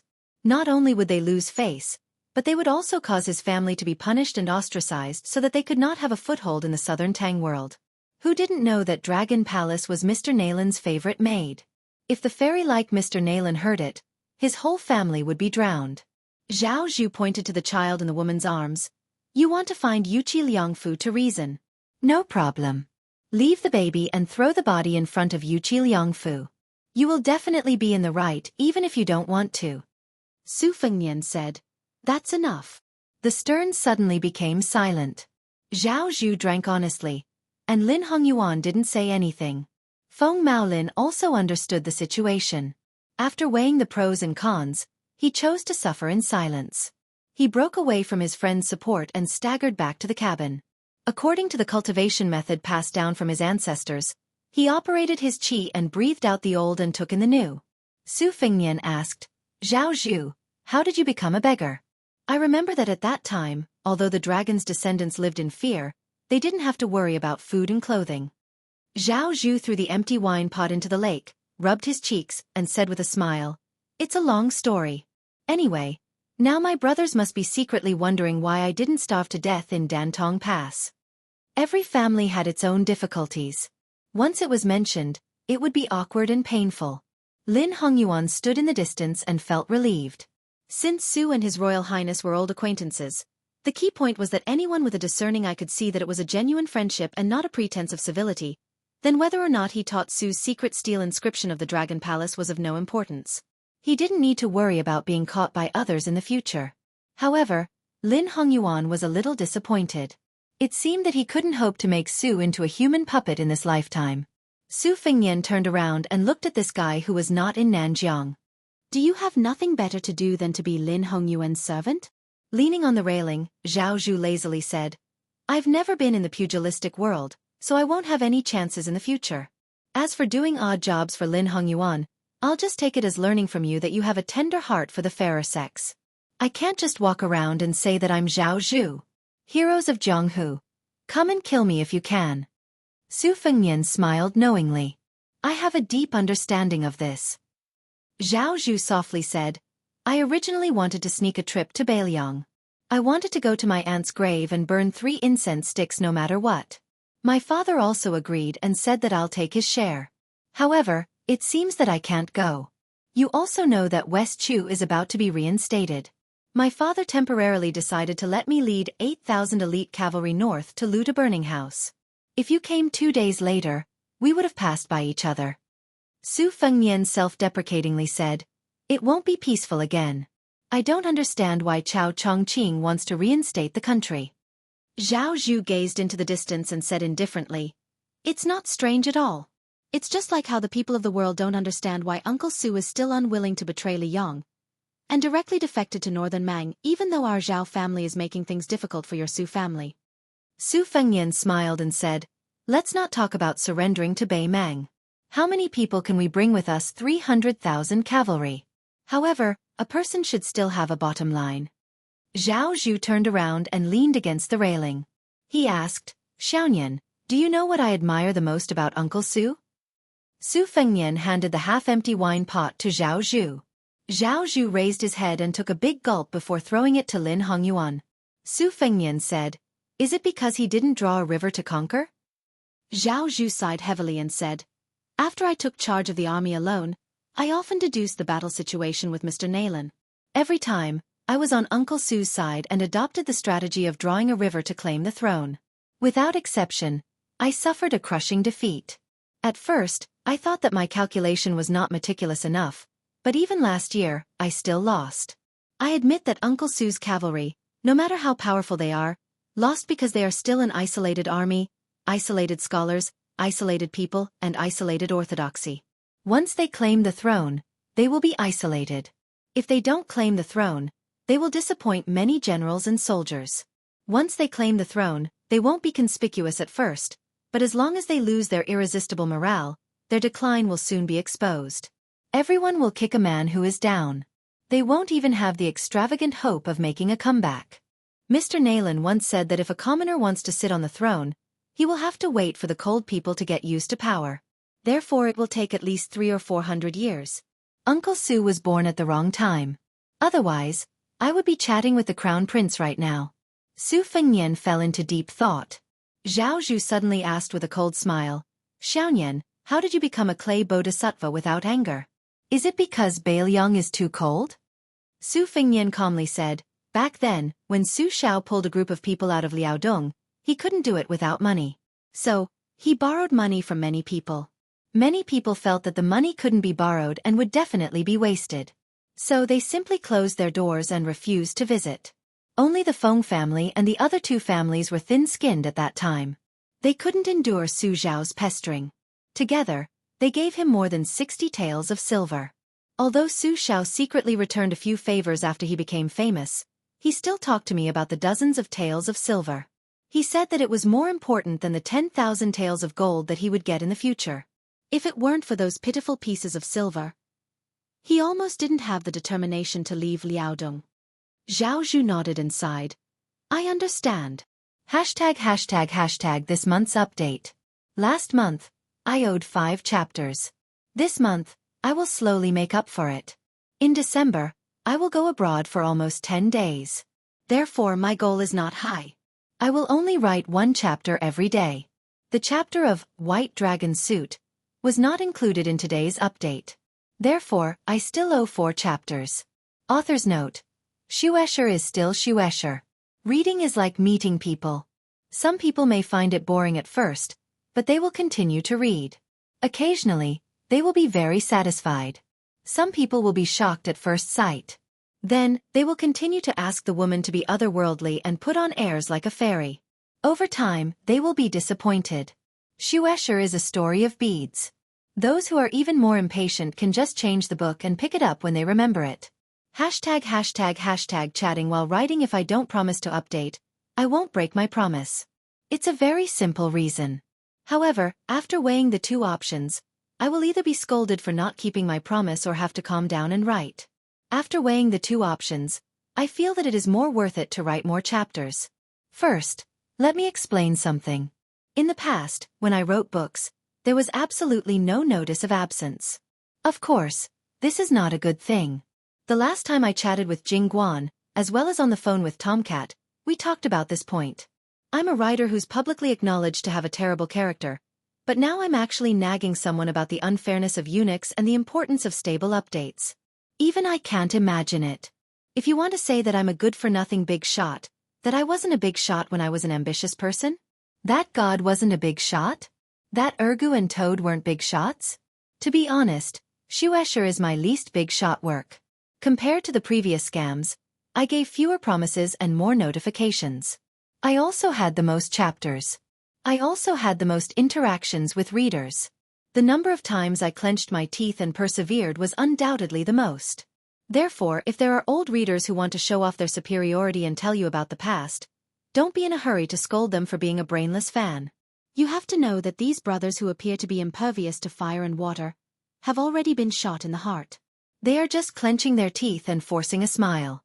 Furthermore, there are many new people who have fallen into my trap. Sooner or later, they will unfortunately become one of them. Who knows what will happen in the future? Although I am an author, I am also a reader. The age of a web novel reader is almost twice that of an author. Therefore, I have never cared about pirated posts. This is because I read pirated posts myself. I don't have the right to give advice. At most, I use my identity as a second-rate, third-rate, or fourth-rate author to recommend works that I really like as a way to make up for it. If I have to say that I'm a big shot, it would be the overly impetuous readers. As always, I don't like them. It was the same when I was writing scams. Back then, I would often argue with readers in the comments section. I wouldn't stop even if I were to argue with them. However, I don't have the willpower and mentality anymore. Firstly, I feel that it is useless. No one can convince the other. Secondly, authors still rely on their works to prove themselves. Of course, this impetuousness isn't the scolding when the chapters are interrupted. It is the skimming through the contents of the chapters. There are many long-winded chapters in Snow. Even I find it annoying. Actually, they are all explaining things that have been hinted at. When you fill in the gaps, some people don't even realize it and only feel confused. The author can only helplessly do something superfluous, even sacrificing part of their reading habits. Previously, when they said that they are impatient to change their reading habits, they are referring to those who are obsessed with the content of the book. I can understand this small group of people, but I don't agree with them. In Snow, there are actually many climaxes of varying sizes. As for the content that I like, it has always been hidden. Every time someone mentions it, it will be like scratching an itch. For example, the battle between Luo Yang and Heaven and Earth. What I thought was the climax wasn't Luo Yang's dominance, but Song Yanqing's pair of cloth shoes. She was the old woman who had been waiting for her husband to return home. I used to say that an author's greatest responsibility is to write seriously. Now, I should change it to writing seriously and steadily. I can temporarily not do well, but after all, I have to persevere and work hard on this path. Chapter 869. Time to write. In the evening, he wrote about a plot that he had been longing for a long time. He had thought about it since the old headmaster carried Hong Xixiang to Wudong on a snowy night. Li Yufu brought back a child who had just enlightened his orifices. This was like a circle. ## number 94 Wudong Peach Charm. There were many hills in Jiangnan. There were different sounds 10 miles away and different customs 100 miles away. There were less than 100 families in Yu village. The simple yellow mud houses were built on the mountainside. There was a mountain behind them and a mountain in front of them. The river flowed at the foot of the mountain. Yu village was sandwiched between two villages. Yu village had never produced any talents. They didn't even have a scholar, let alone a powerful official. They had always been bullied by the other two villages. Every summer they would be bullied. They only dared to secretly dig up the small dam used by the neighboring villages to cut off the water and pour it into their own fields. There was a local custom of dancing with a bamboo horse. Yu village was so shabby that those who rode bamboo horses to beg for money were not willing to enter the village. Every time, the children in the village could only follow behind and risk being bullied to go to the neighboring villages to watch the fun. There were very few people in Yu village who didn't have the surname Yu. This was because if a man wanted to marry a wife, he could only look for a wife in his own village. It was called keeping the goodies within the family, unlike the two neighboring villages, where every year, there would be wives from other villages marrying into the village. The parents of the mentally retarded Sanyako were both surnamed Yu. The in-laws lived at the head of the village and the end of the village. They ate and walked, but they didn't even finish half a bowl of rice before they reached the door. Sanyako looked delicate. In the local dialect, he drank too much bewitching soup when he was reincarnated and couldn't be enlightened in this life. His parents took him dozens of miles away to a famous witch to summon his soul, but they couldn't get his soul back from the king of hell. However, which village didn't have one or two fools? The child's parents had already accepted their fate. In the future, they would spend more money and casually find a woman to marry. Even if they didn't, they would still be able to continue the family line. However, the people of the Yu family village had been clicking their tongues in amazement during this period of time. They didn't know why Sanyako had suddenly become enlightened. In the past, he only knew how to smile and drool non-stop when he met people. Now, he was actually clean and even knew to greet the elders of the village based on his seniority. Only the Song village next door, which was relatively wealthy, had a thatched cottage and a village school. It did not belong to the Song village's ancestral school, so it was willing to accept the children of other surnames. Every day when he returned to the village, he would scribble scribbles on the ground. Only later did the villagers realize that the scribbles were indeed words from books. That private tutor, who may or may not have achieved scholarly honors, settled down in the village 20 years ago and never left. The amount of lessons he taught was only 300,000. The 3 basic axes of enlightenment. It was not rare, and he had never said anything shocking. He was probably just a rotten scholar with a rough understanding of literature. Furthermore, his accent was thick, making it difficult for the children entering the village to get used to it. For some unknown reason, the 60-year-old private tutor had taken a liking to Sanyako. Not only did he purposely place a small wooden stool outside the window, in his spare time, he also intentionally or unintentionally taught the child the etiquette of entering a Confucian school. Since he did not ask Yu Fu's parents for a monetary gift, he also did not have the child kowtow to enter the school. At the entrance of Song village, there was an old locust tree with an empty belly. The old locust tree had been leaning against a rock and water for who knows how many hundreds of years. In any case, the Song family's genealogy could be traced back 400 years. The Song family's ancestor was still not as old as the locust tree. A young Taoist carrying a peachwood sword and a cotton bag walked on the crooked muddy road. He stood under the old locust tree and looked out. Suddenly, he saw the 3 villages in a row. In the winter, the stream was sluggish. Many things were revealed. A Taoist with an elegant temperament rarely seen in the countryside walked along the small path created by people all year round and squatted by the stream. He scooped up a handful of cool stream water and gently washed his face. He heard the sound of chickens and dogs barking. With a face full of smiles, he stood up. A few village children of different ages squatted on the bank. The braver ones asked him if he was an immortal who could catch demons and drive away ghosts. The Taoist in plain robes smiled warmly and shook his head. The disappointed children immediately scattered like birds and beasts. The Taoist walked into the village. In front of the house, there were many old people carrying bamboo baskets embedded with iron sheets and charcoal for heating. They lazily sat on tree stumps and basked in the sun. When they met a rare Taoist, there was some simple curiosity and respect in their eyes. They did not know how to greet him and were afraid of offending him, so they just greeted him with a smile. The young Taoist with clear eyes was born with a kind face and did not deliberately return the greeting. He walked and stopped in the village and followed the sound of reading until he reached the front of the village school. He saw Yu Fu sitting on a small bench under the window and shaking his head. His back was small and thin, and he seemed to have forgotten himself. The young Taoist stopped and looked away. He quietly shook his clothes and horsetail whisk. Only then did he walk forward and stand beside Yu Fu to listen to the sounds together. After the old pedant set the reading time, he did not sit upright. Instead, he stood by the window on the other side of Yu Fu, one hand behind his back and the other holding a book. He nodded from time to time. When the children finished reciting the book, the old pedant was about to speak when he inadvertently saw the Taoist outside the window. He was surprised and quickly walked out of the simple and crude hut. The young Taoist bowed and said, "I am Li Yufu. I used to cultivate on Mount Wudong." The old pedant who received the greeting was flattered and said, "So it is the Taoist master who cultivated on Mount Wudong. I am Su Liang. I am ashamed to be a teacher.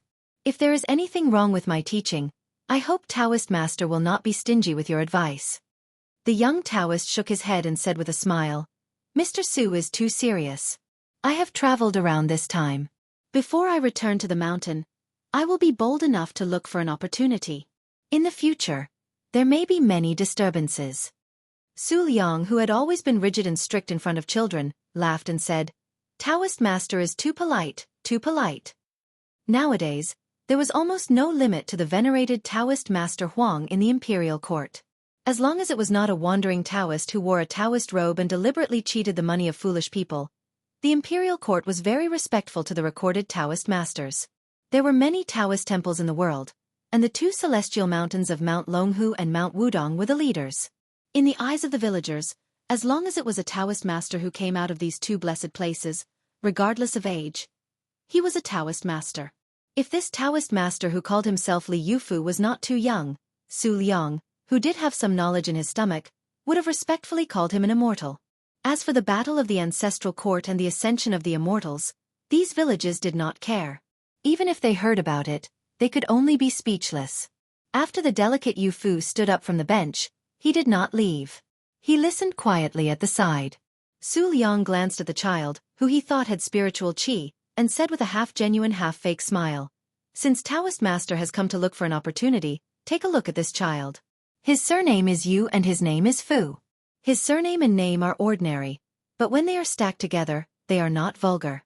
Yu Fu, Yu Fu, the accumulation of good fortune for the rest of one's life.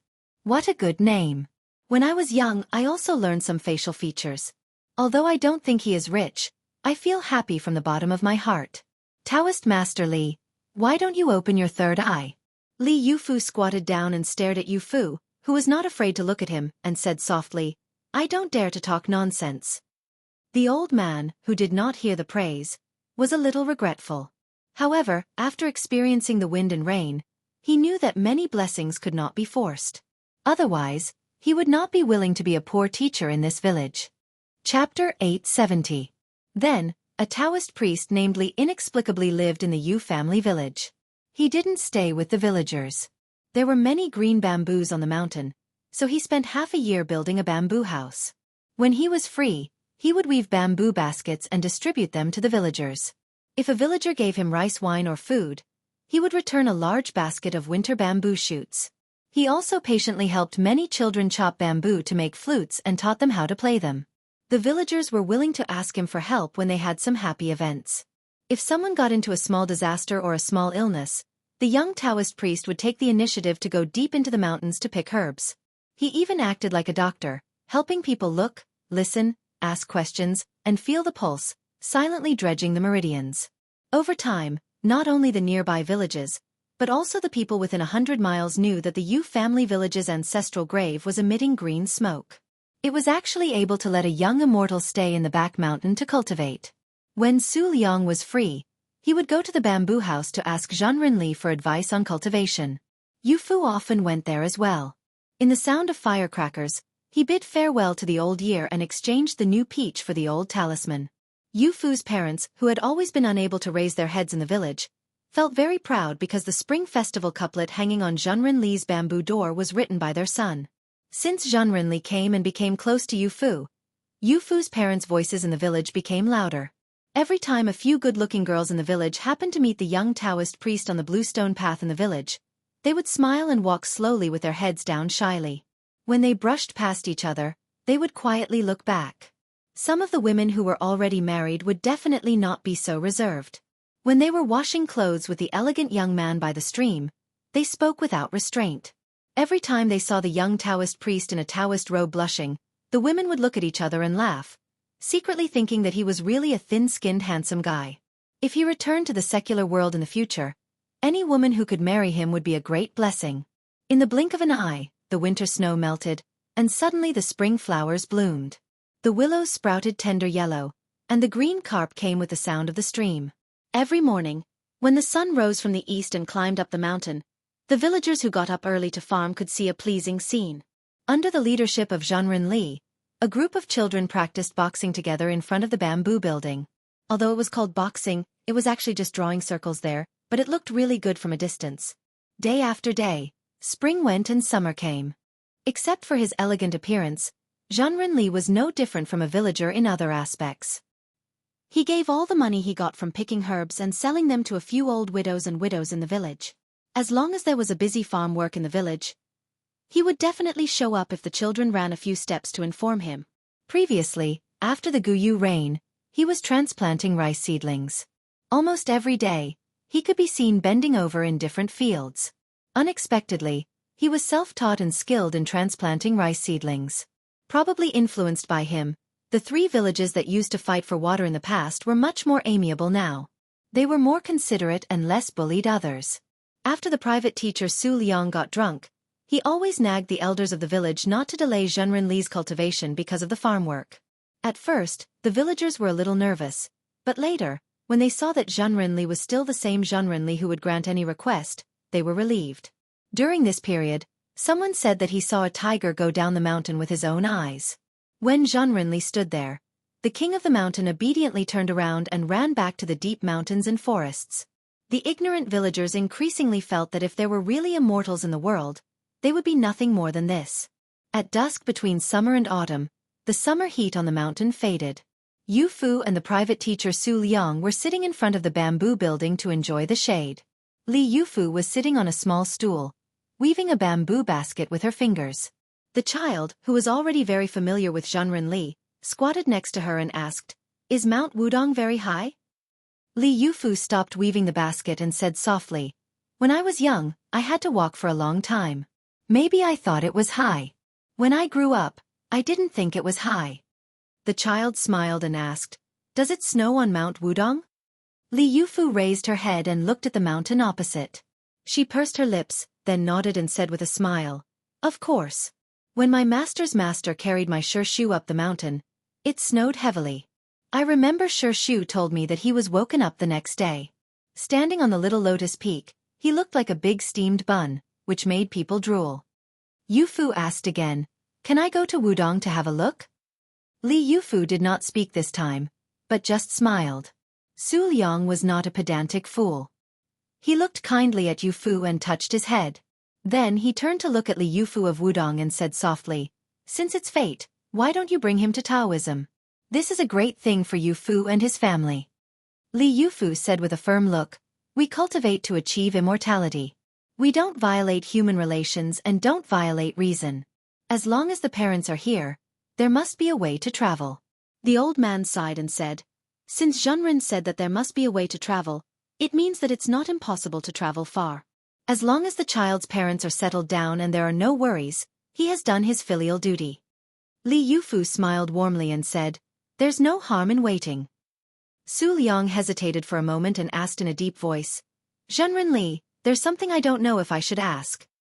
Li Yufu nodded and said, "Please go ahead." Su Liang gritted his teeth and said, "I took the opportunity to go to the market at the end of the year and asked about the situation of Wudong Mountain in the city. I heard that the current leader's surname is Li. Living here, he could see the mountain as soon as he opened the door." Li Yufu said calmly, "It's me." Su Liang suddenly stood up as if he had been struck by lightning. His lips trembled and he was at a loss. Li Yufu smiled and put down the half-woven basket. He stood up and pulled the old tutor back to the bamboo chair, then continued to work. Su Liang muttered to himself as if he had lost his mind, "How can there be an immortal like you?" Another year passed, and Li Yufu came to Yufu's house to give him a bunch of Spring Festival couplets. Yufu's father shamelessly asked Zhenren Li for several Spring Festival couplets. He didn't leave out any of the couplets from his father-in-law and several distant relatives. When Zhenren Li was about to turn and leave, Yufu's father blushed and felt uneasy. He wanted to say something but hesitated. His wife pulled his cuff several times, but the man didn't have the courage to speak. The man also knew that it was not a good idea to be so stiff. He had heard that a storyteller once said that killing someone was just a matter of nodding. The man scratched his head and took a bag from his wife. He grinned and said honestly, "Zhenren Li, my wife is pregnant again. Moreover, the world is peaceful now. People in the mountains are not afraid of having more children and can afford to raise them. I was wondering if I could ask Zhenren to accept Yu Fu as your disciple.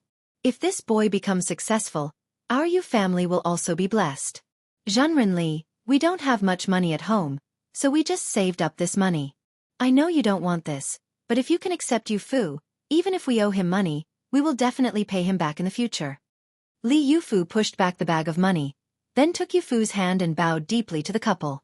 The man, who rarely called children by their real names, was afraid that Zhenren Li would go back on his word, so he hurriedly shouted, "Yu Fu, kowtow to master."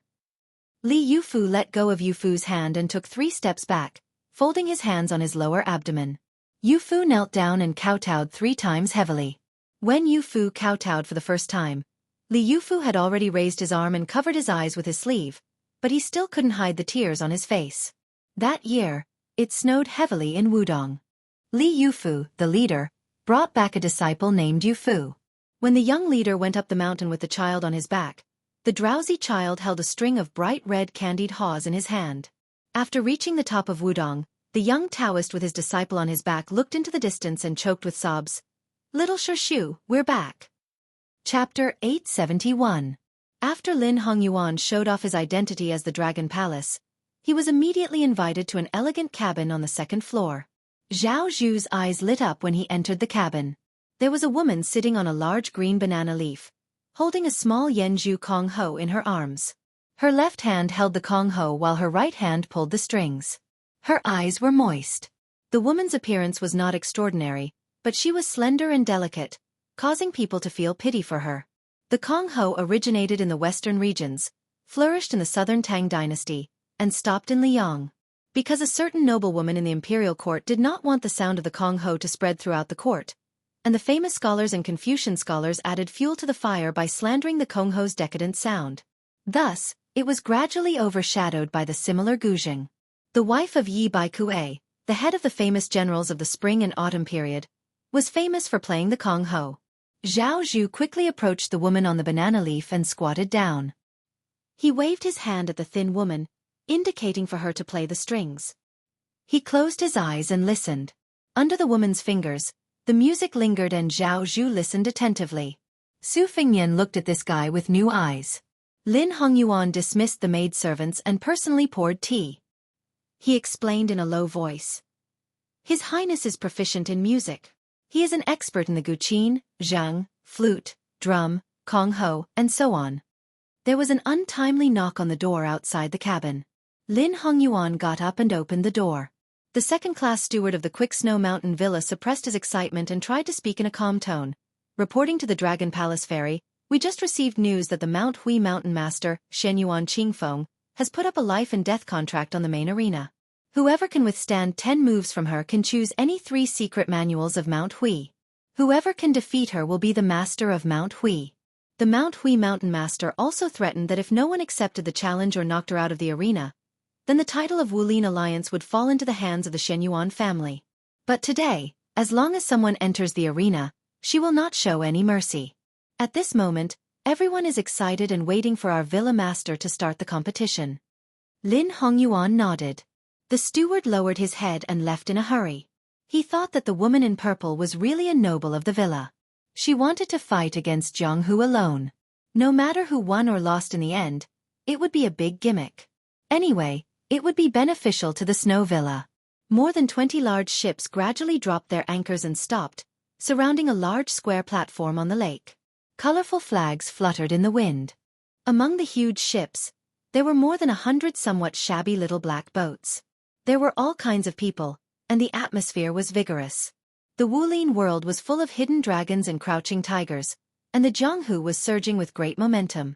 Su Fengnian, Zhao Zhu, and Lin Hongyuan all walked to the bow of the ship on the second floor. Compared to the crowded first floor, the second floor was much more empty. A few Jianghu heroes who were particular about putting on airs moved a large number of people to bring chairs over. They sized up Su Fengnian and the other two. However, among the three of them, apart from Lin Hongyuan, who was holding the green go, who could be considered to have a bit of style, the other two did not seem to have any weight, so they did not pay much attention to them. Zhao Zhu touched the bridge of his nose, which was somewhat frozen red, and said in a low voice, "Originally, I thought that if that little beauty holding the Kongho was an assassin, that would be good. In this trip to Jianghu, other than being a coolie for young Palace Master Lin, who doesn't even earn half a copper coin, I haven't seen any big scenes. Looking at those few hair-raising battles of yours, it's really infuriating." On the arena, the woman in purple stood in the center with an overbearing aura. She really did have the meaning of a peerless talent of her generation. In the future, who knew how many Jianghu heroes would find it difficult to let go of this scene? Su Fengnian retracted his gaze and sneered, "You built so many temples in Nanjiang, were they all just to fool people?"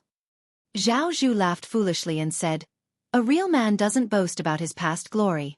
This year, I didn't cause much trouble. Mr. Nayland said it well, to be kind to others, one must be kind to others."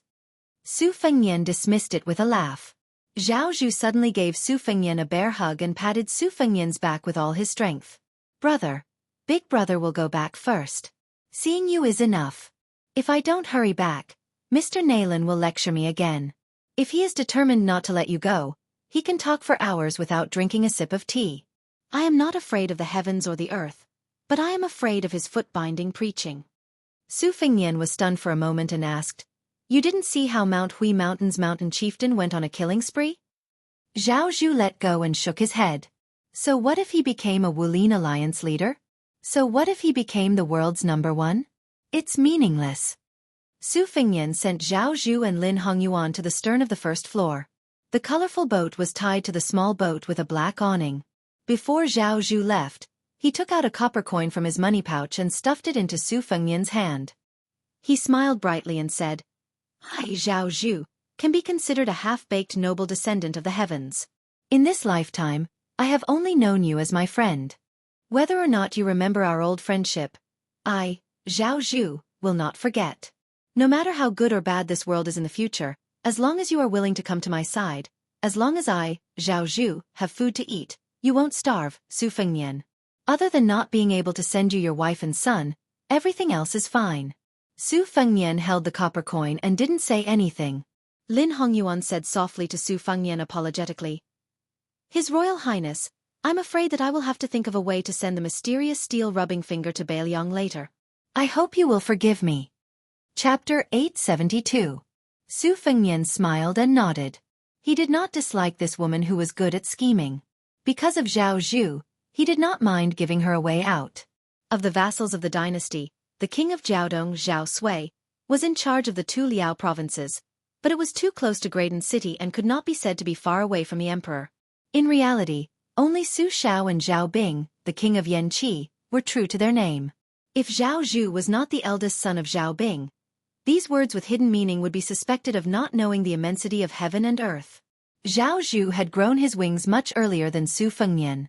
As long as he made military contributions in the rise and fall of West Chu, It would be justified for the Liang dynasty to have a third hereditary emperor. Su Fengnian waited for Zhao Zhu to jump onto the small boat. He grabbed the bamboo pole and said with a smile, "Little beggar, if the ritual collapses again, come to Bailiang, I guarantee you will not be an old beggar." Zhao Zhu said with a bitter face, "Should I say thank you for your auspicious words or curse you for your inauspicious mouth?" Su Fengnian laughed and waved his hand. "Go back to your Nanjiang."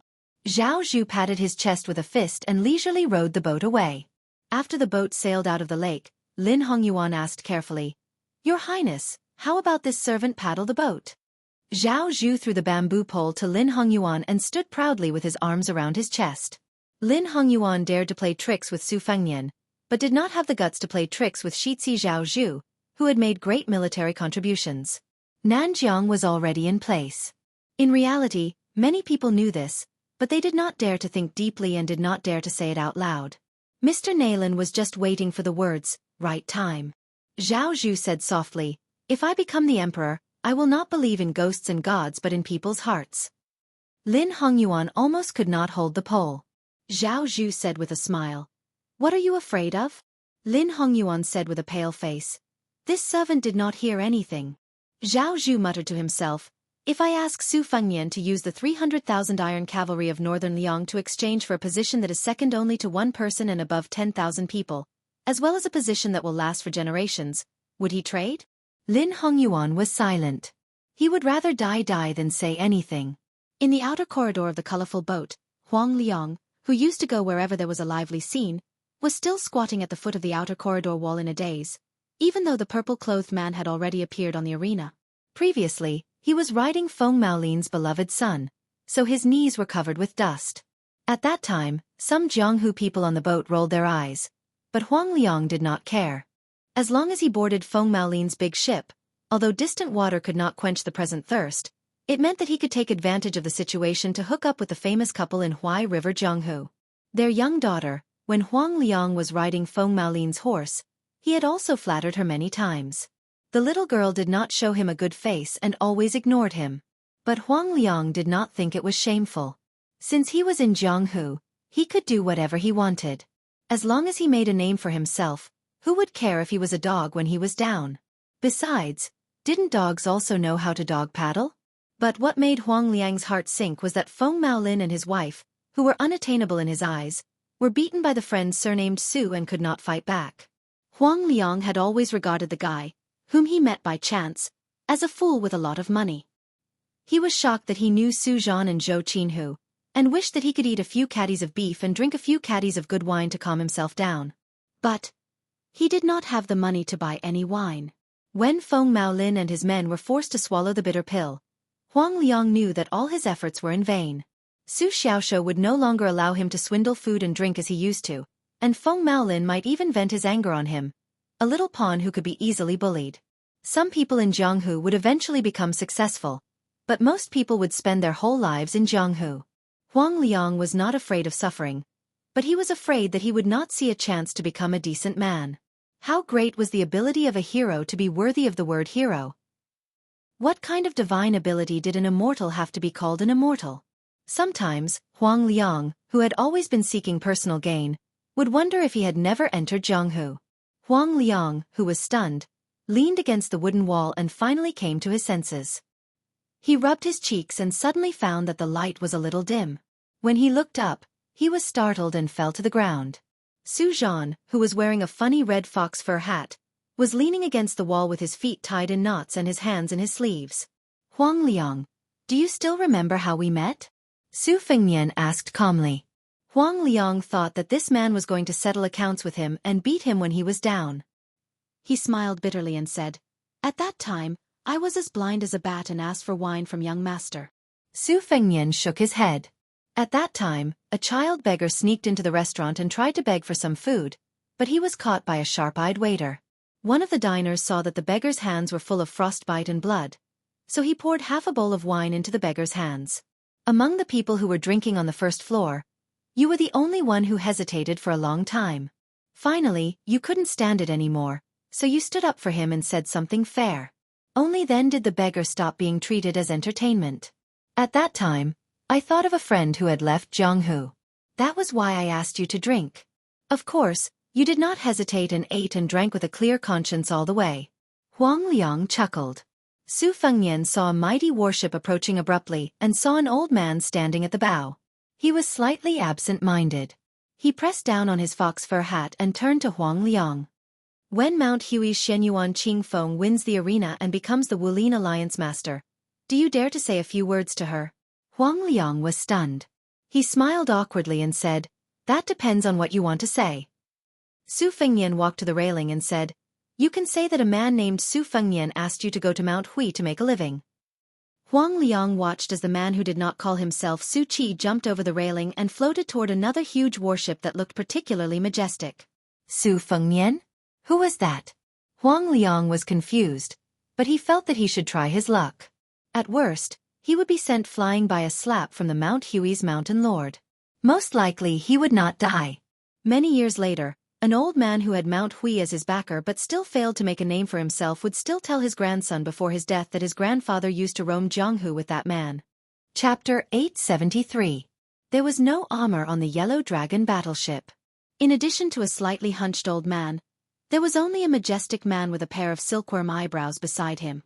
He always looked like a tiger taking a nap. A little distance behind him stood a middle-aged man with a spear. Su Fengnian gently floated behind. He exchanged a glance with the old man and then greeted Yuan Zuozong. He did not forget to nod to the retainer named Lu Yanbing in the distance. As Wang Xiu's junior fellow apprentice, this person had always lived in the shadow of a mortal of spear.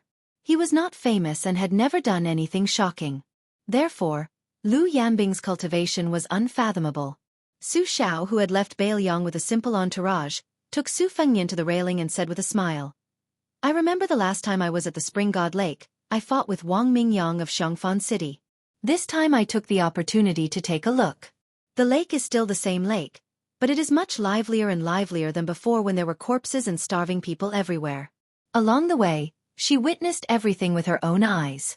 Only then did she realize that Zhao Hang and Zhao Sun, this pair of father and son, were truly proficient in governing the various administrative matters within their jurisdiction. Just by casually drinking tea in the city, one could hear the commoners praising Prince Jingan. I have always thought that if an official in the imperial court was criticized and impeached by the imperial censor, he might not be a corrupt official.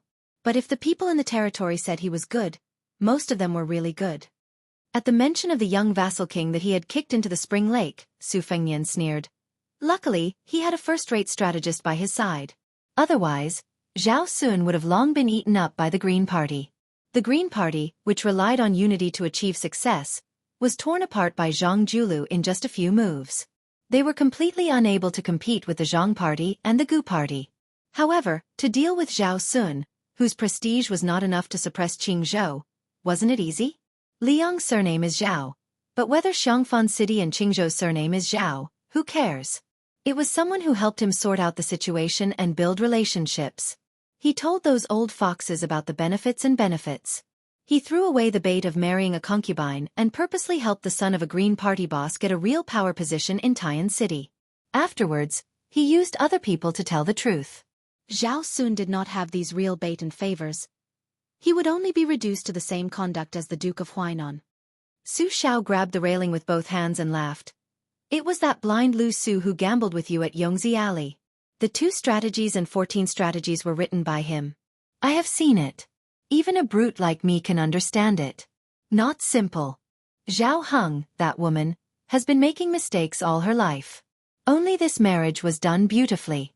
In Ishan's words, there was no smoke and fire. When the conditions are right, success will come naturally. That is why people cannot be too smooth.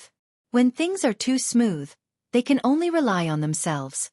They still want to save face and are not willing to do desperate actions. Su Fengnian asked, why did you think of leaving Beiliang? Yuan Ergu and Lu Qiuer. These newcomers are replacing old generals. Beiliang is in turmoil in everyone's eyes. Plus, with the east wind that the Beiliang cavalry broke through the border last time, Dong Zhuo and Hong Jingyan in Beimang are not as restrained as before. Aren't you afraid that Beimang will retaliate and catch us off guard? What if there is someone in Beiliang? Chapter 874. Su Fengnian stopped here. Su Xiao waved his hand and said with a smile, Support from both inside and outside? Daddy was more than happy for those rotten sores and pus to leak out on their own. It was disgusting to always hide them. Some people, after all, had been through life and death for half of their lives. Father could only turn a blind eye to them. In the early years, he had promised them that as long as they did not die on the battlefield, he would take all the women, money, and official hats. Father owed the dead a lot in this life, but for those who were alive, he felt that he did not owe them much. Take Jianghu for example. The first time his father met him, he was only a sergeant. At that time, his father jokingly asked him how high he wanted to be in the future. Jianghu said that he would be satisfied if he could be a lieutenant with 700 to 800 strong brothers under his command. If he could kill anyone he didn't like, his life would be worth it. There was also Yan Wenwan, an interesting young man when he was young. He always said to me that he wanted to be a horse dealer in the future. That way, even if he died, he could die on the back of a horse. If he was a peace official who did not have to worry about food and clothing, he said he would not be willing to ride a horse in his old age. He was afraid he would die on a woman's belly.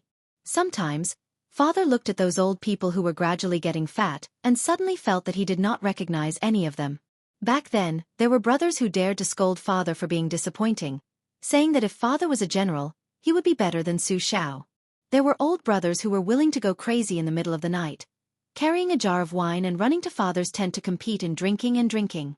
There were old brothers who smiled and threatened Father that if they did not set a marriage, they would not be brothers. At that time, Li Yishan and Zhao Chongling were still there. Zhong Honggu, Yan Wenwan, and a large group of people were not old. Chen Zhibao, Yuan Zuozong, and the other children did not need to be said. At that time, Father liked to fight the most. He was never afraid of people dying. Father was not afraid. Who dared to be afraid? If you did not have the guts, then scram back to your wife to warm the bed. So as long as there was a battle to fight, they would go crazy. If there was no battle, they would shamelessly ask those officials for a battle. You want money? Father is not good at that. I will give you as much as I have. You think it is not enough? Then let's put it on credit first. Once I win the war, you can just let your men take the chests away with carriages. Military merits? That's fine, as long as you give me some leftovers. Don't treat the brothers who risk their lives too badly. As long as your descendants come to the battlefield, it'll be fine even if they're tens of thousands of miles away from the battlefield. After the war, you'll still give them a lot of military merits for free. This way, who wouldn't be willing to do business with Father? Only a fool wouldn't do it. Then, the imperial court began to know that there was a young barbarian surnamed Su who came from a poor background in Liaodong. After he made a name for himself, he was not greedy for money or achievements. He just wanted to die on the battlefield. Thus, in the end, the court officials who had a good relationship with Father were very willing to give the troops weapons, hoping that Father's military achievements would allow them to speak loudly in the court. The enemies who did not have a good relationship with Father were even more willing to say, "You, Su Xiao, are tired of living? Then you can go gnaw on the hardest bones and fight the hardest battles to the death." Afterwards, Father fought and fought his way south. Those lofty pillars of the imperial court, the noble clans and aristocratic families who had always looked down on Father, were finally willing to open their eyes and take a look. Only then were they somewhat afraid. Unknowingly, how did that barbarian Su's troops become so majestic? Su Xiao grinned, extending a hand. 50,000 cavalry. Father used 50,000 cavalry to destroy northern Han. That year, the young emperor of northern Han clamored with your father, saying that the one surnamed Su was not worthy of your mother, Wu Su. He also said that your mother was blind and was not worthy of practicing the sword. Father did not argue with him. In the end, Father led 600 elite cavalry, directly charging through the gates of the imperial palace and into the throne room. That fellow was paralyzed on the dragon throne, so frightened that he wet his pants. Su Fengnian's eyes were warm as he smiled. In reality, he had long since memorized this story by heart. He had heard it so many times that he was sick of it. However, he was different from the impatience that he displayed on his face in the past. Now, as long as Su Xiao was willing to speak, he was willing to listen. Su Xiao suddenly smiled awkwardly. Clearly, he was thirsty. Waving his hand at Yuan Zuozong, who was deliberately standing far away, he said, "Go get 2 jugs of white wine. There is no need to warm it. The hotter it is, the better." Yuan Zuozong quickly returned with 2 jugs of wine, one for Su Xiao and one for Su Fengnian.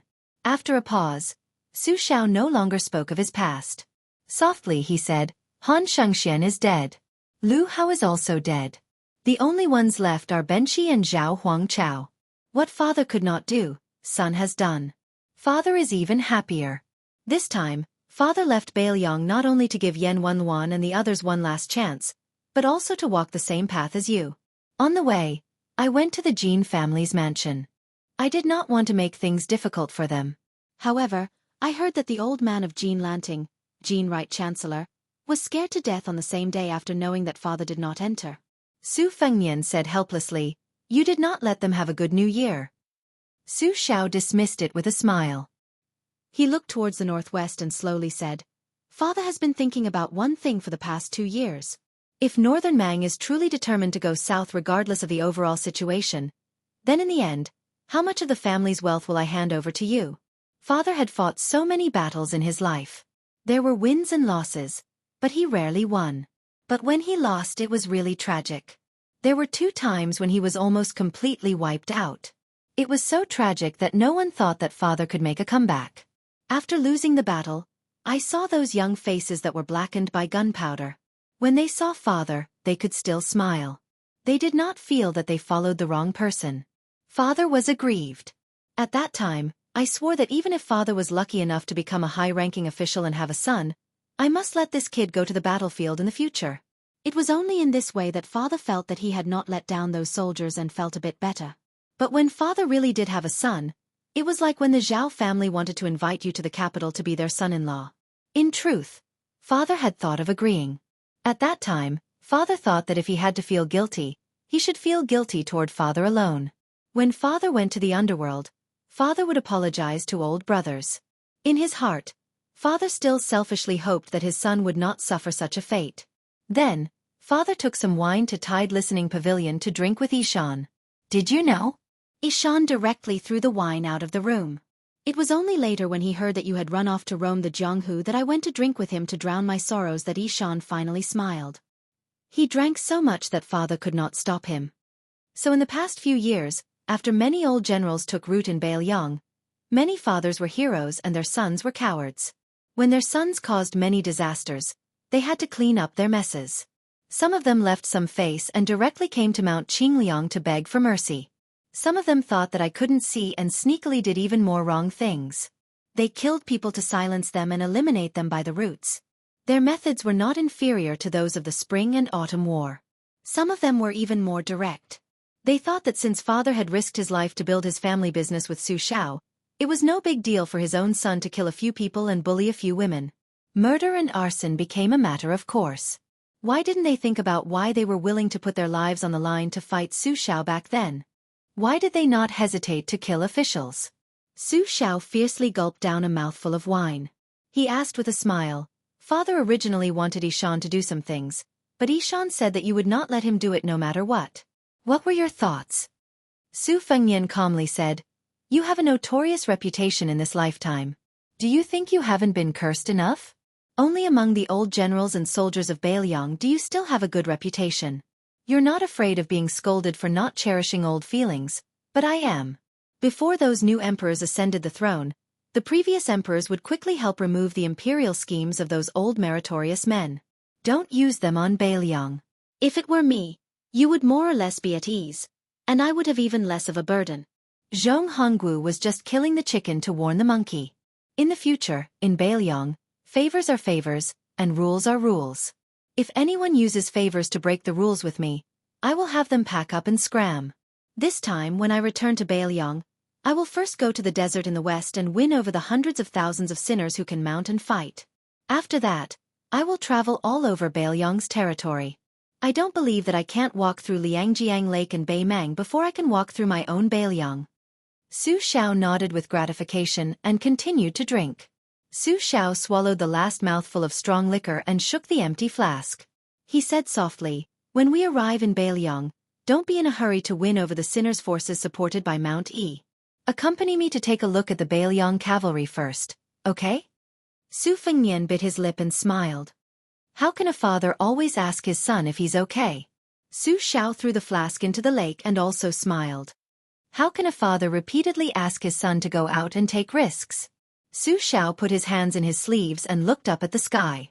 He narrowed his eyes and said, "Last time, I might have been busy killing people along the way and didn't feel it. Now I know that the south is cold to the bone. Father is old." Su Fengnian silently took off his red fox fur hat and pressed it on Su Xiao's head. He gently pulled it down and covered the old man's ears. The old man moved his lips and suddenly turned around. It was as if he didn't want his son to see his old tears and his heroic past. Chapter 875. That woman who had relied on her talent to enter second place on the Rouge commentary board, the young Dejia Wang, was second only to Su Weisheng in the commentary board. However, after she wrote The First Snow in the East Wing, there was no longer any news of her. She was like a clay ox that had sunk into the sea. She no longer had the grandeur that made all the scholars and beauties in the world avoid her. It had to be known that even the Nyang in Tian City had once read The First Snow in the East Wing, and Princess Consort Jingan, who had died for love in Xiangfan City, was the same. On the other hand, the rotten scholar of Liyang felt as if a huge rock had been lifted from his heart. This woman had probably finally stopped using words to harm the world. Only the Wang family on Mount Laozhan of the Spring God Lake knew that in the past 2 years, their young Mrs. Mind had not been on Mount Laozhan. No matter the wind or rain, no matter how heavy the snow was, she would go to the lakeside tea house to sit for a while. She would look to the east and the north without a fixed number. In the past, whenever their young miss was unhappy, she would play polo and play on the swing for a while. The swing could be as high as a 2-story building. Even the most daring men would be speechless when they saw it. But it was different now. She was reserved and always sat on the swing in a daze.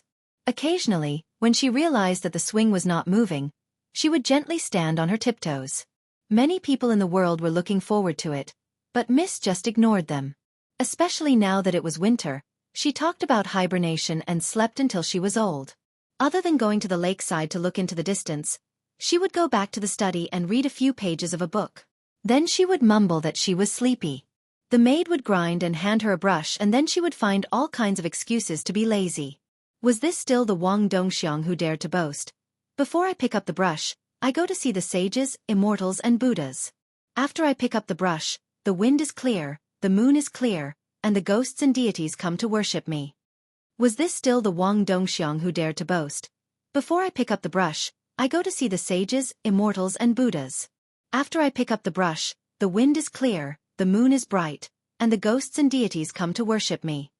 Fortunately, the old master, who had earned a lot of money, did not care about these things. Even if there were noble families of equal status who came to propose marriage, he would still refuse them one by one. In the dusk of Mount Mao, some people went down the mountain while others went up the mountain. The one who went down the mountain and boarded the ship was the richest man in Qingzhou, Wang Linquan, who had recently withdrawn from the salt and iron business behind the scenes. His eyes were brimming with tears and he was extremely excited. The one who left the ship and went up the mountain was a gray-haired young master. Unknowingly, he came to Wang Chudong's boudoir. When a maidservant saw the man with clear eyes, she did not know why her annoyance disappeared. However, it seemed that he was not like this in the past. At that time, he was wearing a white robe and a jade belt, elegant and elegant. That pair of red phoenix eyes gave people the feeling that they were filled with water. Any unmarried woman who saw him would tremble a few times. Now that she saw him again, this maidservant intuitively felt that he had changed a lot. As for what had changed, she did not know. It was just that the steward who led the way had told her that the young miss was still lazily hibernating. When the steward arrived at the gate of the courtyard, he respectfully turned back. He did not say much, but the maidservant clearly saw that when the steward was secretly sizing up the young master, the fear in his eyes was like a mouse seeing a cat. It was like a mouse seeing a tiger. When he arrived at the warm and comfortable hall, there were only 3 maidservants in the building. The other 2 also followed the sound with light footsteps. When they saw him, they were surprised to see him. He asked for a pot of Spring Spirit Lake tea that did not have the smell of miscellaneous earth and wood. He brewed the tea himself and did not bother the maidservants. Even if the tea was often of little value, it was fragrant and clean. He did not forget to pour a cup for each of them. This made the several young girls, who were used to being close to each other, feel flattered. However, his tea brewing technique was clumsy and immature.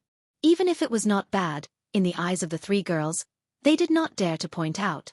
After drinking the tea, the young guest looked at the sky. A clever maidservant said that she was going to wake up the young miss. He asked if they could wait in the room. The three girls looked at each other and then smiled knowingly and nodded.